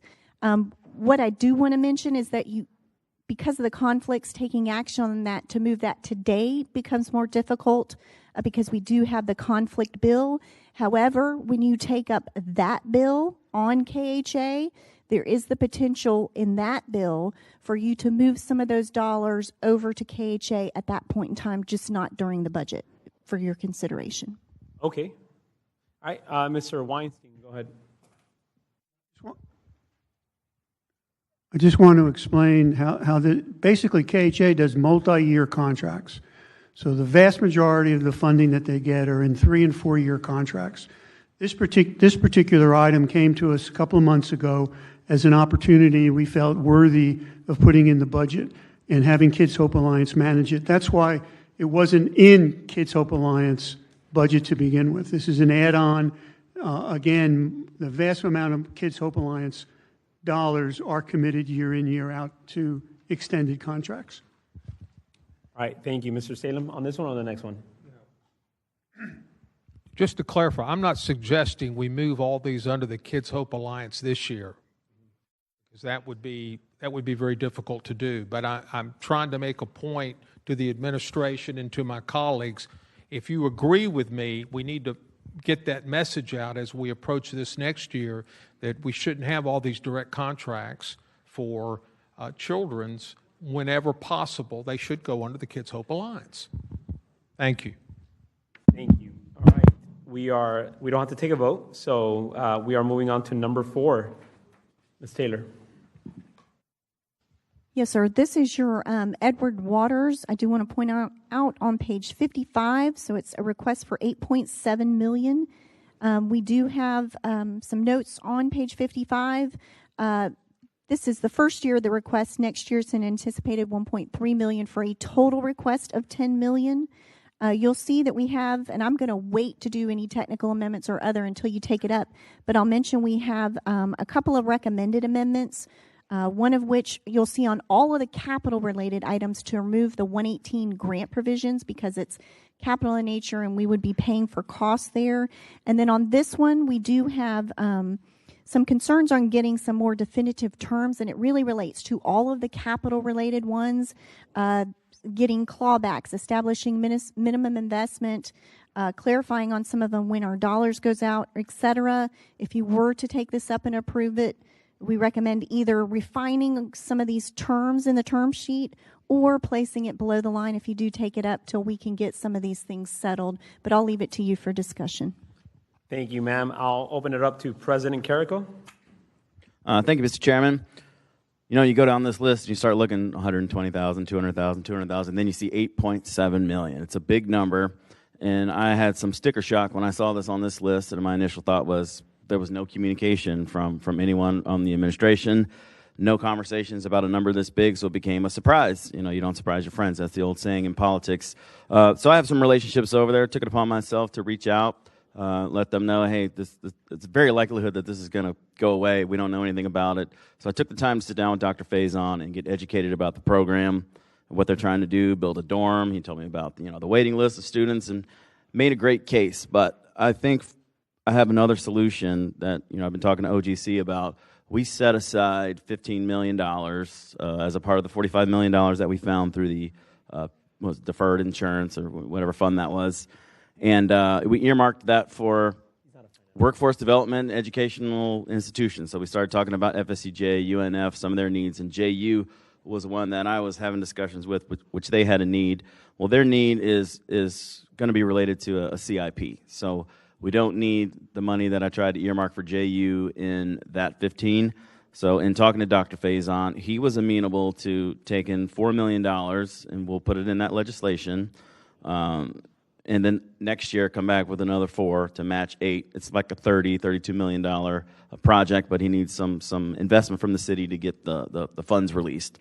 So I would propose today to make an amendment to remove the 8.7 entirely from this, not below the line, but moved out, knowing that I understand through OGC there's another council member kind of working on the same bucket of money to put those funds out to the colleges. So we'll get a bill together, whether it's sponsored by myself or someone else, and we'll take care of Edward Waters in 2 years. And Dr. Faison was amenable to that, so that's my motion. I'm taking it out. All right, we have a motion and a second for conversation, so I will start this one off. I am that council member. All right, so my biggest initiative, we've actually had a public comment, public notice meeting with Mr. Joe Carlucci, yourself, and myself, on the $45 million that was allocated, and then $30 million for a specific area in downtown. There was $15 million remaining. Of that $15 million, through that conversation, my biggest initiative and my biggest push has been workforce development and education. So I'm currently, I've had conversations with the auditors and OGC as well. I'm currently working on a draft to present a bill, and we could present it as a body or collectively, however that case is, but we're currently working on it. I've already had, like I said, conversations with FSCJ, UNF, and a couple other entities that will be part of that bill, and it is going to be called a educational workforce bill, which will allocate $15 million to our communities, right, of which we're looking at workforce development and as a whole. So definitely, I like your motion to not necessarily put this below the line, but ultimately completely remove it, scratch it out of here to save ourselves $8.7 million from this budget, and we will address EWU through the bill that I'm passing up. That's my remark on that. And then before I give it over to the queue, one of the things that we need to talk about, the auditors talked about the terms that need to be referenced, and one of the things that I will point out to Edward Waters, if they're even here today, I'm pretty sure they're not, but it's, hi guys, sorry about that. I didn't think you guys would be here today, but it's the term sheets, you know, when we're looking at giving any entity public dollars, they have to be for a public use. And on this sheet here, you have here, bullet point number 1 is 425 residence housing units.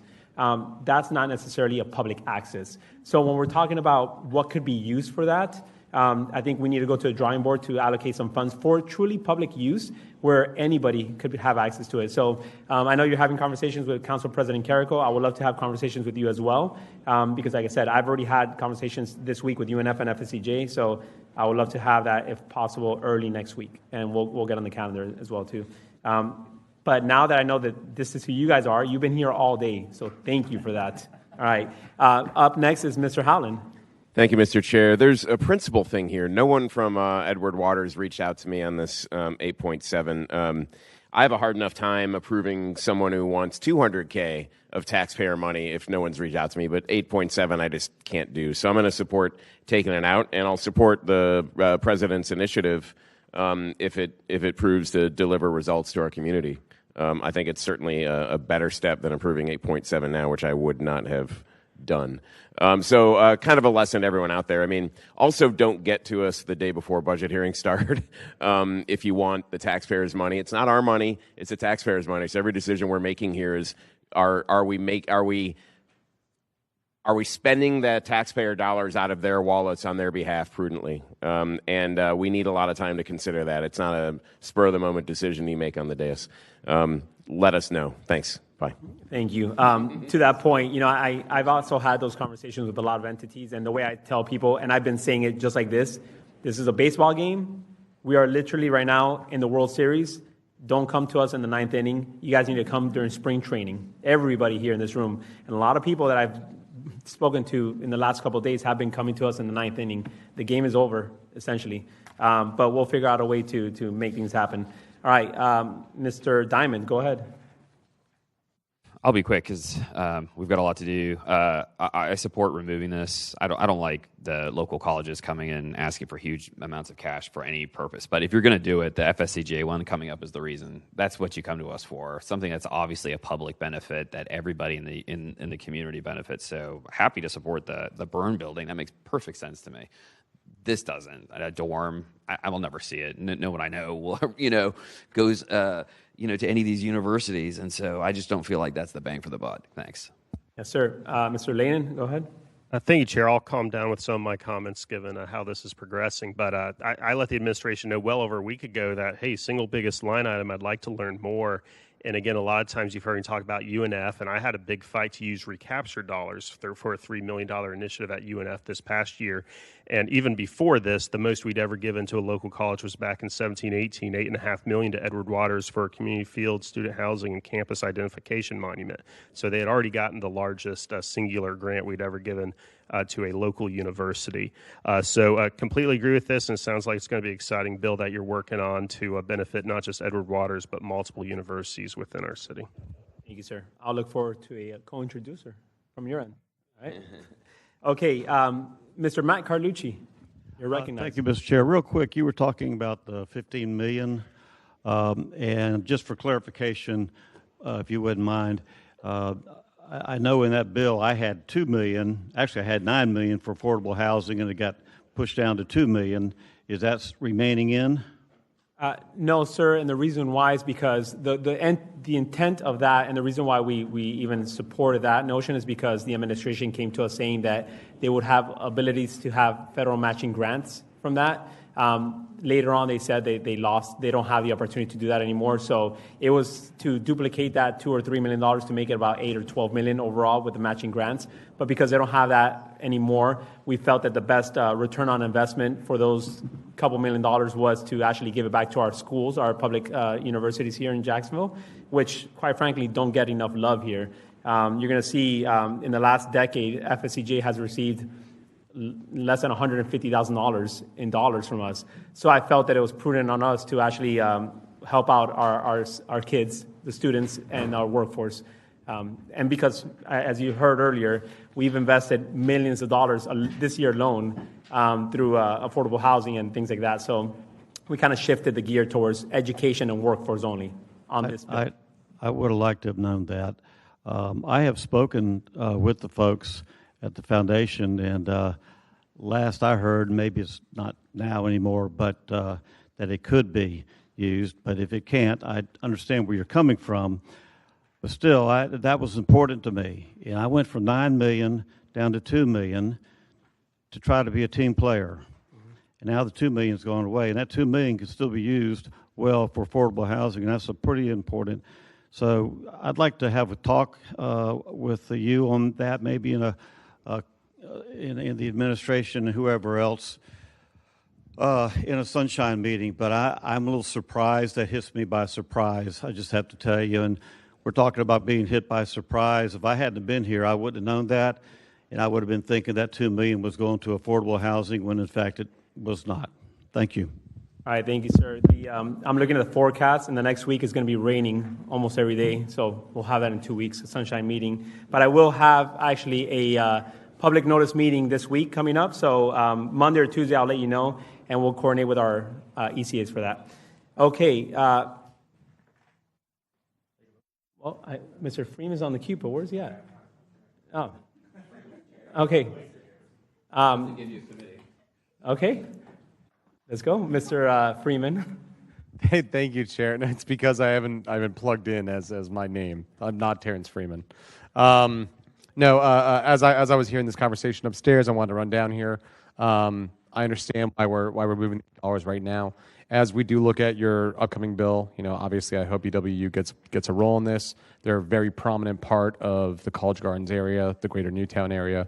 On top of that, I have been having a few conversations with them about providing more of a public purpose for this development, right? I think they absolutely need additional housing. As the oldest HBCU in the state of Florida, it's incredibly important that they continue to grow. And one of the problems is they do have a complete lack of residential properties, right? A lot of their students were having to stay in hotels, things like that. So the need is really there. However, I couldn't agree more. If public dollars are going to be used, the community needs to be a part of that process. And so I've been harping on the fact that it's a food desert, and also it's a kind of a medical desert. There is a clinic across the street. It's not a free clinic. You can get very cheap. It's in the Shell Suite Center, which is actually owned by the city of Jacksonville. So at the very least, there's some medical facilities, but there's no emergency medical facilities. Maybe this building can help be a part of that. But I also would love to see a grocer of some kind. It can be a small-scale grocer, but these are conversations we need to have where if public dollars are going to go into this project, there needs to be something that members of the community can also take part in.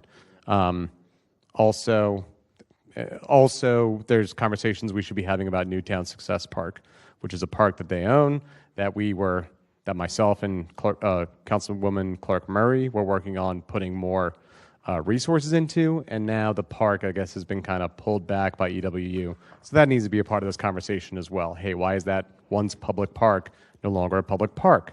So conversations need to be had. I'm glad that you're going to be working on another bill, but I don't want us to slam the door shut on this residential property. It's certainly needed. Thank you. Well, thank you for that. Noted on that. All right, we have a motion and a second on the floor to remove EW $8.7 million from here. All in favor say aye. Aye. All opposed say nay. Motion passes. All right, number 5, Ms. Taylor. Yes, sir. This is your family support services. It's on page 56 in your handout for $350,000. And I just want to point out this is the first of 5 direct contracts for the Journey Fund. So you'll see, and I just want to mention when we get to the Journey Fund of $2 million, 1.9 of it is here in the direct contracts, and I'll point them out. And the remainder, 100,000, is for something else. But most of them are direct contracts. Thank you. I just passed the gavel over to Council Vice President, Mr. Howland. I'll return in about 5 minutes. All right. Do we have any questions for the auditors or anyone else on, Family Hope Support Services? First on the queue is Mr. Lanin, followed by Dr. Salem. Thank you, Chair. Through the Vice Chair to Ms. Taylor, 2 questions. One, I thought we were talking about Journey Forward as a specific group, correct? It's on the agenda, I thought, one day. Through the chair, it is a separate fund, but 1.9 of the $2 million is direct contracts, so they show up on this group. So if you want, I can point them all out. If you want to wait when we get to that fund, the only other item you will have left to talk about in that fund is $100,000 that is not a direct contract. So through the chair to Ms. Taylor, I guess my question is this one we're talking about right now, the $350,000, is that part of the $2 million board approved package that the Journey Forward Board approved and then submitted into the budget? Yes, sir. That one is as including 4 others in addition to this one. Vice Chair, thanks, Ms. Taylor. And to the committee, I plan on supporting all the Journey Forward items as is. I have faith in their board, and this is their first year of submitting their ideas to us, so I'll submit them all as they come through here. All right, and Dr. Salem, you're recognized. Thank you, Chair. And I'll try to keep this brief. As I mentioned before, the Kids Hope Alliance was formed in the second term of Mayor Curry to bring all children's programs together.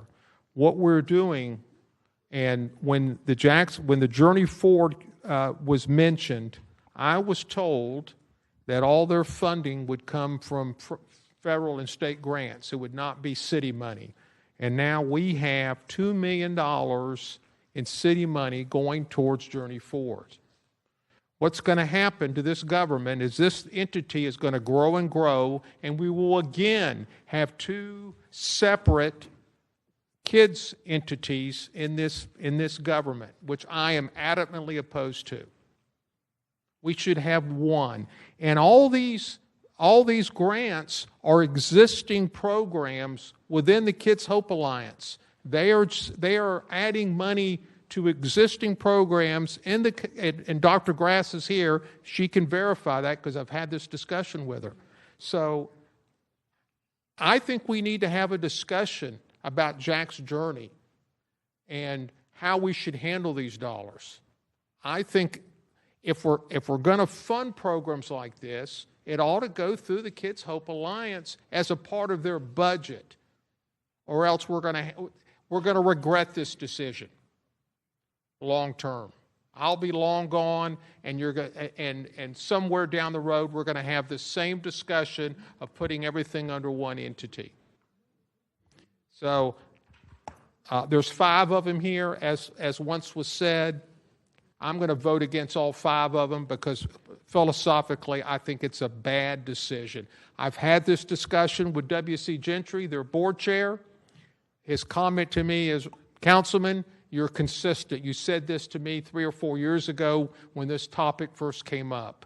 One entity, Kids Hope Alliance. I don't know how we handle it today, but I'm not supportive of this funding and all 5 of these projects the way it's structured today. Thank you. Thank you, Dr. Salem. Over to Council President Carrico, followed by Roy Diamond and then Joe Carlucci. Thank you, Mr. Vice President. Just to add some context to the discussion on Journey, when you look at the programs individually, I support what they're doing. I support the mission of what the Journey is trying to do. But it's my understanding that these dollars weren't RFP'd out. They were just kind of chosen by the board or their existing programs. I have a little issue with that. As someone who receives Kids Hope Alliance in my day job, we have to put out RFPs, and they're competitive and get scored and awarded, and that's how the funds, I think, should go. And I just don't like when you form a board that gets to pick and choose, and it just doesn't seem right on the transparency side. But I think they picked and choose pretty well for what it's worth, so I'm a little torn on whether just to support or just figure out another way to do this, to get the work done. All right. Councilman Diamond, followed by Councilman Carlucci. Thank you, Mr. Vice President. I agree with everything my colleague said, 100%. And it's very rare where I'm excited to spend money and you're not. So, well, that's not true. But that I'm the guy who's going to advocate for this spend. But I'm only advocating for 1 year. And let me give my reasons. Councilman Freeman and I served on Jack's Journey, the original, together. And we did tons of work. We went and visited like every school. We worked on all these different programs. And frankly, it worked because even though the Jacksonville City Council was above us and could kill our budget and do all this other stuff, we did a lot of good work underneath and got stuff done. And then we had NLP Logistics, which is the other entity that's listed here, kind of verifying that we were doing a good job. I thought the bang for the buck through the Journey was better than through KHA at the time. I really did. It wasn't KHA at the time. It was Children's Commission. And so I liked it. Then the Jacksonville City Council came in and killed our budget anyways. And so basically Journey got blown up, and now it's back. I told W.C. Gentry, who I have great respect for, who I think is the right person to be a leader over there. If he wasn't over there, I wouldn't be in for this. But I think he can guide them through this first year to see if it works. I'm not convinced yet. It's been very slow. Very slow. If I were sitting there trying to start the Journey, I could have done it in 6 weeks, and we could have asked council for money in 7 weeks. You could do this quickly. This has been very slow, and there's no results yet. But my passion for juvenile justice and for these programs in particular, I say we give it a shot. That's just Rory speaking for the year. But next year, I'm a no unless there's some really good stuff on the ground. And NLP Logistics comes back and says, here's the programs they funded, and here are the results. Because they'll be one of the few entities in government that has truly good data behind them. All right. Thank you, Mr. Diamond. Over to Mr. Carlucci. Joe Carlucci. All right. Thank you, Mr. Vice President. For me, because they're all direct contracts, I kind of just took them completely outside of Jack's Journey as a whole, because that's just what I'm looking at. I'm looking at what is this program, what does this do? So someone here, because to talk specifically about what this 350 does from the Center of Hope Kennedy Community Center,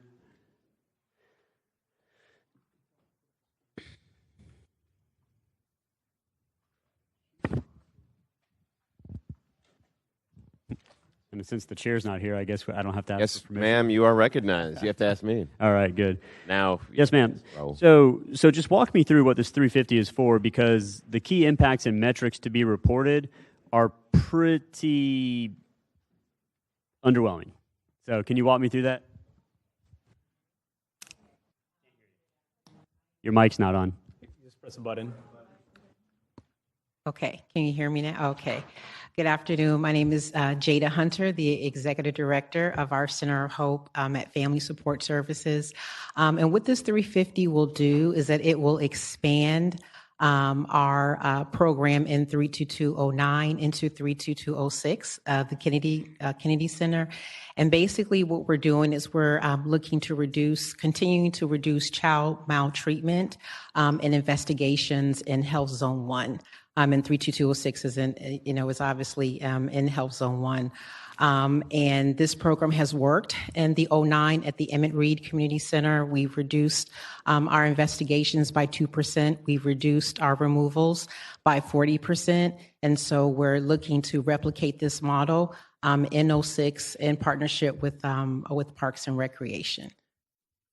Okay.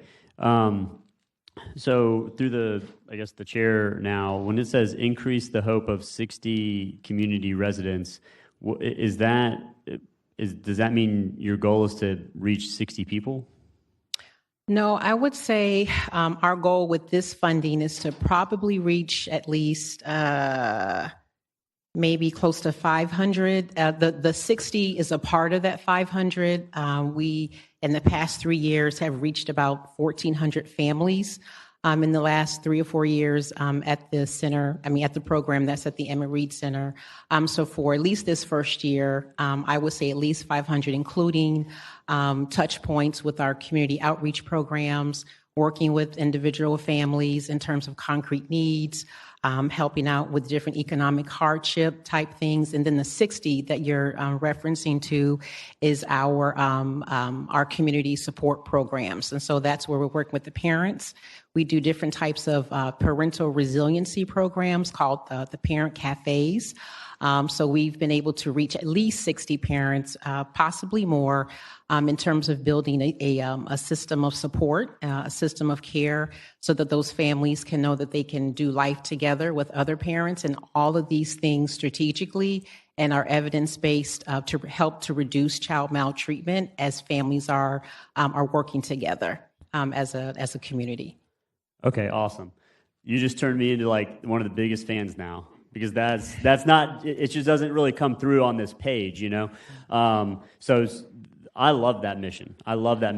And I wish I would have been able to dig deeper in more than the 5 pages here. So I'm glad you were here. I'm glad you were able to communicate that. Otherwise, yeah, I have no further questions on this one. Thank you. Thank you, Mr. Howland. Go ahead. Thank you. Thanks for being here. And ma'am, I got an additional question here, and it's kind of along the lines of Mr. Salem's. The Emmett Reed Community Center runs with funding from KHA, as I understand Yes. it? Okay, Yes, sir. and this expansion to the Kennedy Center would be with Jacksonville Journey funds? Yes, sir. Yes. Okay, which right there just does explain that the difficulties that we have. I mean, what if another fund is started up or initiative to expand a Center of Hope into Arlington or something like that? I'm going to support it this year. I see you want to speak, Mr. Griggs, but I'm going to support it this year. But I'd like to see the two organizations reconcile. If all the Jacksonville Journey did was start up money to help support things from KHA, then all we do have, to Dr. Salem's point, is redundancy of organizations that will both grow and eventually sap taxpayer funds. And we don't need that. I support this initiative. I think it does sound wonderful. It seems to have a lot of support from my colleagues. But I don't want to see this structure continue like this, where you have two organizations supporting the same thing. Why not have one do it, which only has one 12 to 15% administrative fee, and allow more dollars to go to the actual services themselves? Thanks. Thank you, Mr. Salem. Go ahead. One of the suggestions, to piggyback on what you're saying, that I suggested to Dr. Grass, the Journey should compete with everyone else for money under the Kids Hope Alliance, and maybe we increase that budget to some extent to accommodate for that. That's what should have been done this year. and we wouldn't have two funding sources. We'd have one, which is what we should have. And I wish someone would have had the foresight to put all that together to do that.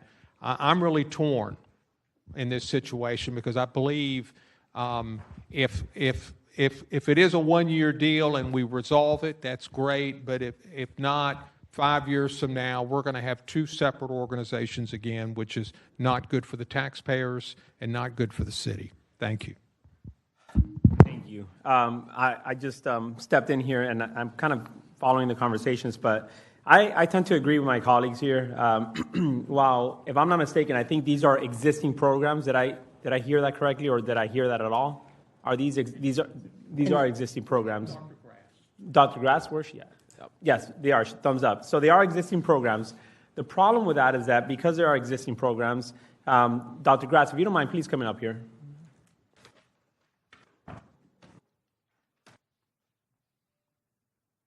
Just please state your name and address for the record. Hello, Sarah Lynn Grass, Kids Hope Alliance. Thank you. These programs that we have here, at least this one, because there's three more coming up throughout this page, while they are expanding or extending it, right, are they adding more expenditures to this program? Is it the same cost, flat line across the board, or are we adding more dollars to it? We're adding more dollars to it. Okay. They'll have more staff and things like that to be able to expand. So the problem with that is that we're not seeing that here. All we're seeing is a $350,000 increase from the proposed budget compared to last year, which was $0. So we don't have the apples to compare how much of that is actually being added to it, which, to Mr. Salem's point, it's because it's not housed in the same place and they keep on moving it around. What's happening is, my worry is that this program is having more expenditures, but I don't know if it's because they're expanding the program or it's because we have now administrative cost to it where we didn't have it before. So which one is it? If I can just speak to this one in particular, they're opening an entirely new center. So right now they operate this at Emmett Reed, and they're now opening one at Kennedy Center. And so I work with Daryl. They provide the space, and then we provide the funding for the actual services. So it really is a total expansion, something totally separate. So would you say that 100% of it is towards operational expansion, not administrative costs? Yes. 100% of it? I do, yes. Okay. All right. Well, it goes back to the point Mr. Salem brought up. We have three more coming up, and I hope that that's the same answer for all of them. If not, we do have an issue with this. Mr. Joe Carlucci, go ahead. Yeah, just a quick question. The one that's existing is Emmett Reed. Is that what I heard you say? Okay. Is KHA funding Emmett Reed? That is correct. Okay, so yeah, we got like that. I appreciate that answer, and that it just furthers my concern with now we have KHA funding one program in one zip code and Jack's Journey funding the same organization in a different zip code. I just don't understand the future vision for Jack's Journey. If it's just to hand out direct contracts and mimic a lot of the things that are at KHA. And I say that with all due respect, but I just don't know that was like the original intent and in the original vision of Jack's Journey. So it's yeah, thank you. That's all, Mr. Chair. Thank you. Mr. Salem? Councilman Carlucci, you get it. After me speaking several times, and these other ones down here are, I think Dr. Grass can confirm, are simply adding on to programs she has within KHA, not in different sites or anything, just more money. Is that not correct? Correct. We do fund them, but they will be expanded using these dollars. Chair, is there any appetite to putting these Journey ones below the line and give the entities a chance over the next week or so to maybe work out something that would make people more than me comfortable that we're not creating two separate organizations getting separate funding? I hear a motion. Can I get a second for that? We have a motion and a second for conversation. I do have, are you done, sir? Yeah, I just think that would give us a chance to understand this, because I think many of you are hearing my concerns for the first time, and this is $2 million we're talking about. This is not, $50,000. Thank you. Yeah, before I go to Mr. Lanin, my only concern, my biggest concern is redundancy, and we said that yesterday. I'm saying it again today. These are existing programs. There's nothing new about these programs yet. We're funding Journey Forward to bring essentially the same thing that we already have in place. Not one drop has been added to new programming. So what is even the point of having Journey Forward if it's just expanding existing programs? All right, Mr. Lanin, go ahead. Through the chair, so Councilmember Salem, okay, I've heard enough noise about it now, so I agree. Let's put everything Journey Forward. I think that's your motion. Anything Journey Forward we'll put under the line pending further discussion at a future budget meeting, correct? As well, I asked the administration as well as W.C. Gentry, whoever represents Journey Forward, to come back and think about ways that we don't duplicate this. I have my own ideas, but I hope they can come up with some ideas as well, and we can have maybe a better discussion. Thank you. All right. I do have President Carrico on the queue. Go ahead. Thank you. I don't want to belabor this, but the lesson learned is just communication. Like if we just were aware of these things or had some time to meet with the board members or the mayor's staff and understand what these programs were and what the future holds, I think we'd have got answers and we wouldn't be here today wasting time. So let's figure out how to do better. Thank you. Councilmember Diamond, you're on the queue. Hearing the sense of the committee, I just want to add something for maybe guidance. If some folks are going to have to do some work to figure this out, to get these things back above the line. So what this is just Rory speaking, think the benefit of the journey is it brings people from the community in with various expertise to really drill down on issues to try to stop crime. So for example, we worked on juvenile justice programs that were very cheap, like 50 grand, 60 grand. And they literally stopped kids who were 13 and 14 making their first mistake and turned them around so they did not become lifelong criminals. Instead, they became happy, productive citizens. So there's value to what the journey does. If we want to capture the value without having to have the redundancy, I think you could have it under KHA.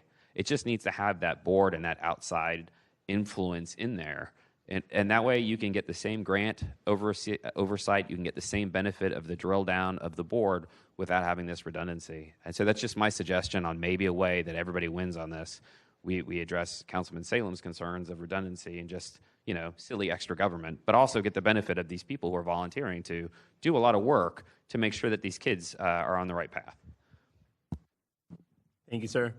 Mr. President, you're on the queue again. No. I'm going to open it up to non-committee members. Mr. Matt Carlucci first. Go. Thank you, Mr. Chair. Through the chair, if you wouldn't mind, I'd like to hear from Mr. Griggs on this issue, and I'd also like to ask through the chair if these multiple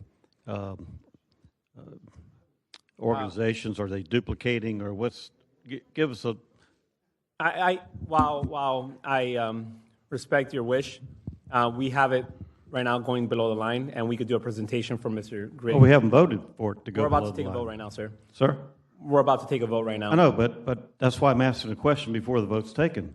Below the line means we'll come back to it. We're not. You have to vote for it to go below the line, I believe. Yes, sir. Mr. We haven't voted on that yet, sir. We're not doing this right now. We're coming back to this again. Thank you, Mr. Chair. You're not going to allow me to speak to this before the vote. Well, you can speak. I'm not going to recognize anybody from the audience right now. Well, I think it's important to recognize Mr. Griggs. He's intimately involved in the very subject that we're fixing to take a motion on that would put money under the line and make it unavailable. I've had Josh Hicks. I've had Dr. Joshi request to present. Not once did he reach out to me to present today. So unfortunately, he's not prepared. He didn't come to me. Well, so this is not Mr. Griggs is here ready to speak. Like I said, we're not in a baseball game anymore. We're in the World Series. The ninth inning is over. I don't need to be explained he already where we're had a at. shot. Mr. Chairman, please. I don't need to be. Mr. Amaro, you're recognized. Let me finish, please. Thank you. I do not need to be explained where we are at. Mr. Amaro, you're recognized. Thank you, Mr. Chair. I don't know if anyone on the committee can answer this. I've heard the frustration over redundancy and the fact that Kids Hope Alliance is already doing the work. My question, has it been answered as to why they are not doing the expansion and another party is doing it? Thank you, sir. Ms. Pittman, you're recognized. Can anyone answer that? Anyone on the committee knows? I do have Mr. Weinstein on the queue. So once Ms. Pittman gets recognized, if you want, Mr. Weinstein will be next. Yep. So I know I was late because I had another meeting. You told me about that. So just for clarification for me, so I can understand. So are we concerned that some of the same agencies have monies from KHH and Journey? No, ma'am. Okay. The concern is duplicative efforts from KHA and Journey, and why KHA wasn't the one that was actually funded to do this project. Now we have a second entity in Journey Forward doing the same work that KHA had. These are expanded programs through KHA previously. They're not new programs. So what we're doing is we're going to put it below the line to have an opportunity so that everybody could come prepared on meeting number 6 to have this conversation. The reason why I'm being a stickler right now is because time is of the essence. Yesterday we ran long and we didn't finish the meeting. I want Mr. Griggs, KHA, and all these entities to come all together one day to present so we can have an actual meaningful dialogue. That's all I'm wanting to do. I don't want to waste time right now to do this again when he's going to present again. Okay. So we're just putting it below the line, keeping it there for now, and then meeting number 6 we come back. The total amount? The total amount, yes, ma'am. Okay. $2 million. Okay. Yep. All right. I just wanted to understand, because I know that if both organizations are doing the same thing, or not doing, I should say, both organizations may be doing 2 different programs when you talk about expansion. So, and I'll use it like one might be field trips, the other one might be social services or mental health. I was just wondering if it's not the same thing, but it may be 2 or 3 different initiatives that an organization might be doing, kind of like what Salzbacher Center does, with the different monies that they have. So I just wanted some explanation. We'll get those explanations. Okay. I promise you. And here's the thing: my intent is not even to remove them completely into bucket 1. I want everybody to be prepared for that. Okay. Meeting number 6. Okay. have Mr. Weinstein, and we're ready to take action. Just 30 seconds. I want to follow up Councilman Diamond's statement. They are a little bit slow.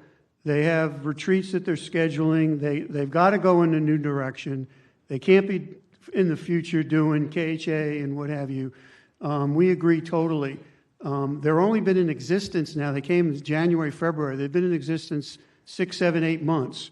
But I think we'd like them to be further along than they are. But it can't be duplicative. I suggest you go with them this year and expect next year to have totally new ideas, totally new direction. That's the intent. Thank you. All right. So we have a motion and a second to put it below the line. Mr. Chairman, can we just please clarify if you're putting the entire $2 million budget or Yes, the ma'am. 1.9? $2 million. Thank you, We are sir. putting item number 5, number 24, number 27, and number 33. That's not $2 million, sir. That's Sorry. why there's another $100,000 when we get to page 86 for that fund that is not a direct contract. So we wanted clarification if you're just putting the direct contracts totaling 1.9 or the total budget of $2 million below the line. But the motion was made for the contracts. Right. We'll do the 1.9. The 1.9.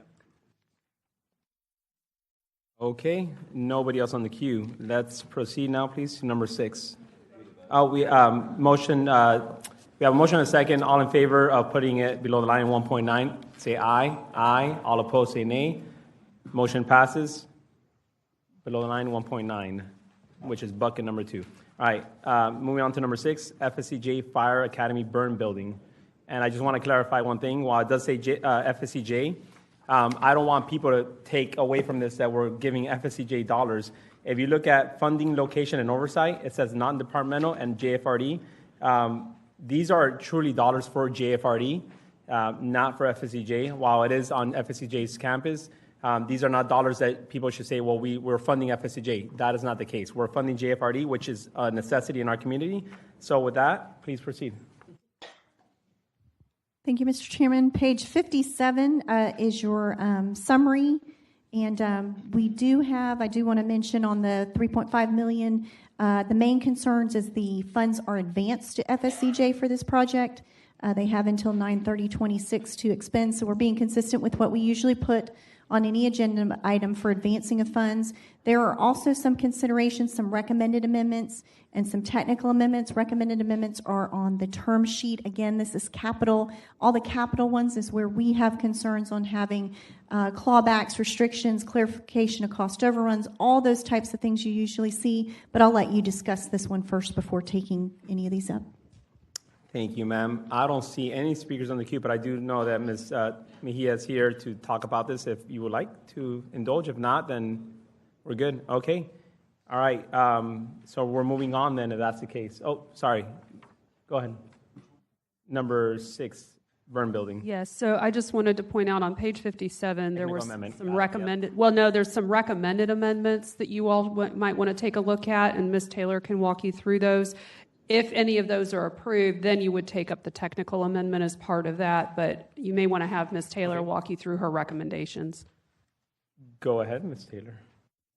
Thank you, Mr. Chair. Through the chair to the committee, one of them is to remove the 118 requirements. Again, this is capital in nature, and we would be paying for invoices for that capital construction. The second is that we are recommending that funds be reimbursed, be dispersed on a reimbursement basis, or at least on a work performed and invoice basis, rather than fully advanced. Again, consistently, you will hear that from us. That's, of course, a policy decision. And then we recommend that either more definitive terms, and we do have a sheet with some of our items that we would like to see, if you do want us to hand that out, that those be more defined, more protections for the city, or that it be placed below the line until we can work with the entity. We did send out a questions shortly after getting the budget. Those are our recommended amendments, and then depending on where those go, we do have a technical, if the advanced is not removed, to put a waiver in place. Okay, I will recognize Past President White. Thank you, and through the chair, I understand the technical amendment. They usually don't like to pay until the work's done, but either we put the money in the fire department budget and they pay it because the fire department's not going nowhere, so I think it's fine myself to move on, whether we pay them so they can get started and get it complete. Thank you. I would agree with you, sir. Mr. Diamond, recognized. All right, Ms. Stefopoulos, you're recognized. Yes, thank you, Mr. Chair. I just wanted to clarify, and Ms. Taylor could also jump in if she needs to. So this isn't a CIP item, so it's not money going into the fire department's budget, except to the extent that it might be paid through the fire department on the direct contract. So I think there's some misgivings on how the monies will be handled. It's a direct contract. The money is going straight to FSCJ. Yep. Okay, which in turn goes to JFRD.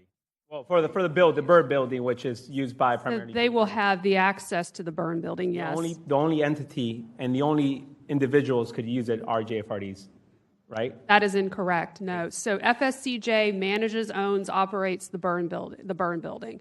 They have a fire academy that uses it, and JFRD is also able to use it for training, but it is not exclusive to JFRD for use of the burn building. Okay, I do have Ms. Mejia. Please. Name and address for the record. Taylor Mejia Roberts, FSCJ 501 West State Street. Thank you, Mr. Chairman. So yes, that is correct. The Fire Academy of the South is underneath FSCJ. We run that fire academy. JFRD has a presence at that fire academy. They have staff that are housed there, and the majority of our operation is for JFRD recruits and continuing education for the fire department. We do have fire departments from Clay County or Nassau that will come. We have an ARF truck, which is the Airport Rescue Firefighter Training. So we have other entities that will come and use specific props and train on those. But the bulk of the programs out there are for JFRD. And if I can, just explain, so the $3.5 million, like Councilman White said, FSCJ's preference would be to have that in a lump sum delivered to the college. We went after state funding. We asked for $3.5 at the state. We got $2 million. FSCJ is putting another $1 million into this project, so the full budget is $6.5 million. We're going after an aggressive timeline to get this built and put together in less than 2 years. So all of the city's funds of $3.5 million will be encumbered within the first year, so by September 30th of next year. So that would be our preference, is to have it in one lump sum and give us the opportunity to spend it down as soon as possible. Thank you, ma'am. One quick question. You mentioned airport rescue training. Does JAA contribute towards this by any chance? And Mr. Holland will probably know more than I do, but... It was a joint effort with JAA when we partnered with them on a federal grant to receive the actual ARF truck that we do the training on. And that was maybe 10 years ago or so. But yeah, it was a partnership with them. Okay. We'll bring that up during the JAA. We will. Yes, sir. Okay, well, was that a motion, Mr. White, to have the funding? Sorry. Past President White. That's why. Past President. No. All right. Well, I will then pass the gavel over to... Mr. Chair, I might be able to help. So it sounds like the will of the committee is to not do it on a reimbursement basis. It was part of the budget as they would just get the money up front. So you don't have to make a motion to change that. They'll just get the money up front. But there are some technical amendments that would have to be considered, and I think Ms. Taylor wants to jump onto that as well. Let's proceed with those then. Through the chair, if we are proceeding not, I just want to make sure you all know, in those term sheets, there are no cost overruns. It doesn't address that. Timing of any of ours, if it's not completed, I just want to make sure you all know there are several things in there that do not necessarily protect the city that we would traditionally like to see. But as far if the committee is not entertaining anything related to that, we do need to get a waiver in related to 118-201F7 to allow advance payments in excess of 10%. If that's the case, again, we do have a term sheet with suggestions that we communicated to the entity. Happy to pass those around. All right. Ms. Mejia, can you make us feel better about our decision? Sure. So there will be a working group that has already met with the training division out at JFRD and FSCJ staff. If we want anybody from the administration or the council to sit on that working group, you're more than welcome to come. But no funds will be expended without JFRD's consent and approval. The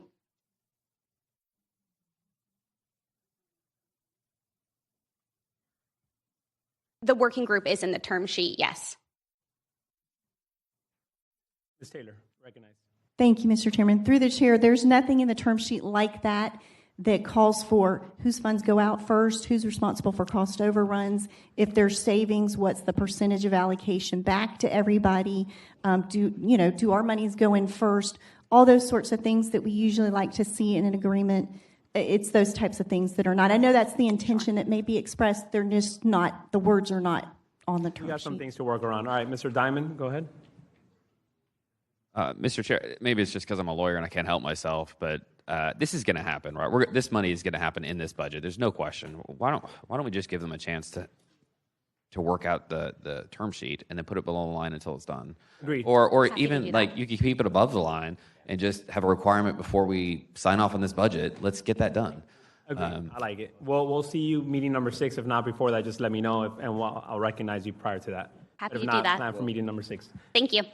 You mean you're putting it below the line? We are keeping it above the line for now, and just you have 2 weeks to fix the technical amendments that they have, and we'll recognize you again once it's completed. And we're not going Will to do. the waiver of 118.201? Through the chair, I would say we just address it all at wrap up if we need to do anything, and we'll get all of that taken care of. Okay. All right. Well, I think why don't we? I'm looking at the body. I'm looking at Mr. Salem. Do you need to take a break, sir? I've got to be here for the next one, so I'm trying to hold on. I could tell your answer. All right, let's take a quick 5 to 10 minute break. Let's call it, it's 2:41. We'll be back at 2:50, 9 minutes. A break. Yeah.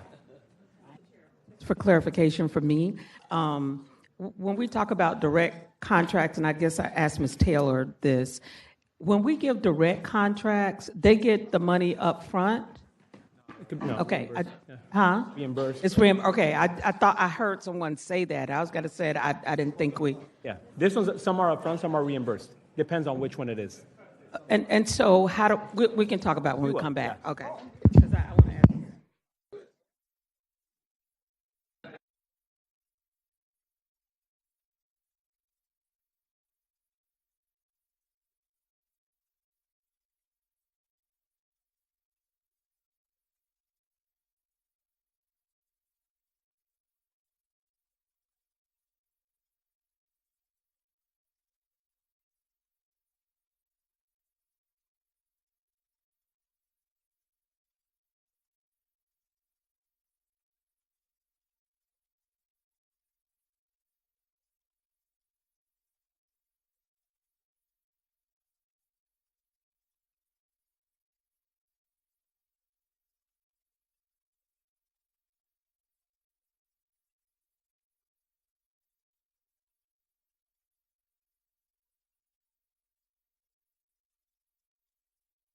Okay, we are starting. We are starting back up again.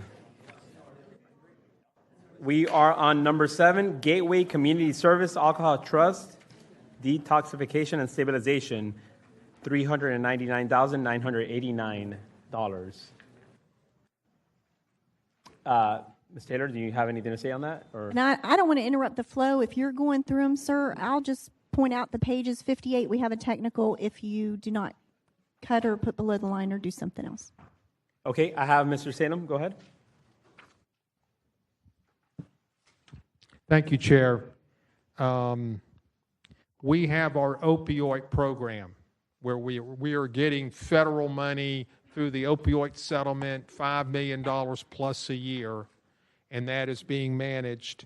I think, just like I've been pounding, any opioid-related detox should come from the opioid dollars. We should not be funding money outside of that in direct contracts.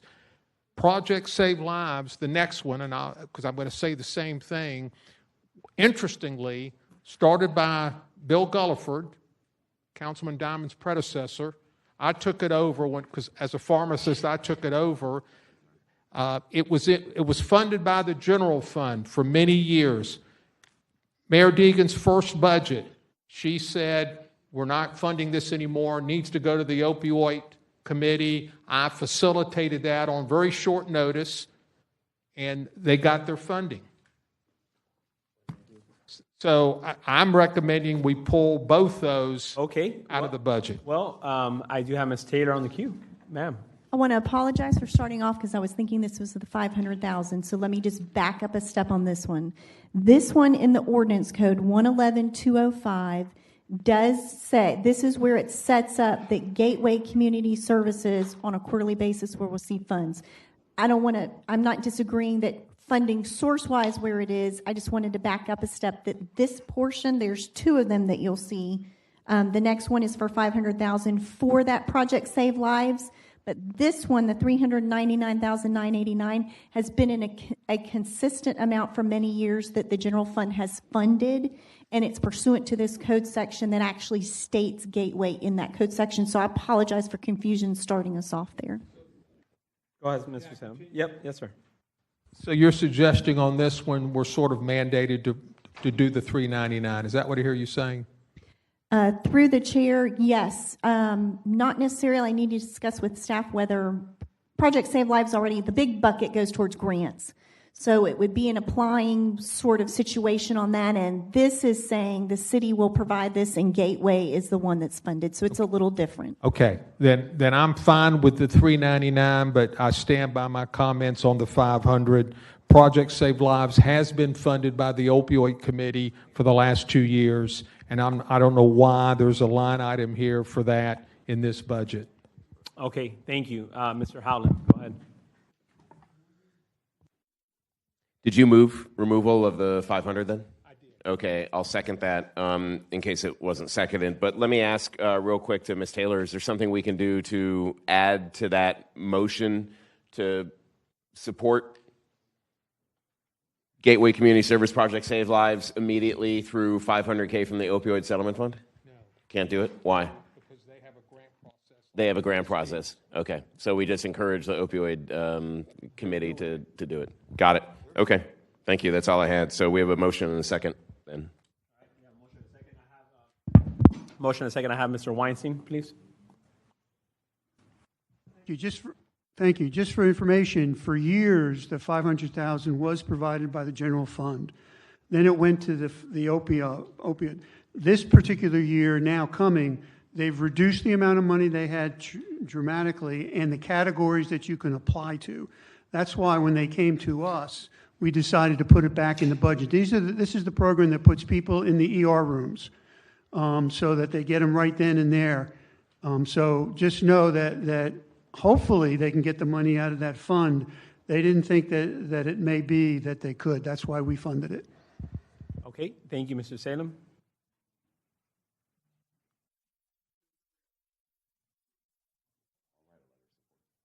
Mr. Weinstein is correct in one point that he said. The opioid committee reduced each category of treatment, prevention, intervention down to $500,000 per entity. Gateway could still receive $1.5 million from the opioid program, which more than pays for Project Save Lives. So I don't know why this is here. No one came to me. I spoke to Madeline Zoru, who manages this program.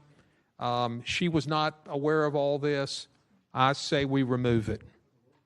And Gateway has not come to me. Okay. Heard you loud and clear on that one. So where are we, Ms. Taylor, please? Through the chair to the committee, so we have two items that you are in tandem discussing. The first one is the $399,000. Back on that one, we do have a technical amendment to take up when you're ready for that. But I believe the motion right now is to remove the $500,000 of the direct contract. That's that second. That's what kind of threw me off guard. Okay, yeah, so we're skipping number 7 for now. So we have a motion and a second to remove Project Save Lives. All in favor of this, say aye. Aye. All opposed, say nay. Motion passes. Just to confirm, this is going to bucket number 1, completely removed. Yep, all right. That's correct, yes, sir. Moving back up to number 7 so you can have your technical amendment. We have a motion and a second on the technical amendment. All in favor, say aye. Aye. All opposed, say nay. Technical amendment passes. Moving on to number 9. Taylor. Yes, sir. This is your urban rest stop with Sulzbachers, and we just have a technical amendment. The funding's increasing from $270,000 to $400,000. Okay. Just to confirm, this is going to CBA dollars as well, too, right? You do have this on the list that you gave us from CBA? Let me verify, sir. Yes, we do. Yes, sir. Perfect. All right. So we will take a motion on technical amendment, but can we get a motion on technical amendment? We got a motion and a second. Conversations I have Mr. Lanin on the queue. All right. Mr. Diamond on the technical amendment, or, yep, go ahead. It's not on the technical amendment, just real fast. On both of the Sulzbacher ones, I'm going to vote yes. And I just want to be clear, some organizations are just so good at what they do, and I have a lot of faith in their leadership, Cindy Funkauser and all the rest over there, that I know will get the ROI for the city. Thanks. Thank you, sir. All right, we have a motion and a second on the technical amendment. All in favor, say aye. Aye. All opposed, say nay. Technical amendment passes. On number 9, we are going to number 10, mental health offender program. So moved. We got a motion and a second. On the technical, Ms. Taylor, you want to go over that? The technical, or are we good? You'll see it there. It's just to correct the budget. All right, cool. All right, so we have motion and a second. All in favor, say aye. Aye. All opposed, say nay. Technical passes, and just to clarify, that's about $800,000 that we just put towards homelessness. So to say that we don't do anything for affordable housing or homelessness is a false narrative. We do a lot, as you just saw in 2 action items here. Mr. Howland, go ahead. Thank you. And let me add that my guess is they'll win whatever our maximum is in public service grants, 2 or maybe 3. So we just need to keep in mind there's so many different streams of revenue going to Sulzbacher from around the city. And because there's so many, we lose sight, and oftentimes we get criticized for not supporting homelessness. We certainly do. But we also need to be mindful that when there's so many different streams going to the same entity, we could lose track of just how much money we're sending them. Just to note it. Thanks. Thank you, sir. Mr. Lanin, go ahead. Chair, I'm on item 11. All right, number 11, Ms. Taylor, go ahead. If I could, on number 10, I just want to mention that one is not on our list, the MHOP, because it's a mental health program. So I just wanted to make you aware it's more that, and we did not categorize as counting towards the CBA.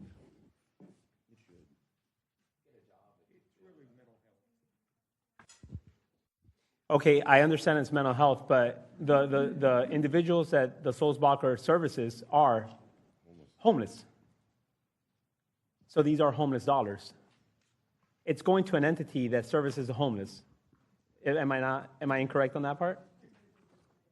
This was you recognize me? This was a council-initiated program. Basically, someone's arrested with a misdemeanor. they have urinated in somebody's front yard or something like that, they get a choice. You can stay in jail for 15 days or whatever it is, or you can, if they have a severe mental health problem, they can go into the Mental Health Offender Program, or MHOP. So the first diagnosis is mental health. I want to be perfectly honest with you. Many of them are homeless, but they get into this program because they have a significant mental health problem and have committed a misdemeanor and have been arrested.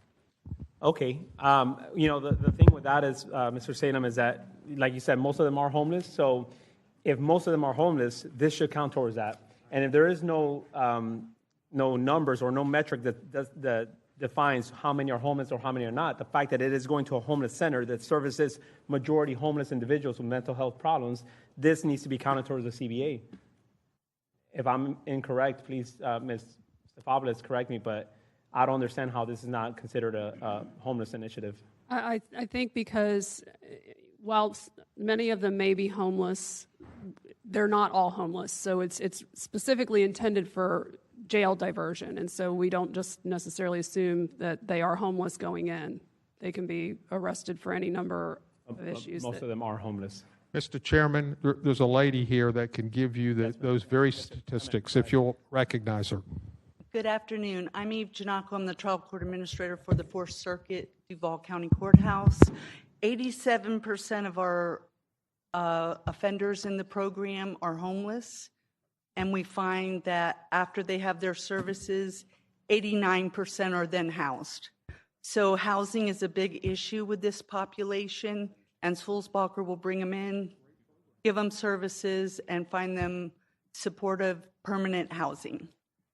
Thank you for that information. You are amazing. So I'm just going to crunch very quick some numbers. So I would suggest then Ms. Stefopoulos and Ms. Taylor, why don't we designate $389,325 towards CBA dollars, because as she stated, 87% goes towards homelessness. Here's what I would recommend, Mr. Chair. You have a significant list of well more than our obligatory annual minimum for dollars that go towards the CBA. Where we have a gray area like this, where I don't think the funding has to be allocated, I don't want us to be in a position where there's a dispute with the Jaguars that we're counting things in a gray area when we're well and above where we need to be on an annual basis currently. It's, again, however the council intends to proceed forward, but that was kind of the genesis of the list from the auditor's office, was if anything was in a gray area, we erred on the side of caution and being conservative to not worry about having to initiate a back and forth with the Jaguars or any concerns relative to our obligation under the agreement from the Jaguars' perspective. Okay, fine, we'll let it be. I just want to make it clear, had this been a one-time expenditure, I get it, but this is continuation every year. So it's not just $385,000. This is over the course of years and years and years. So by the end of our term with the CBA, it's going to be in the millions of dollars. So to say that it's just a gray area, we're literally putting millions of dollars not counted towards the CBA. I'll let it be. I understand, I'll let it be, Mr. Chair. but it's millions of dollars. It's not just this one-time expense. Yeah, I understand, and I do recall that during the discussion on how would we count things from the 24-25 budget with the Jaguars, they had expressed, and I think Mr. Weinstein has raised this, that they didn't want the city to continue allocating towards its minimum things that it had already been paying for and expenditures that it had continually provided over the years. It was intended to be kind of over and above. And so that's another part of the list that the auditors have created, are items that some of them might be continuing funding that we do each year, but a lot of it was the over and above what would normally be included in the city's. So the over and above, meaning the additional $25,000 in this line item of increase from this year is what you're talking about, technically. But, all right, I will drop it. I think the point is already made. All right, so let's go on to, we already took up the technical amendment on this one, or not yet? We did, right? Okay, let's go to number 11. I know that Mr. Lehman was on the queue for this one.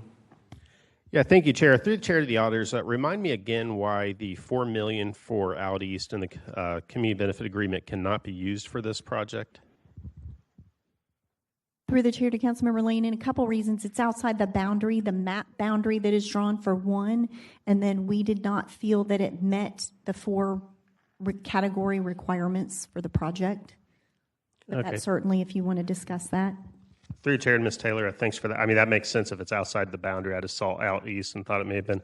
My first thought on this is I don't know what district this is in, but I mean, it sounds like something that should be consideration for that district members' $1 million as part of the community benefit agreement. In fact, it's something similar to something I'm considering to do in my district with my $1 million allocation. So just want to throw out there for whatever, whoever the district council person is for that. District 7, okay.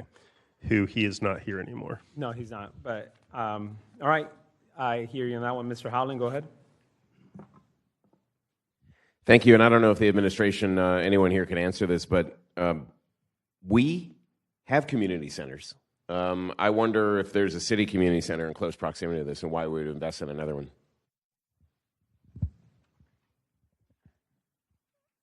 There are community centers in and around, but nothing very close. Basically, the concept here is trying to partner with entities within different environments, neglected, left behind environments where we could instill some progress and some activity. That's what this is about, to partner. The Jaguars expressed an interest in this. Lift Jacksonville has expressed an interest in this. We're just trying to do as much as we can in areas and partner with other groups to leverage our dollars as well. Okay. Thank you. All right, Joe Carducci. All right, thank you, Mr. Chair. So basically, the way who's going to own the building?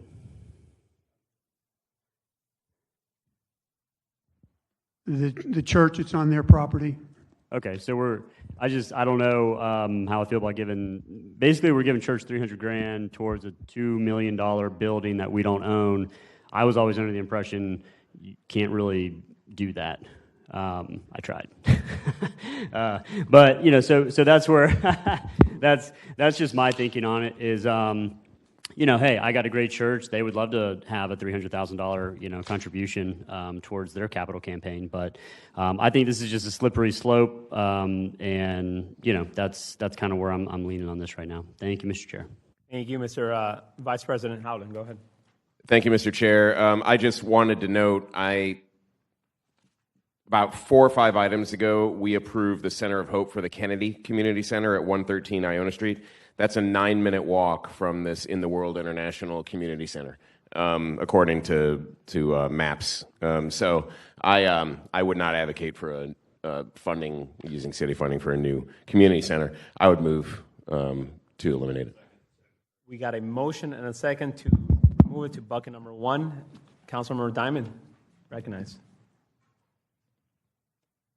Thank you, Mr. Chair. I was just going to make that motion, so support it. All right, Mr. Salem? We're good. All right, all in favor of removing it, please indicate by saying aye. Aye. All opposed, say nay. Motion passes. All right, moving on to number 12. Ms. Taylor, please. Yes, sir. This is your Jacksonville area legal aid. There was an enhancement in 24-25. The additional $500,000 is noted there. We have one technical amendment on it whenever you are done with your deliberation. Thank you. Mr. Diamond, I know what you're going to say, but go ahead and say it. You don't know. I might. So, look, it's no secret that I've been really disappointed with JALA recently. I think they've been chasing headlines and not focusing on helping people. And so we already give them money mandated by the state. They already get a bunch of money.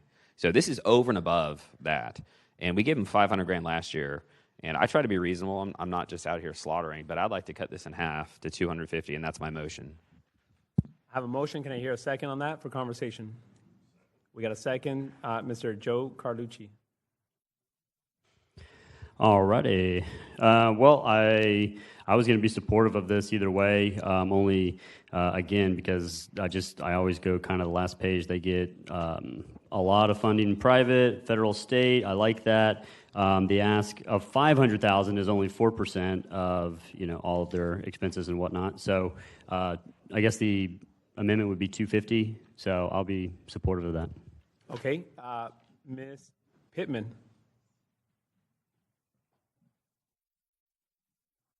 Again, with all due respect, Councilman Diamond, the work that this organization does. And you all know what's going on again. There's been a lot of evictions, a lot of people who have lost their job, who need the support from legal aid because they don't have money for lawyers. This organization has a great track record. I don't know what you mean about chasing, headlines. I don't know if that has anything to do with the money that that organization need to support the underserved. I think we need to keep things in perspective when it comes to needs and services. I mean, I just think that's unacceptable to say that when this organization needs support. And I would tell you a lot of nonprofits depend on this organization to help the people that we're serving. I've been at the Clara White Mission several years, and again, when I have individuals who come and need help, I refer them to legal aid. And I just want y'all to keep this in mind. $500 is really not a whole lot of money. Thank you. I do have Committee Member Howland up next, and then I'll recognize Mr. Boylan and Mr. Matt Carlucci. Thank you, and through the chair, if you'll indulge me, I know we have someone from JALA here. Sir, if you could come up, if the chair would indulge. Okay. Yes, sir. Go ahead. Two questions. One, I thought this money, the auditor's write-up is a little bit different. I thought this was going to the Jacksonville Eviction Diversion Program, which includes rental assistance and eviction prevention. Is that true? We use other money to help run the city's eviction diversion program. We use this money to kind of cover all of the different programs that we operate in Duval County. To Councilman Diamond's point, for example, we do get, because of state statute, a surcharge from the criminal court system. As everybody knows, those fines and fees are dropping statewide, they're dropping nationally. So that's about $165. The rest of this money supplements all of the other $8 million that we bring to bear in Duval County. Okay. One of the things I've been a big fan of and supportive of in my last 3+ years on council is the heirs property. And I know JALA does a whole load of that. To me, eviction diversion, housing subsidies, foreclosure assistance, eviction prevention, those are all monies that end up going to a landlord, whereas heirs property helps people create family wealth. I'll support the reduction that Council Member Diamond has introduced unless I can get assurances that this money will go to heirs property. I believe in creating wealth for people, particularly wealth that's not correctly papered so they don't see it. You create that wealth, it allows them to use their home to finance an education, to start a small business, to pass wealth down to children. The heirs property is very valuable, and I always would support it, and I'd support the full amount if it went to that. So, and I don't think I introduced myself, Jim Kowalski, Jacksonville Legal Aid, 126 West Adams Street. We already were the primary bidder for the city's heirs property program, and we run that program in conjunction with some other groups for the city. That program is well funded by the city, and we're deploying those monies together with the other money that the city draws down to retire overdue tax liens, for example, and pay for court costs for probate. So, candidly, and with respect, we would not deploy the other $250 for this program because we don't need to. Okay, so through the auditors, we already fund JALA through other sources? Yes, sir. Through the chair to the vice president, you will see a court cost trust fund next week, or a $65 fee fund where they get dollars. It's split 4 ways. Courts gets 3/4; they get 1/4 of that. I don't recall if there's anything else. They do city money. I believe that's it. They do get other grants. Okay. Right. We apply for PSG. We help run your foreclosure intervention program, which doesn't pay for our lawyers. We use other money for that. This helps with that.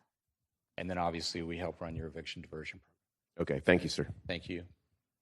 Thank you. All right. Ms. Pittman. Go ahead. Second time, yep. Just wanted to say, Jala does a great job with comprehensive. They have more, as most of you may know, is that they have more than one program. And I'd like for you to come back up, Jim. If 250, tell me again, how's that going to impact if you don't get the 500,000? So for those of you, and I'm just going to use an analogy here that may not be appropriate, but for those of you who've worked in the nonprofit world, many funders ask what your match equivalent is. And they want you to be able to show, for example, we pulled down $1 million from the Attorney General's office to do our domestic violence work and our trafficking work. We pulled down a significant amount of money from HUD to do housing work. And they want to know that we have a partner in the city. So all of the surrounding counties, Clay, Nassau, St. John's, that we partner with, take the surcharge, which, as I've said, is dropping nationally, and they supplement up, including Clay, which supplements up and gives us free rent in the Clay County Courthouse. So that's the partnership that we're able to show when we're pulling down, like I said, $8 million of other money to deploy in our county. Okay, thank you.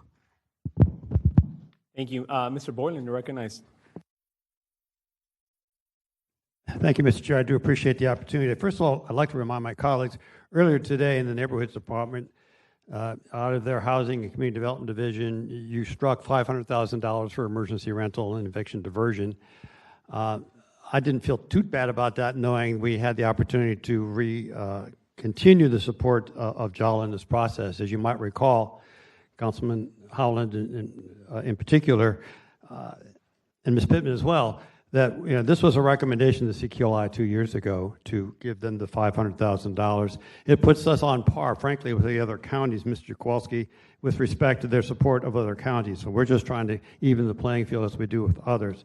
And the reality is, if we're not able to support them to this level, we're going to see more contentious issues in the courts, because that's the only way they get paid through this process. And so if we get them a situation they can negotiate issues outside of the courtroom, all are better served through the process. So I encourage you to retain the $500,000. Thank you, Mr. Chair. Thank you for that. I see no other speakers in the queue. There is a motion right now on the floor and a second for splitting in half to $250,000. All in favor indicate by saying aye. Aye. All opposed say nay. Motion passes. Moving on now to the next one.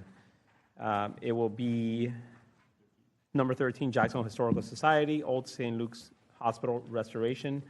Ms. Taylor, please proceed. Yes, sir. Through the chair. Sorry. I'm sorry. Before we proceed, there was a technical amendment on number 12. Do I need to take that up, even though we split it in half? No, sir. I think we're clear now on the $250,000. We'll get that Scrivener's corrected in all the areas, so I think we're fine. All right, thank you. All right, number 13.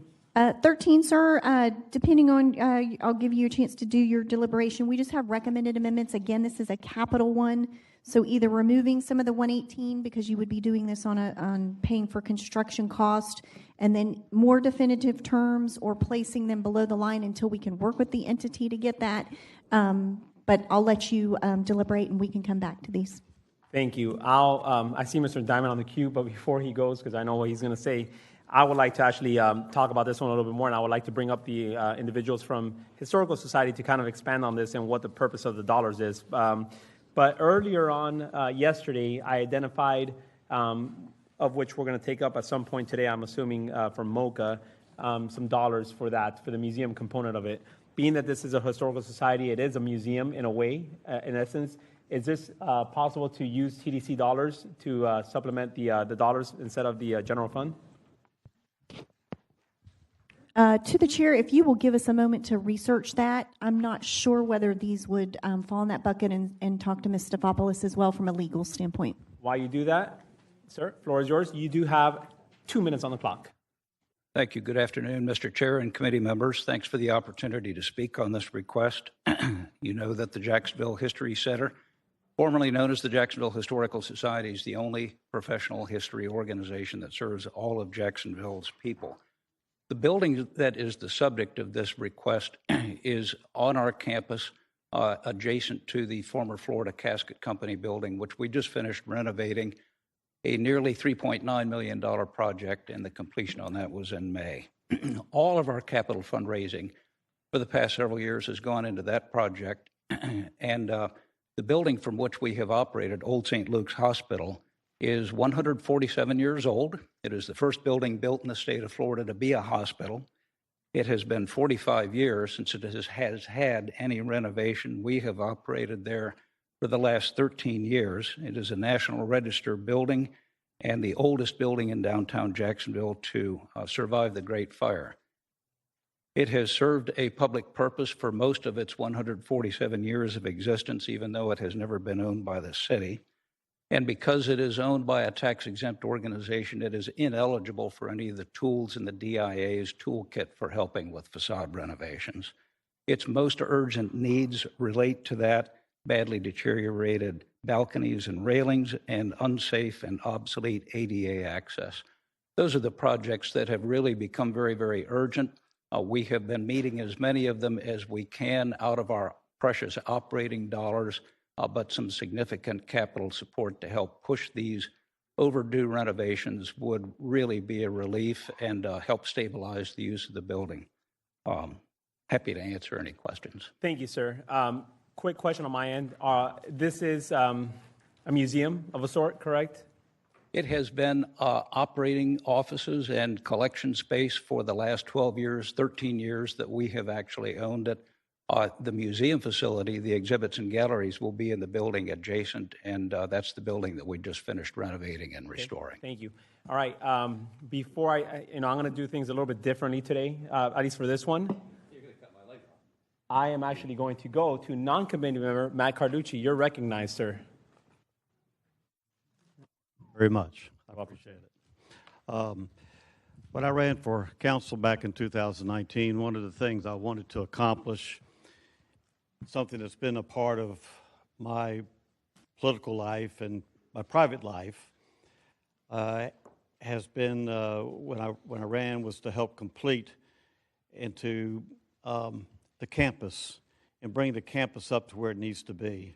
The St. Luke's building now, that's where students go.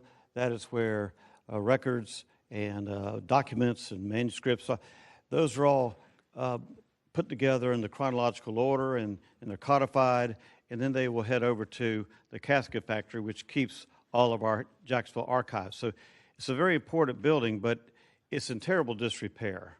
And I think it would bring a lot more people, because there is somewhat of a museum inside, but you can't really get inside it with because of ADA and or the wood's just rotten, and so I thought since the money that they're raising, which they've raised a considerable amount, will be used to enhance the rest of the campus and in the interior of the History Center where the casket factory is, if we could just take care of the rot and get this place painted and get it more user-friendly and buttoned up to preserve and protect the archives that it's processing, that would be very important. And I would feel very good about perhaps accomplishing my goal of bringing that campus up to date. And that's important to me. So thank you for allowing me to speak first. I really do appreciate that. Yes, thank you. Sir. I'm a fair guy. All right. So I actually agree with you, and I want to support you. The fact that, this is a one-time appropriation of $200,000. They did not come last year for these dollars. This building needs it. They need it. These are archives that are honestly for the betterment of Jacksonville. So I would just urge my colleagues to please help support this one-time request. But with that being said, I will recognize Councilmember Diamond. Go ahead. Thank you. He threw in the white towel, flag. Mr. Joe Carlucci, go ahead. Yeah, I was going to move it below the line. No, I'm just no, I'm kidding. No, this is a beautiful historic building, and I've seen plenty of pictures of it. I've been by there. It's actually right behind kind of the back entrance to the arena. So no, I mean this is a classic example of historic renovation that folks like my dad, Councilman Matt Carlucci, has a very good finger on the pulse for. So I will absolutely be supporting this. I'd encourage my colleagues to be supportive of it as well. Thank you. Mr. Lanin. Thank you, Chair. I guess Councilmember Diamond's wearing off on me, but I see where this is heading. One of the things I was going to bring up was through the chair to Mr. Bliss. Have you talked to the district council member about this? Because this is the second thing in like 30 minutes that's come up that looks like a great use of the $1 million district money we got through the community benefit agreement.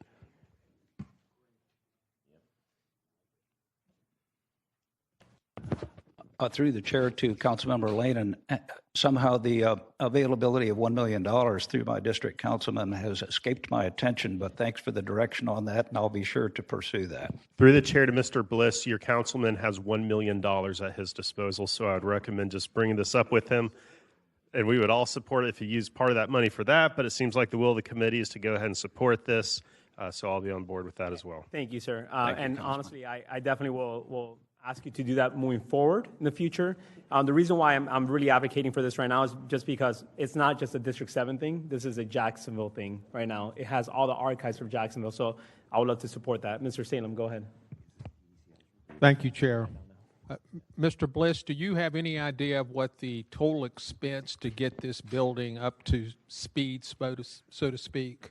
Yes, our general contractor, Crabtree Construction, recently gave me a total project budget of a little over $400,000 to meet all of the needs of the building to bring it up into good shape. The $200,000 appropriation that we're requesting here obviously would do about half of that, but if we can deploy that as soon as possible after the beginning of the next fiscal year, it would really allow us to get the most critical needs met. And we would just advance the project from the most critical on all the way through to completion. Do you anticipate fundraising to complete the project? Through the chair, Councilmember Salem, I am always fundraising for projects like this. But yeah, we certainly do. As I mentioned, these are capital project dollars. It's a capital project for sure. But the urgency is such that we have just been making tough decisions about operating money and diverting that into meeting the capital needs of this building. So I understand. I helped Councilman Carlucci to get the original money to get the casket factory ongoing, and I'll be supportive of this as well. Thank you. Thank you all. Mr. Matt Carlucci, recognize one more time, and then we'll bring this home. Little note that I would say is actually, and this is exciting to me, the Emerald Trail goes right by the Jacksonville History Center.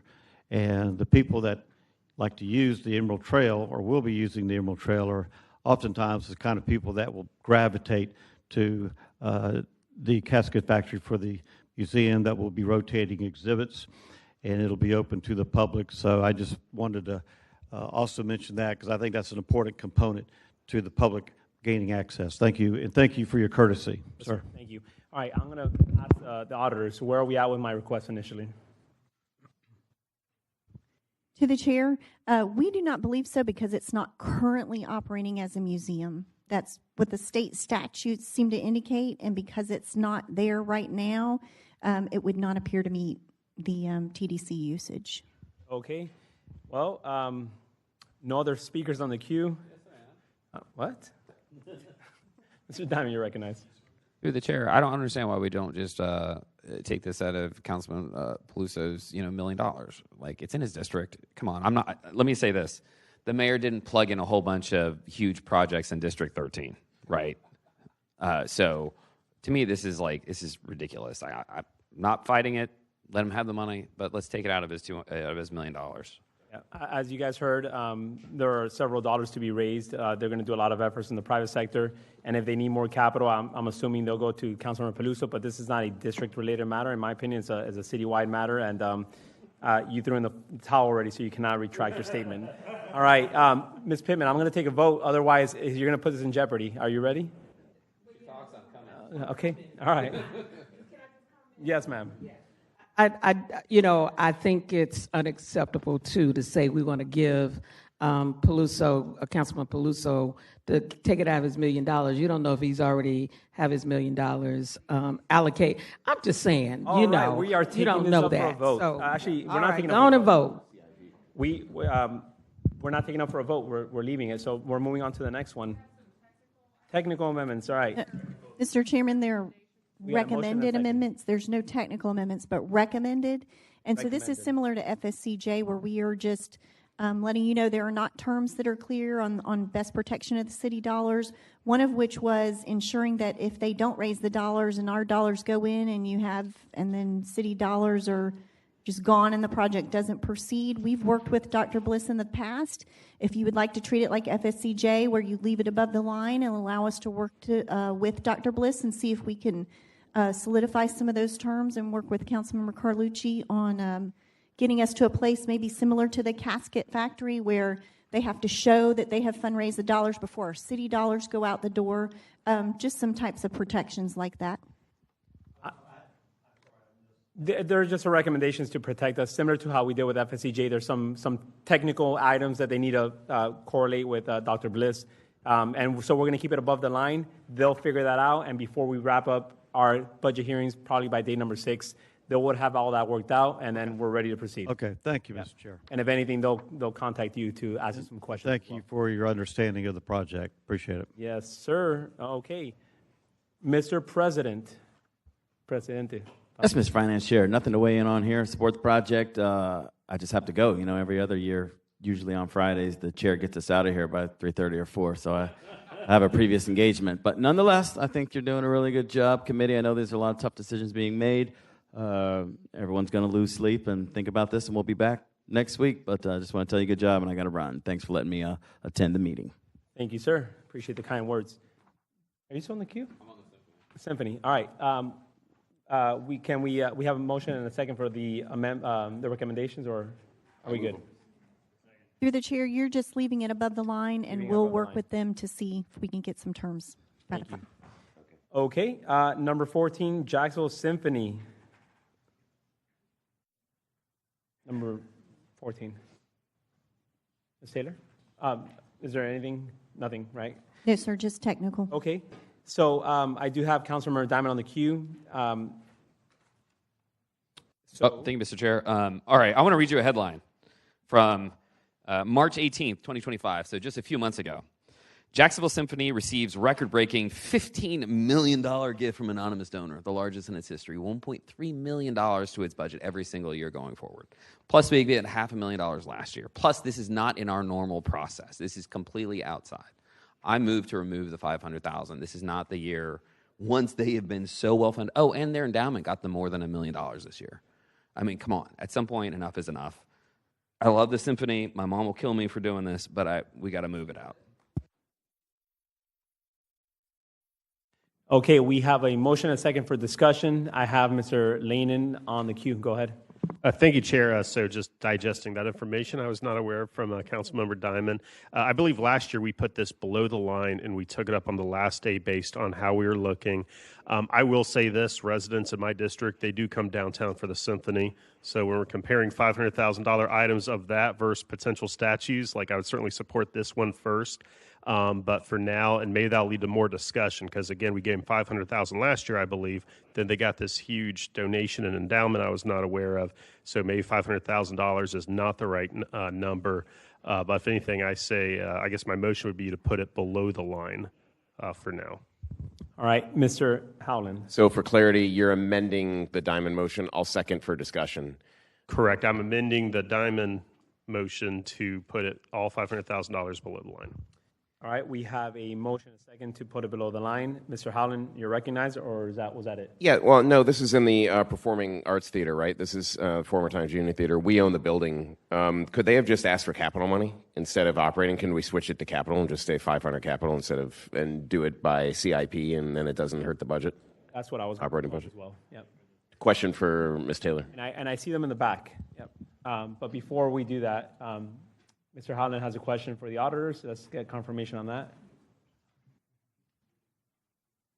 Through the chair to Council Vice President, these dollars were for staff. I think you'd be going after the building is ours, so if we have in the venue section of the CIP, it really wouldn't benefit them as an organization to have, because they're not having to cover the building cost. Yeah. So, but I just wanted to make you aware that this is particularly for their staff cost, these dollars. Okay. All right. Right. I will support them through supporting the building rather than direct costs, but that was my thinking. I agree. So I'm going to pass the gavel over to Councilmember Howland. I'm going to make a motion to... You're recognized, Mr. Harris. We can't do an amendment to amendment. Right, so you already have an amendment to the motion pending. You can only have one pending at any time, so you need to dispose of that in some capacity, whether through withdrawal or a vote, before you take up any other motion. Through the chair, I'll withdraw my amendment to the motion.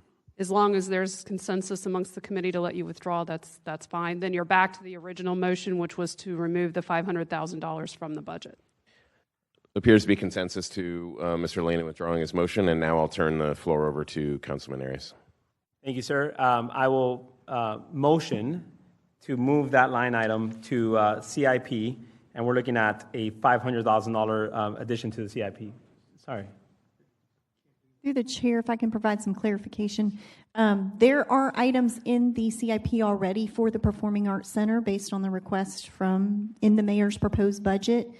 The dollars that they are seeking, that would not benefit them. They are seeking dollars to help pay for the cost of their musicians and everything else. The building is ours, and we do have capital needs already placed in the budget.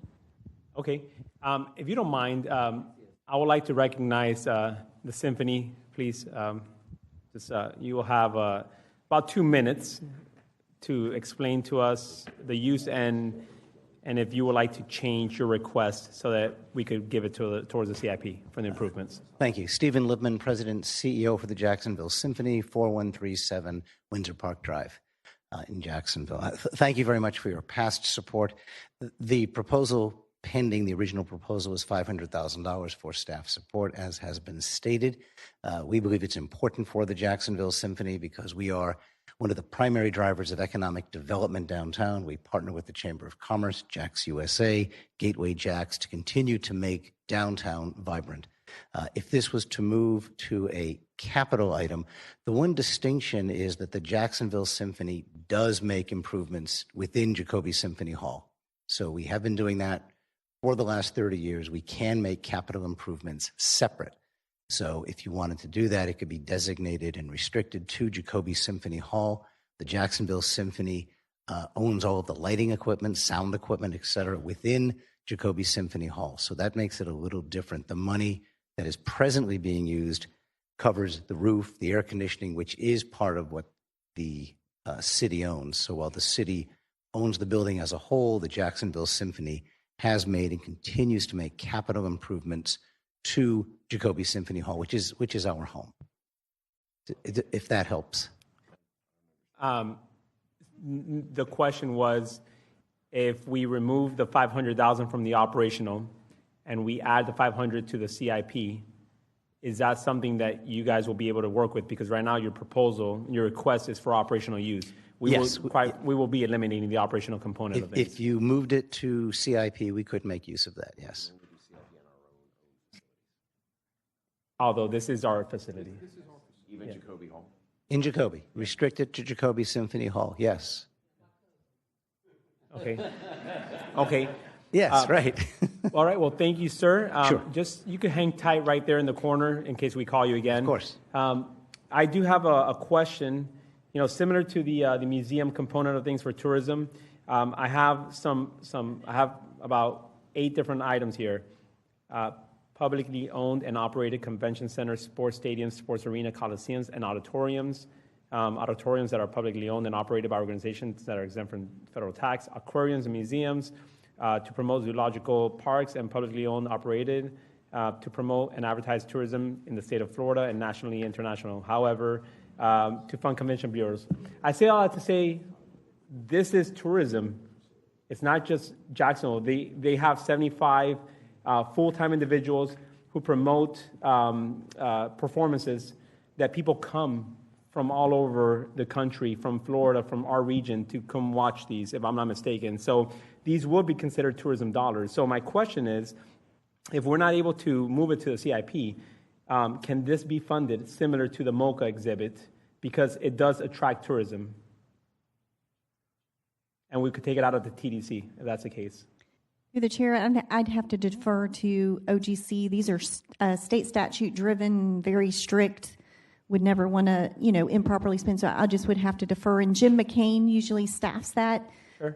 In fairness to Ms. Stefopoulos, she does not usually staff that. Okay. So what I would like to do is I would like to table this one for now. I know there's a lot of moving parts on that, and we'll get back to it. But I do have Mr. Salem on the queue. Go ahead, sir. Thank you, Chair. Sir. Can you please come back up? Are the numbers that Councilmember Diamond quoted from that article accurate? No. That's what. Anytime a large grant is received, it's payable over time. So that grant is paid over a very long time. So when the money is not sitting in the bank right now. No. But he said 1.3 million a year for I think 10 years. Is that accurate? 1.3 million is the spinoff from our endowment? No. Can you reread it, Councilmember Diamond? I can't get to the veracity of the article, but I'm pretty sure Matt Denix has got it right. All right. Jacksonville Symphony announced a historic $15 million gift on Thursday, the largest gift in their 75-year history. The anonymous benefactor has dedicated the symphony's approximately $1.3 million yearly endowment, which funds music education, et cetera. Right. So that's referring to what is presently the spinoff from the endowment. So it's accurate. Well, the spinoff it's been 1.3 for many years. This gift is paid over more than 10 years. So it's not as if that cash, $15 million, went into the bank. I understand. Did you apply for a cultural services grant? Yes. 500,000. Somewhere in that area, yes. Okay.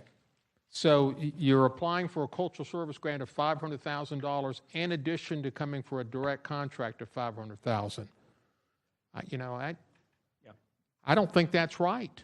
I agree. I don't think double dipping is what we should be doing. I agree, which is why I was suggesting we remove the operational component of it and allocate it towards the CIP component because that is our building and it is in disrepair. But nevertheless. But if I can, I heard someone say there's $8 million in the CIP for this building presently. Is that correct? Through the chair, that's correct in the 25-26 CIP. And I do want to also mention they have received cultural service grant capital dollars of $200,000 in the last 4 years, I believe. Not each year, but in total. Okay. All right. If I can just offer some clarification. Sorry, sir. You're not recognized. Okay, right now, sorry. Right? So I just think that's a lot. When I heard no mention, I had a text about the cultural service grant, someone watching, and that should have come out from the very beginning. So that bothers me.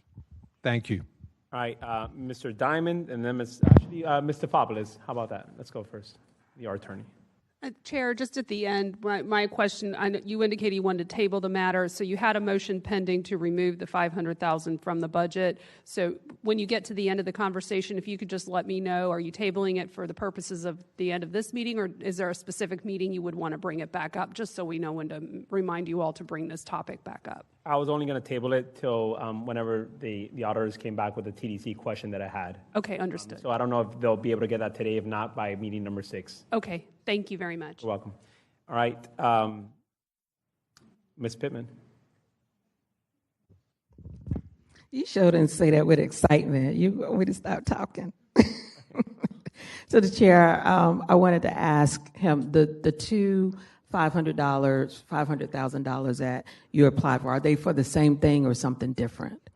They're for operational costs. So presently, they're both for operational costs. Okay, but are they the same thing for operational costs? They go for different buckets within. We have a $14 million budget, so they're supporting different buckets within the $14 million. This one is just primarily support the compensation of the musicians of the Jacksonville. Okay, because I need you to explain, because right now they're not hearing that, right? Okay. So you need to tell them if for CDBG, or cultural council, that $500,000, what that is used for? Right. And then That's what used the to support- $500,000 that you currently use? Because Right. right now is going down. This It's is not going to down. support, what we're before you today is to support the compensation of the musicians that Councilman Arias referred to. And it represents about 10% of the total compensation of our musicians. The grant from the CSG is to support all of our operations, arts education, music education, that supports 30,000 students for Title I. So they are supporting different things within the Jacksonville Symphony. Okay, if that helps. Councilman Salem, he don't want to make sure you're not double dipping. Right. So It's for I different- need you to explain right. that to him. It's for okay? different All right. Thank you. No, thank you. Okay, all right. So I would motion to table this until we get a final recommendation, or I guess some response from the auditors and OGC on this. If that's okay with the body, just to table it for now. All right? Thank you. All right, thank you, sir. Okay, moving on to number 15, Jacksonville Urban League. Ms. Taylor, go ahead. Yes, sir. Page 66 has the details. Again, this is capital, and I just want to mention it's $1 million in 25-26, and the plan to ask for an additional $1 million in 26-27. And we have the same concerns on the term sheets as far as getting things, but I'll let you deliberate. Okay, I do have Councilmember Diamond on the queue. Go ahead, sir. Oh, sorry. Actually, no. I do have Mr. Lehman on the queue. Please, go ahead. Okay, thank you, Chair. I've been waiting for this one all day. I talked about this one in finance as well. So just as background, the past couple of years, myself, Councilmember Miller, and some others, we've been working on a Military and Veterans Resource Center. There's been a Daily Record article about it. There's been a Times Union article about it. There's been 2 noticed meetings, and there was the administration put committee dollars up against it. So I was very surprised when I was flipping through that we see here another Veterans Empowerment Center for $1 million this year, $1 million next year, both of which we're looking to have in roughly the same downtown area. So again, this is another one that I've gotten absolutely no background on. No one reached out to talk to me about this. Don't really know all the details here. Maybe we're going to get some information today. Not making the motion yet, but one thought I had is we have $2 million in the CIP for something that's still TBD. Councilmember Howland, you're very aware of all the different moving parts on that. But maybe we take this $1 million and add to that to make it $3 million in the CIP for that Military and Veterans Initiative funding we have, and remove this from the operating budget. But just want to have some discussion on this first. Okay, I would like to recognize Mr. Diamond. Go ahead. Thank you, Mr. Chair. So I want to remove this out of the budget, but I want to be clear. I want to have a veteran center in Jacksonville. We don't have one. A couple of years ago, I helped bring Endeavors out, which in my opinion makes the best veteran centers in the country. I visited theirs in San Antonio. I mean, to say that it's state-of-the-art is just undersells. It's just amazing. So I would love to have a national organization come in and help us, like Endeavors. It doesn't have to be them. Love to partner with all the military-related nonprofits in Jacksonville. My friend's employer probably being number one, Wounded Warrior Project. And bring all these people to the table. We've got United Way coming up in a minute. They have Mission United, which brings all veterans-related nonprofits together. This obviously, I did a lot of this work as the CEO of Canines for Warriors. Look, there's a lot of people who want to see this happen. I don't think we should do it ad hoc. I commend my colleagues for trying to do it in a structured and really intelligent way. So I'm in to spend the money, but let's have one that makes some sense. And the last thing I'll say on this is I spoke with the president of FSCJ. I was going to bring this up in a notice meeting somewhere, but this is just fine enough. They're willing to host it. Right? They have all these great campuses, and they have the facilities and the structures and all the rest. The leap from where we are to where we want to be is not that big if we have a really strong partners, and I think FSCJ would be a really logical one given their presence around the entire county. So that's my 2 cents. I'll make the motion for our purposes to remove it entirely with the idea that this is not a dead letter. We're going to make this happen. Motion and second on the floor. Mr. Howland, you're recognized. Yeah, thank you, Mr. Chair. That's a good motion. I'm going to support eliminating it now and considering it in the future as part of a broader veteran center. Interestingly, I did have a chat with the Urban League just yesterday, right before the budget hearings started. And one thing that was interesting is this is not intended to be a veterans center necessarily. It's intended to be a community center. They do say veterans would run through it like any members of the community, but it's not going to have veteran services or resources or anything like that. So it's not strictly a veteran center, which made me think it must be a community center. Do you guys remember just a few minutes ago we talked about the Centers of Hope, and KHA is currently supporting the Emmett Reed Community Center there, and the Jacksonville Journey was intending to support the Kennedy Community Center there.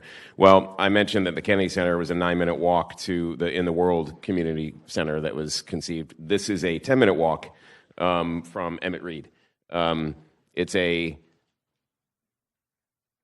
3-minute drive, 3 minutes by bike. We have a community center right there. So we need to rethink whether we do this. We have community services there. It would be duplicative. So I'm for eliminating it now, but I'm not writing it off entirely in the future. I think there's maybe something we can do. Maybe we can double down and build out more our Emmett Reed Center or something to feed to help serve the community. Thanks. Thank you. Ms. Pittman, you're recognized. Thank you. I'm back. Is there any way I can ask Mr. Danforth to come up, Chair? Can I do that, Yes, please? they've been here yesterday and today. Yes. Patiently, Is he here? By all means. Thank you. He's Could part you of let your him he's part of your 5 minutes. Yes. All right. Thank you. And then I have some questions after that. Good afternoon to our council. Richard Danforth, 4928 Top Royal Lane. Let me thank you all for the opportunity to present. This has been a long time coming. I want to clarify, as Councilman Howland mentioned, this is not a veteran center. There are numerous veteran entities within Jacksonville. You name a number of them. We're not attempting to compete with the veterans organizations here. Our idea of veteran service is recognition and patriotism and courage and service. This is what we plan to put in this facility that we've been funded for basically by the federal government to provide various mental health services in it. So we figure, hey, we have so many veterans and veterans organizations. How can we provide services in this area, not only for the community at large and their families, but veterans? And so we're here presenting an opportunity to make a contribution to a community that has been completely redlined and ignored. I want to thank Councilman Salem for putting $10 million in the ballpark, which is 4 blocks from us. So this is an economic development entity. This is a project where we're looking to how do we create jobs in this community?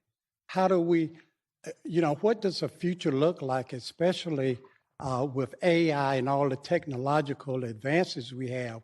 What are we going to do about people who live in these neighborhoods that are struggling, that are suffering? So listen, this is not about a veterans center. Even though I am a Vietnam veteran, my son is currently in the Marine Corps, my dad in World War II, but it's not about serving veterans. You have plenty of people trying to get benefits. We have the program where we even have dogs that are helping in PTSD. So we have enough of those services. What we're looking at is how do we recognize veterans from the First Coast area?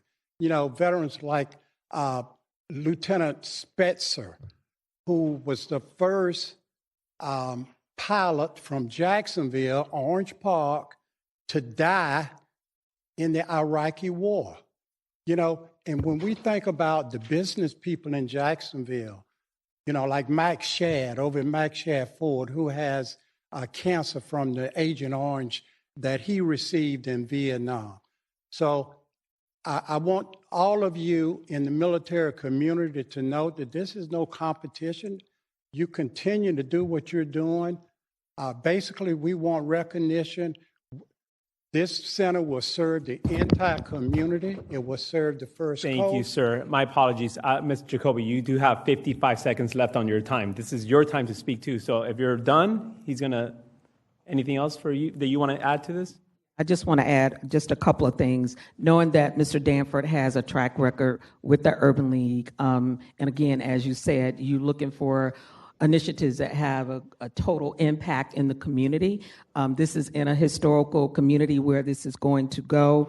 And I just want to make sure, as we talked about the veterans in the cemeteries in our community, this will be an asset to make sure that we acknowledge some of those individuals who lived here and who came from here. So I just think this program would be an asset to a historical community that does not have that. And also, there are a lot of veterans that live in that community, and a number of, or a high percentage of veterans that live where they're proposing to put that. And he's done just what he was asked to do a few years ago, go raise some money and then come back. And that would be as a leverage to what they're doing. There's nothing in the community about what he's asking for. Thank you. Thank you, ma'am. Thank you, sir.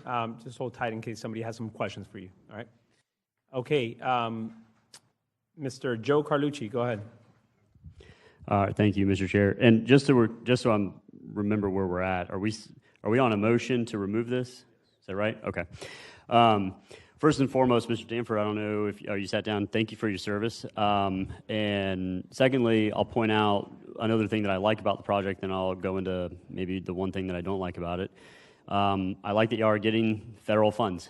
I see here that you have $2 million committed from federal dollars, 1.1 from private corporate donors.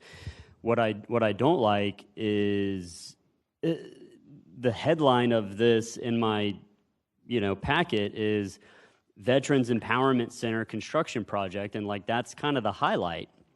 So it just feels like that was sort of the hook, and then it's now it's in front of us, and it's heavily walked back from that. And I don't know. And it's a $1 million ask. So with all due respect, I mean, $1 million, we've had tougher conversations with $200,000 asks, and to not have heard about this, to not have known anything about this, $1 million coming in the budget is not good. So that's, there was no real question for that. Those were just my comments. So I would be supporting the motion to remove it today. Thank you, Mr. Chair. Thank you, sir. I will recognize Councilmember Freeman, first time. Thank you. Thank you, Mr. Chair. I'm here to talk about Journey. Oh, no. No, I'm joking. Bad joke. Bad joke. Bad joke. Bad joke. Figured somebody needed to lighten up. Somebody needed to loosen up the thing. No, you can have a seat, Dr. Danford. Thank you so much for coming. I just wanted to share my frustrations, as I also have an hour and a half to kill before the senior prom. Hopefully you all are going. Not with you all. Y'all are doing an amazing job. And it's not easy sitting in that seat, and I've watched every minute of the work that you're doing, and I commend you for it. It's tough. But my challenge that I have is with this process. It's not your process. This is not the first time this organization has talked about it. I remember doing a Martin Luther King walk or MLK Day walk or one of those walks, and Dr. Danford was working me over back then. This is prior to my years being president, and then when my year as president. And they've continued to lobby on behalf of their efforts to try to provide services for the community that is within access of them. And I love how you give the bike and the walking, because we know access is the biggest challenge, right? I've gone to meetings and sat in the room and listened to veterans talk. And honestly, their conversations were very conservative. I mean, I was sitting in the corner of the room hearing it and left there pleasantly pleased. Some of the things that I heard when they talked about how they feel about what's going on in the world. But here's my challenge, is you heard them say earlier, and when my conversation, It's similar to the nonprofits that were coming up here a couple of weeks ago that were told, provide the service and the money's going to come. Provide the service and the money's going to come. And there was this level of trust between organizations and whoever they're communicating with. I don't want to make an indictment on anyone over there because I don't know who they talk to on the administration side. And then all of a sudden, you have a scenario similar, in my opinion, to a group that's been working. And I don't know how long we've been working on the one with Mr. Conyers, but I know how many years they've been working on it. They've been given this word of trust the process, like trust us. And to my surprise, none of you all had been talked to. None of you all, when I've watched this, none of you knew about it. Is that the fault of the organization that has a pretty good idea and a product for the community, or is that the fault on the group that was supposed to communicate with you, that they were told to trust?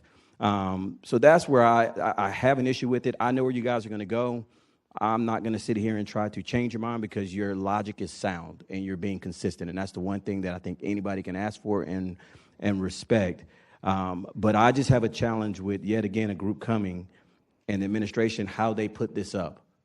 When you all are working on a veterans bill, having notice meetings on veteran bill, and then all of a sudden something comes up with the word veteran in it, that organization was under full belief that you all would have been communicated with by the administration. And I think this conversation might have gone differently. So through the chair, if you don't mind, to Mr. Weinstein, I guess since you're representing the administration, why was there ever a thought of combining the efforts of the work that this body has done, that these members that had the notice meeting with Mr. Ayers, was there ever any talk about maybe combining those efforts and then aligning them jointly with the Urban League? I don't know where they were looking to place the ones that we're doing here at the city, but since you knew you had another organization working and your office was working with them, was there ever a thought of taking two great ideas and merging them into one and then bringing it to this body for one ask? Go ahead, sir. There were multiple efforts to get the word veterans out of the title. My understanding is it was an important part to keep the $2 million from the federal government, but it was never in our efforts to try to make a veterans center out of it. It was always a community center, also serving the veterans in and around the area. Okay, I think that helps. And through the chair to Mr. Howland or to Mr. Lanen, the projects that you all are working on, is that a community center or was that a veteran center? Through the chair to Councilmember Freeman, it was a veterans center, a military and veterans, including family member resource center. I do want to point out that we've been working with the administration, specifically Harrison Conyers, at those meetings as well. And like through the chair, how long have y'all been working on that? I'm just trying to get a timeline in my last 3 minutes. Has it been 3 years? Through the chair to Councilmember Freeman, the mayor put transition committee dollars for a veterans and military resource center. So we've been, like I said, we were in sync, I felt like, until we saw this as an additional ask in the budget. And I'll let Councilmember Howland correct me if he sees it. No need to. I'm done now, but you just kind of scratched my itch that this was in a transition, which I've sat on, and many of you sat on transition committees. You have an organization out there that is a staple in the community, that had proven that they were looking to do something like this, and were they brought to the table during your discussion? And the answer is no. And my concern, as a former district member of District 10, is that when you all make your decision, and you're going to make the right decision, that the message that goes out is that we don't care about the population or the most common visitors to the Urban League. And that's what troubles me, that they're leveraging, that somehow this process is going to be leveraged to shine a negative light on you all, which is not the case. It's a lack of communication. That's why I just asked, was there ever a thought of merging them? Well, so I will let Mr. Lanen answer this, and then we're going to move on to the next speakers because the queue is fully lit up. Thank you, Chair. And I'll just make this really quick so we can hopefully move on. But through the chair to the Urban League representatives, it's not too late. We'd love to partner with you and get your feedback on the Veterans Center that we're working on. But again, with the information we had today, with no prior conversations, I just want to read a specific part with a focus on targeting veterans in need. That's how it was marketed to us when we got our summary here. So that is why there's a lot of confusion. Why are we looking at a duplicate Veterans Center? that we have not heard on with all these other prior meetings with administration representatives there also. All right, thank you. Mr. Howland, you're next. First time. Thank you, Mr. Chair. I have ripped off questions to Daryl Joseph, asking him to document for me what services are offered at Emmett Reed Community Center. And I've also ripped off a quick text to Harrison Conyers to ask him if he can do a monthly veteran services program at Emmett Reed, just like I know he does out at Pablo Creek Library on Beach Avenue. I think he sends his veteran counselors out or around the entire county several times a month, if he doesn't already do it at Emmett Reed. And maybe while the Urban League is moving this project forward, we can at least get better veteran services out in the neighborhood there. And if not, also bolster what we do at Emmett Reed. I know we have a Center of Hope there, obviously. Could there be other things we do, like mental health, wellness programs, workforce development programs, telehealth access, civic engagement? While we're waiting for them, let's at least activate the community centers we have if we don't already. I'm waiting to hear back, but that's a thought about how we move services forward in that particular neighborhood. Thanks. Thank you. All right, Mr. Salem, first time. Thank you, Chair. Mr. Danford, you know how much I care about Durkeeville and what we are transforming the ballpark there and everything else. I know very little about this project, but in one of our Doge committee meetings, we had a presentation on community centers. And I wish I had the map with me of community centers. And we have a bunch of community centers in the urban core area. And they're all over the place because that was the beginning of Jacksonville. I am very concerned about building another community center in that core area. We've got to be able to use another center to meet these needs in some way. So, or combining with the veterans program that's already ongoing. I can't support it today. I'm sorry. All right, Ms. Pittman, you're next, and you're the last one. My one last ditch is to ask if you all would consider amending it to maybe $500,000. And the reason why I say that is because the last few years that he's been here to get support, he's done what the city has asked him to do. And the money that he has available, he mentioned that the name, I guess, has to be appropriate. Is that right, Mr. Danford? The name has to coincide with the dollar amount that you have. Can you I just need you to answer that. I'm sorry. If you can answer the dollars that you already have, we given have. to you. And is it the same title as you're asking the money for now? Yes, the funding from the federal government has Community and Veterans Empowerment Center. Okay. And so we were asked to include workforce development into this effort, which is what we do. So what I want to say is this is a one-time thing. I don't think he's coming back to ask the city. Yeah, it's a 2-year. So, I mean, but the total amount of money, what are you asking for the city? Was it three years? $2 million. We have $2 million that we've already drawn down some funding from the federal government for our planning, for architectural planning, et cetera. We have a contingency fund from the Urban League of $500,000 that will be used. So what's the total cost? The total cost is $5,100,000. Okay. Of which we have almost half of the funding right now. Okay. So. And Madam Councilwoman, and if you oblige, allow me to say that this seemingly is more of an economic development entity, say for a DIA, but we can't receive funding from the DIA because we're in the Northwest Quadrant Trust Fund, which has very little money in it. So we have said that we would be willing to ask the city to look at perhaps a forgivable loan or some other financial means to allow us to meet our obligations from the federal government.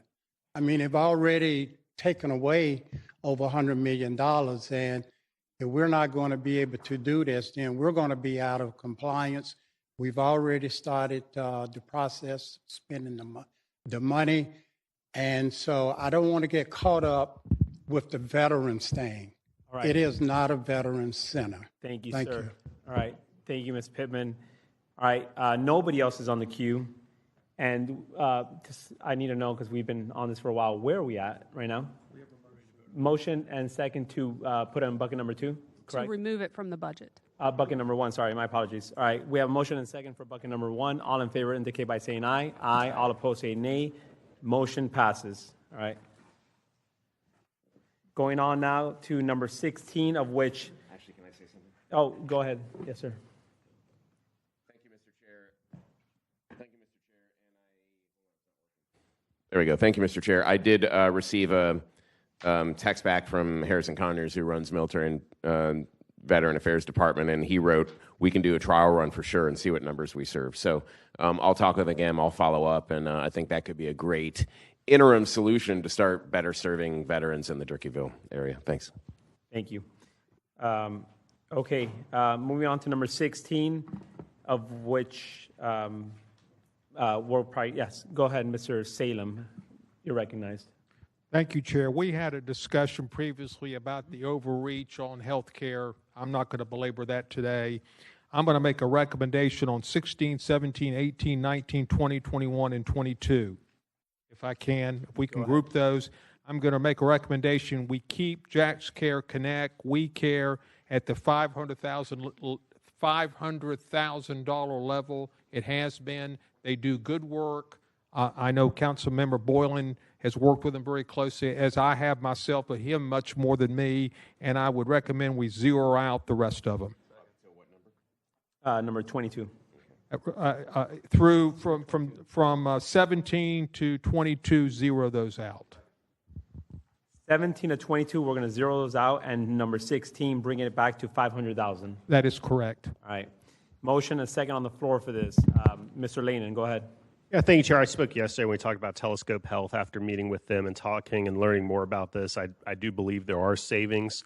However, I realize the direction we're going here. I'm going to vote no to be consistent with how I voted yesterday, but I respect your vote on this as well. And appreciate keeping Jack's Care Connect in there as well. Thank you. Ms. Pittman, you're recognized.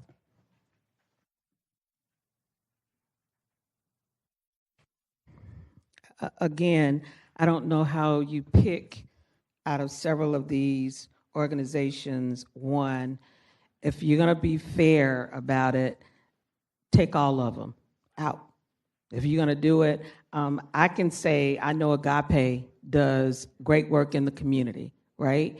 And we're picking and choosing over these organizations that provide services to our community. And to me, that's being discriminating against. You know what I mean?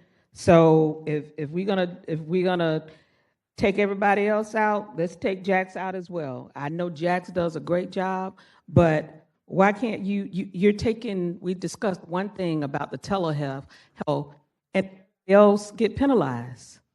That's crazy. I'm just not understanding what y'all doing. Okay. Thank you. So do we have a motion on your end to remove as well Jack's Care Connect? All right, we have a motion and a second, actually an amendment to the motion to remove all items from this line item. All in favor indicate by saying aye. Wait, hold on. What's our posture? Right now, the posture is we have a motion from Mr. Salem to remove number 17 through 22 and reduce number 16 to 500,000. No, that's not what I said. No, that was Mr. Salem. And then you amended his motion. No, I didn't amend anything. I asked a question. My question is, out of all of these healthcare facilities, you want to just pick one? That's okay. We're gonna. Okay, we'll repeat. Maybe I misunderstood because We're you're not- saying. yeah. I just want to make sure I'm clear. Sure. Because you're picking one organization which is a healthcare facility, out of all of these other ones? We're not. That is not the case right now. Okay, well, I I'll have want to Mr. hear the Salem- case then, yeah. because I want to know. Go ahead. Go ahead, sir. Thank you. Jack's Care Connect has been funded by the city for many years. It was funded last year at $500,000. That is more, in my opinion, the umbrella organization for all these other little clinics. These other clinics have not been funded by the city in the past, never have been. So I don't know if that's true. Have Agape ever been funded by the city? Because I know they did offered work during COVID. So if we're looking at it based on the work, then if that's the case, Agape has done that. All right, let me just slow things down very quick before anybody gets on the queue. To clarify, as Mr. Salem said, Jack's Care Connect is the umbrella. We have these smaller entities underneath them. They have been funded in the past through different programs. Like today, we funded Agape for $121,000. So yes, Sulzbacher has been funded as well too in the past. These are additional programs that are based off of the Jack's Care Connect Safety Net Collaborative Department. So this is something else. So it's not necessarily that we're identifying one program. Jack's Care Connect has been funded as the overall umbrella, and these are additional programs that they wanted to bring in-house for this year. That's where we're at right now. I'm going to let the auditors I just want you to know, recognize. Agape is not a small organization, and so is Sulzbacher. They're not a small organization. And fine. I'm just saying. I'm feeling. When I say the word small, I didn't mean like small as in like manpower or organization in need, but these are going to be under this umbrella is what I meant. So, Kim, please go ahead. Yes, sir. For clarification, if you would like, in fiscal year 23-24, we did fund the Jack's Care Connect program along with these satellite locations. Those funds carried over, but in 24-25 budget, you went to just the We Care Connect, this main organization that Councilmember Salem is proposing, and so that would keep it consistent with the 24-25 fiscal year that you are mainly funding that parent organization. Okay. So I don't see Ms. Pittman on the queue, but if you would like to finish up your thought, if not, then I'm going to move on to Mr. Carlucci, Joe Carlucci.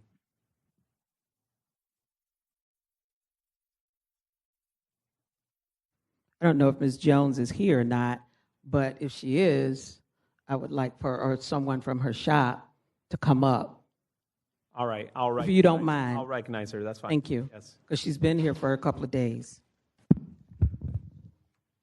And just to clarify, the clock is not ticking. Please bring this back down to 2 minutes. Yes, sir. Thank you, Mr. Chairman, members of the Finance Committee. Mia Jones, Agape Family Health, and we are a partner with Jack's Care Connect and We Care and all of the organizations you see listed here. This program is one that I can say, having sat where you're sitting, has a proven track record. Last year, when we did not get the additional funds, we went to the community to get additional funds, but we were not able to get the same amount.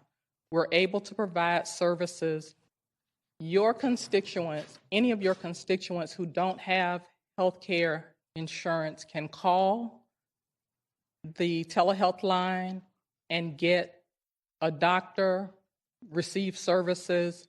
Once they get that service, they are then turned over to the other clinics that you see listed. Some are FQHCs, myself and Sulzbacher. The others are free and charitable. People meet different criteria, and so as a collective safety net organization, we have come together in order to maximize and to make sure that we're fiscally responsible and get the people to the right place. So they are then sent back to us for primary care in order to keep them out of the emergency room. So all of the organizations work together. Jack's Care Connect under We Care, who's the fiscal agent for that project, then make sure that the patients get to the right place. We Care handles a specialty. and the rest of us handle the primary care, behavioral health services, and dental services. Thank you. So, thank you. Thank you. All right, I will recognize now Mr. Joe Carlucci. Whew, sorry, I kind of forgot where I was at. I will support I'll support the motion over there, and I kind of appreciate it because I had all of these printed out with notes and everything. So just for the record, I could go through one by one and make my justifications, but for the sake of time, because we only have 30 more minutes today, I will support just removing all of them as a batch. But if you want the justification, we can submit that for the file. Thank you, Mr. Chair. Thank you. Mr. Boylan. Thank you, Mr. Chair, and I appreciate the opportunity. Ms. Pittman, hopefully our explanation today will be helpful to you. I handed out to all of you two sheets. The first one really speaks to what appropriation we have done to U of Health over the course of the last 25, 26 years. You all know what the definition of insanity is. So what we are doing now and have done for the past 20, actually some 40 some odd years, has sent a big tranche of money to U of Health, I don't discount we should, to pay for the most expensive form of health care out there in terms of service. So 2 years ago with the CKOI, we brought together with Jack's Care Connect and the safety net to say, let's find another way to help these people to indigent care. And what they have done, take a look at the second piece of paper, you will see hundreds of millions of dollars they have saved taxpayers and our hospitals by keeping these people out of our ERs. Now, there's a question was raised yesterday, a comment was raised. So I said, what about the nonprofits like Baptist and Ascension who are benefiting from this? They are partners in this process. Over $23 million in services and grants were made available through Ascension and Baptist and others. So, and the Community Health Center, you heard from Ms. Mia Jones over here a second ago, that last year when we funded $500,000 to keep the program going under the administration of We Care, we did not fund the clinics who were seeing an expansion of services. Their capacity was being tasked because of all these individuals being shipped to referred to their particular clinics. So what happened? They got money from the Community Foundation and from Baptist and also from DuPont Fund to support their expanded work. The hope this year was to do exactly the same thing. Let's stop the cycle. We found a better solution to dealing with indigent care, and that solution is getting these people out of our ERs, getting them to a primary care service, a primary care physician, and make this a much more impactful system. I think we will see in future years a declination of need on the part of U of Health. I'm hopeful through this process. As you can see, 22,000 patients are what we call patient-centered medical home at this point in time because of this work.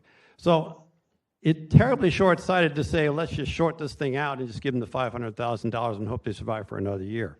I think you want to take a look at this. And I appreciate the idea of counting it back or pulling it back a little bit or clawing it back a little bit to this process. But I would like to suggest, if I may, obviously not a member of the committee to do so, that in addition to the $500,000 that Councilman Salem is proposing, that we also provide each of those clinics the same $45,000 they received from the private sector last year, and hopefully they'll get it matched by the private sector again this year through this process. This is meant to be a public-private partnership. Thank you, sir. And the private partners are doing a lot more than we are in terms of that partnership. Thank you. Mr. Lanen, are you on the queue? I am. I would move to amend the amendment that instead of $167,000, each one of those six gets $45,000 instead, which I believe was what Councilmember Boylan was saying, which is consistent with what their prior year funding was, if I followed correctly. I hear a motion. I don't see a second. All right. We have a second for discussion, and I will recognize Councilmember Freeman. Thank you, Mr. Chair. I'll be brief.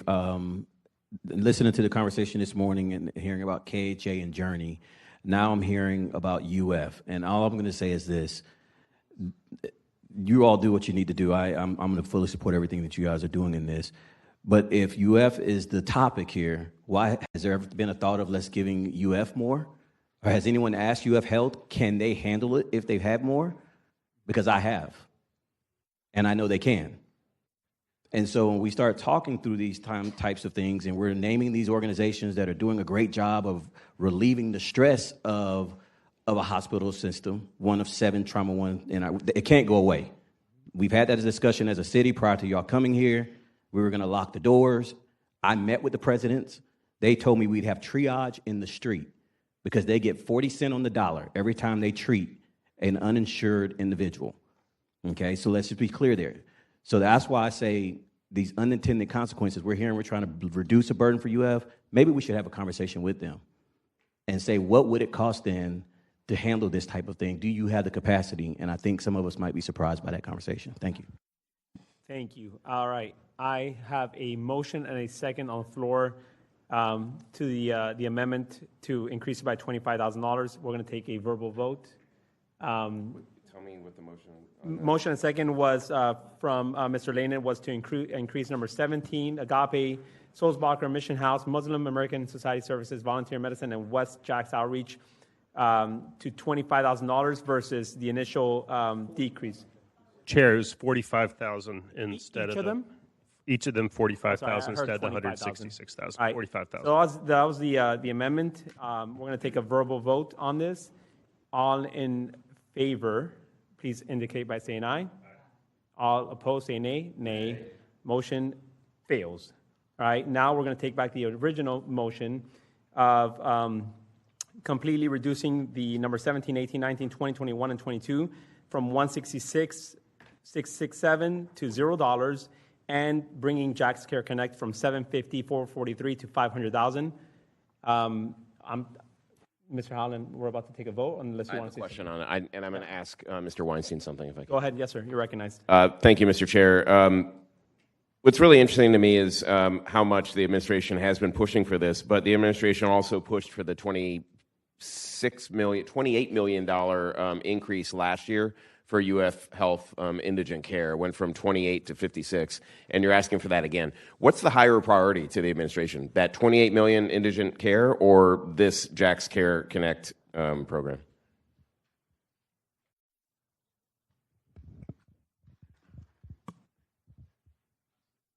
If you had to choose between the two, we've got to keep the indigent care hospital functioning. I mean, it's our hospital, it's our facility.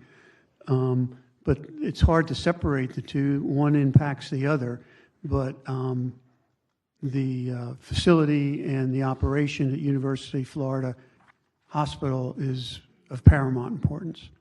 Okay, thank you. I remember making kind of a broad statement last year when we approved that $28 million 2X increase to Shands. If I got the schedule right, it was right here on Mr. Boylan's. Yeah, okay. So $16 million. When we approved that last year, it was such a significant increase. I remember saying, well, if we want to be a good partner with the mayor ran on healthcare, and this is a huge ask, we'll deliver. And we delivered it to her. So obviously that's the higher priority, and I'll support keeping that, and I'll support this motion to eliminate these. Thanks. Okay, so now we are going back to my original, Mr. Salem's original motion, which was to eliminate 17, 18, 19, 20, 21, and 22, and reducing number 16, Jack's Care Connect, from 750 to 500,000. All in favor indicate by saying aye. Aye. All opposed say nay. Motion passes. Only 2 nays heard there. All right. In the essence of time, we have about 27 minutes or so. We have quite a few United Way action items. I want to table those till next week on Thursday when we return.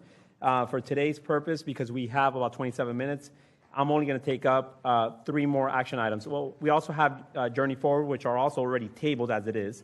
So I do want to take up the 3 remaining action items, which is going to be number 23, number 25, and number 32. I will start with number 25 first, because that one might take a little bit more time, and I want to make sure we take care of that one today. So number 25. Ms. Taylor, please proceed.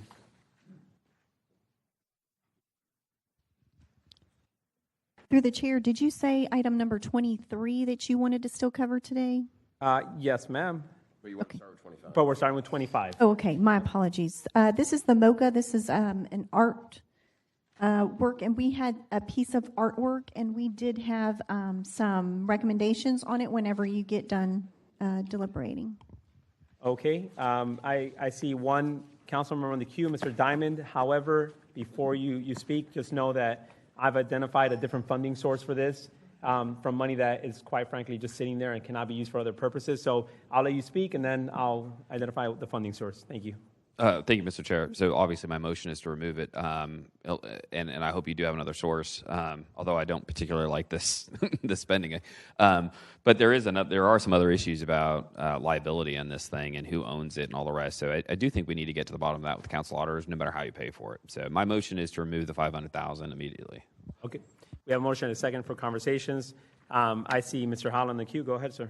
I'm going to wait because you're going to Sure. hand me the gavel, aren't you? Okay, yep. All right, so I'm going to actually pass the gavel now. All right. So, Mr. Chair, you are recognized. So the reason why I'm passing the gavel is because I'm going to identify a different funding source for this. So the motion is to keep it still above the line, but through a different funding source, and that's going to be through the TDC dollars, of which they have roughly $2 million sitting there that could only be used for specific uses. This is one of them for a museum purpose.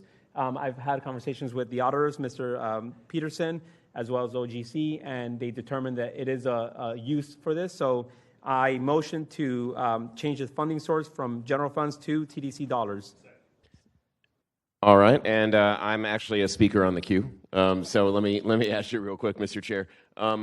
Could that money come directly out of the contingency in TDC that set aside $1 million for the London marketing route? Okay, before we go into questions, so we had a motion on the floor to remove it from the budget, and a second, and then you made another motion. So we need to have disposed of the first motion or withdrawn it before we jumped into another motion to change the funding source. You weren't amending the original motion? So is that amendment to his motion? Because there was already a motion and a second on the floor. Remove it from the budget. Yeah. I'm just moving the funding source. So is Mr. Arias, or is your motion to amend the original motion? Because it hadn't been disposed of. It can be. It could be amended, or it could be, quite frankly, a new. Let's just amend it to change the funding source. Okay. Either way is fine, but if it was going to be a new motion, you would have had to have disposed of Councilman Diamond's motion first. Yeah, we're going to treat the Arias amendment as an amendment to the amendment. Yeah, and as holding the gavel right now, the Arias amendment was an amendment to the Diamond amendment. And I follow up with my question then on, could the funding source that Mr. Arias recognized coming from TDC come specifically from the millions set aside for the London route that's been sitting there for several years? To the Vice Chair, the $1 million that is set aside for the London route is just earmarked. It's not actually set aside specific. I mean, it's just TDC has said, hey, we would like this idea in the future, therefore kind of put quotes around it. But there's nothing to move it from. So if you want to take it from that contingency account, we absolutely can do that. So that Mr. Arias's amendment was to take it from that contingency account. That is right. Okay, we have two speakers on the queue on the Arias amendment to the amendment. Mr. Salem, followed by Mr. Diamond.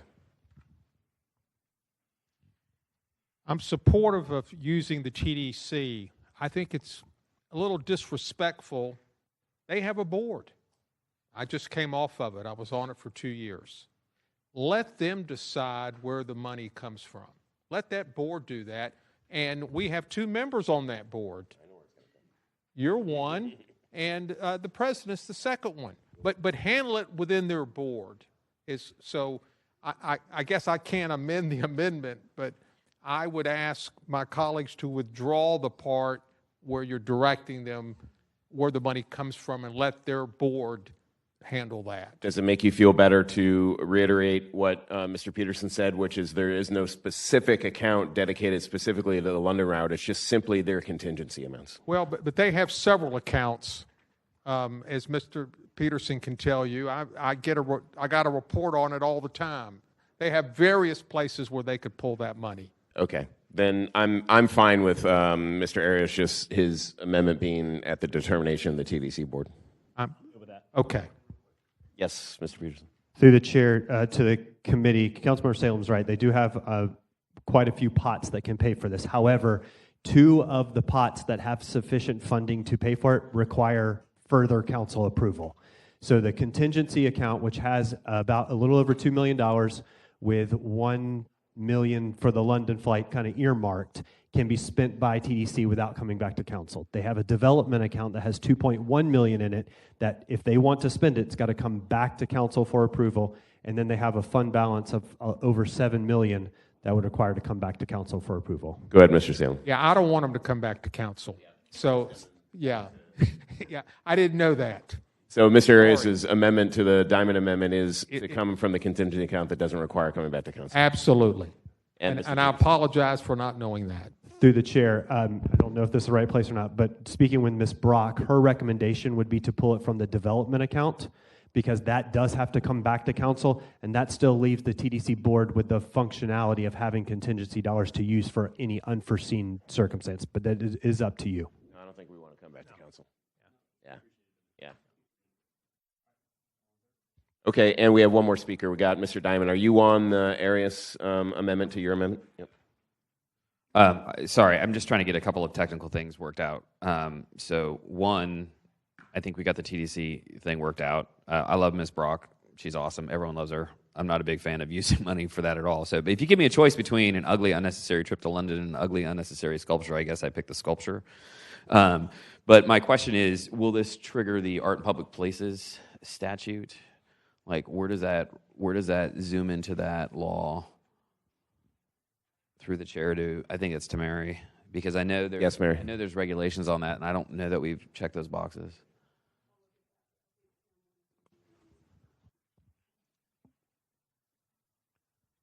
Through the chair to Councilmember Diamond, are you speaking of the provision that requires you put dollars in, like there's 0.75%? I think that's for vertical construction. So this would not qualify that you have to put dollars in it. If you're asking who's going to maintain it, that's going to have to be budgeted separately, I believe. And Mr. Peterson. And then there's a liability issue too. I mean, depending on who owns it, I mean, hopefully it doesn't kill anybody. I just want to know who owns it if it's on public property. Like if it's going to be in James Weldon Johnson Park, then whatever the issue is. I just want to make sure that we've checked these boxes while we're doing this. I'm fine with, I guess, doing this. I don't really like this thing, but it's going to happen. And if I could just add, Ms. Stefopoulos, before, through the chair, we do have some recommended amendments to kind of like FSCJ to work out some of these terms that you're referencing. So I don't know if we could be given the opportunity when you sort out the funding to do something. Okay, I'll get out of the way. It sounds like they just have a little bit of work to do to make sure that the legal piece is covered. I just want to know the impact on the public art thing. Before budget night, like this is going to be fine. Thank you. Mr. Carlucci, you were just on the queue a minute ago. No?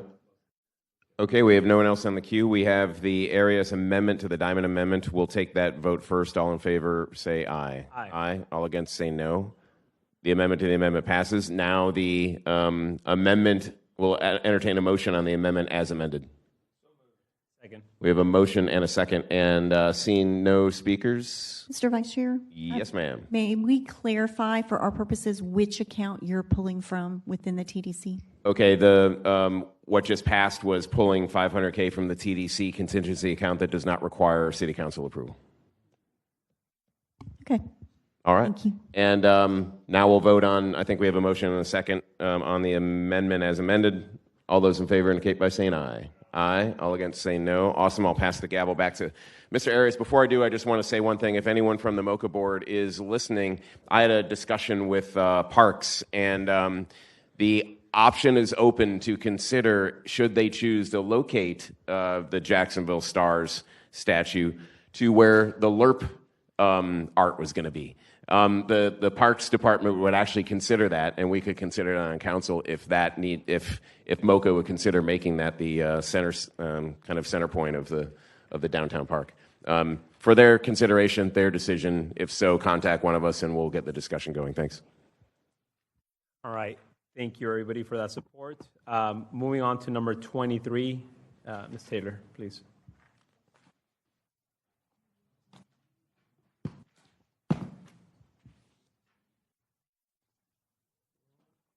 Number 23, page 74. we're just going back now to that one. Yes, sir. We just have technical amendments on this once you discuss. Page 74. I don't see anybody on the queue. Mr. Leanan, go ahead. Thank you, Chair. Chair, we do have Mr. Randolph in the audience. I want to see if we could give him up here just to give the 1-minute overview of what this is in more detail. Absolutely. Go ahead.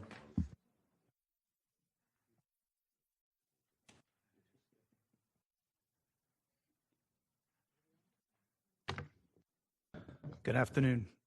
Ed Randolph, OED.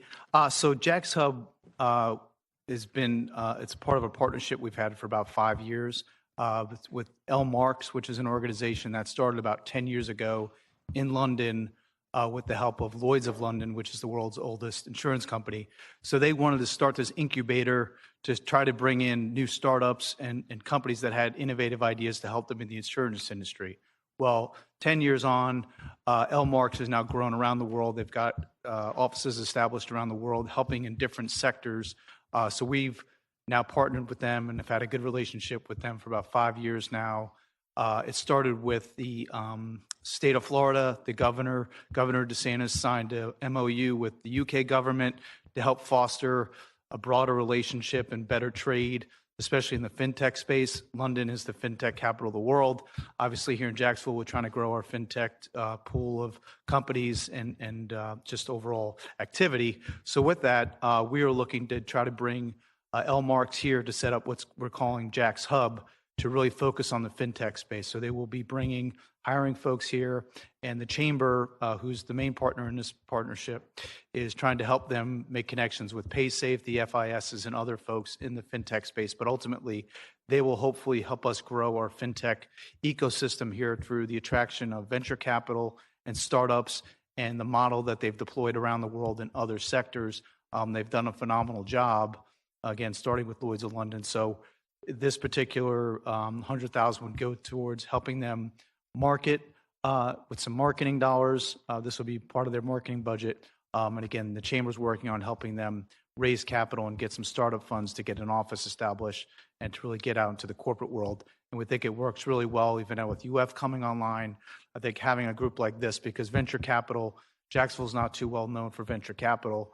Obviously, Boston and Silicon Valley, the main beachheads in that space collectively, but we really think that this organization will help us get to the next level in the fintech space. So with that, we're asking for your assistance today. It's basically an incentive to help them market their operation and get off the ground. Okay, thank you. Mr. Diamond, you're recognized. It's like the worst words you can ever hear if you're OED at the podium. Sorry, man. Look, I love what you guys are doing, but I'm going to move to remove this from the budget, and I'll give you a couple of reasons why. First of all, I love the idea, but this could come straight out of the Jack's Chamber budget. We've got $750,000 in this budget right now for them still. This is a Chamber function, or it's a Jack's USA function. Go there. 1, 2. Another thing that can come out of TDC budget. 3. I'm looking at this, and the term sheet is like empty. I talk to these folks, and I'm like, what are we actually getting for this? And if I do a little bit of drill down, I'm not seeing what we get for this. So do you have the specific terms that we actually get out of this? Sure, through the chair to Councilman The deliverables? Diamond. It will be marketing, so basically them proving that they've they've spent those dollars on marketing their operation and reaching out to other future stakeholders. But basically, yeah, helping get the word out that they are here in Jacksonville. Again, it's part of the broader fintech push. Again, our relationship with the Chamber, the UK government, collectively, it's just them kind of getting their marketing, their name, and getting. I got it. I mean, that's not very specific to me. That's not a deliverable other than we're going to try and do this. Trust me, I hire marketing firms all the time, and it's my least favorite thing to try and hire because the deliverables are so hard to nail down. So nothing against you. I love you guys, but I'm just a no. So I'll have the motion if I can get a second grade if you guys want to give them the $100,000, whatever. You have a motion and a second on the floor to remove it. Mr. Leanan, you're recognized. Thank you, Chair. Through the Chair to Ms. Taylor, just to elaborate on Councilmember Diamond said that TDC funding may be eligible for this. I just wanted to confirm if that's a possible. No, it's from the criteria I looked at. I don't think it is, but go ahead. I apologize. Could you rephrase your question? We were asking about the Chamber money, the No, through the chair to Ms. Taylor. Councilmember Diamond made a reference. I don't know if it was a serious reference that it could be possibly TDC funding. Oh. Just want to see if there are alternative funding sources. The chair said he does not think so. No. Through the chair, or Go ahead, ma'am. I'm sorry, Mr. Chairman. It would not be for tourism. It is specifically for it does not appear to be that TDC dollars could be used. Alternatively, I don't know, Mr. Randolph, we have a contract, usually an agreement with Jack's Chamber. I'm sure it would be subject to future funding. I don't know if that could be reduced, to Mr. Diamond's point, to $650, and then you fund this out of here. I want to confirm that $750 is still the amount in our non-departmental, but... What? No. Oh, all of those are below the line right now. Mr. Parks reminded me yesterday that you put those below the line. So as of right now, no, unless you cut something else and you want to fund it, of course. Through the chair to the committee, I was going to support this. Mr. Randolph has a great streak of bringing to us no cash completion grants in a long time. I think this, you get one company, it pretty much saves or pays for itself. So I'll be a no on the amendment, and we'll just see how it goes. Okay, no other speakers on the queue. I will take a motion, verbal vote. All in favor of the Diamond motion indicate by saying aye. Aye. All opposed say nay. All right, motion passes. All right, we are going to the last one now for the day. We have 10 minutes to wrap it up. So it is the number 32, volunteers in medicine. 9 minutes to wrap it up. Let's go. Yes, sir, Mr. Chairman. This is for $200,000, and we just have a technical amendment. Okay, we have a second motion to move the technical amendment, and a second. Mr. Salem, go ahead. You're recognized.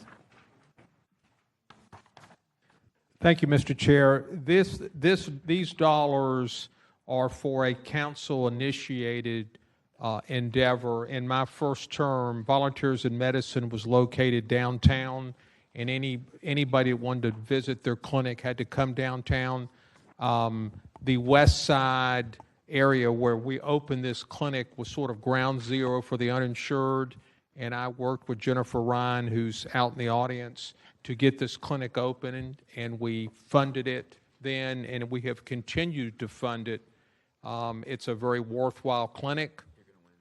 I hope you'll support it. All right, we have Joe Carlucci on the queue. All right, thank you, Mr. Chair. Yeah, just staying consistent kind of with the rest of my methodology and thoughtology or whatever. This is they're getting 47% from the state, and the rest is coming from Jacksonville, so that's what I like to see. I like to see skin in the game on both sides and not all just falling on Jacksonville taxpayers, so I'll be supporting. Thank you. Thank you. Nobody else in the queue. All in favor of the technical amendment indicate by saying aye. Aye. All opposed say nay.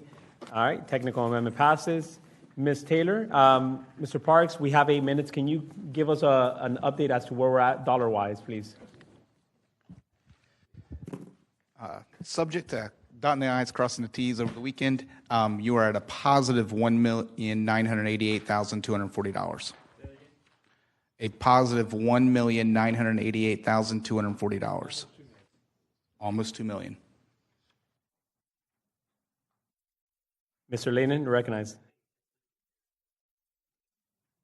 Thank you, Chair. Through the Chair, Mr. Parks, and that's still assuming all $14 million is operating expense and not CIP dollars, correct? So for me, mine's going to be all CIP, and I think there's a couple others out there, so we're well past or well above that variance. Looking good. All right. I see nobody else in the queue. We will reconvene next Thursday. I thank everybody that has stuck around both days till 5 o'clock. Thank you, everybody who's joined us today, visiting council members, as well as committee members, auditors, OGC, everybody behind us. Have a great weekend, and see you all next week.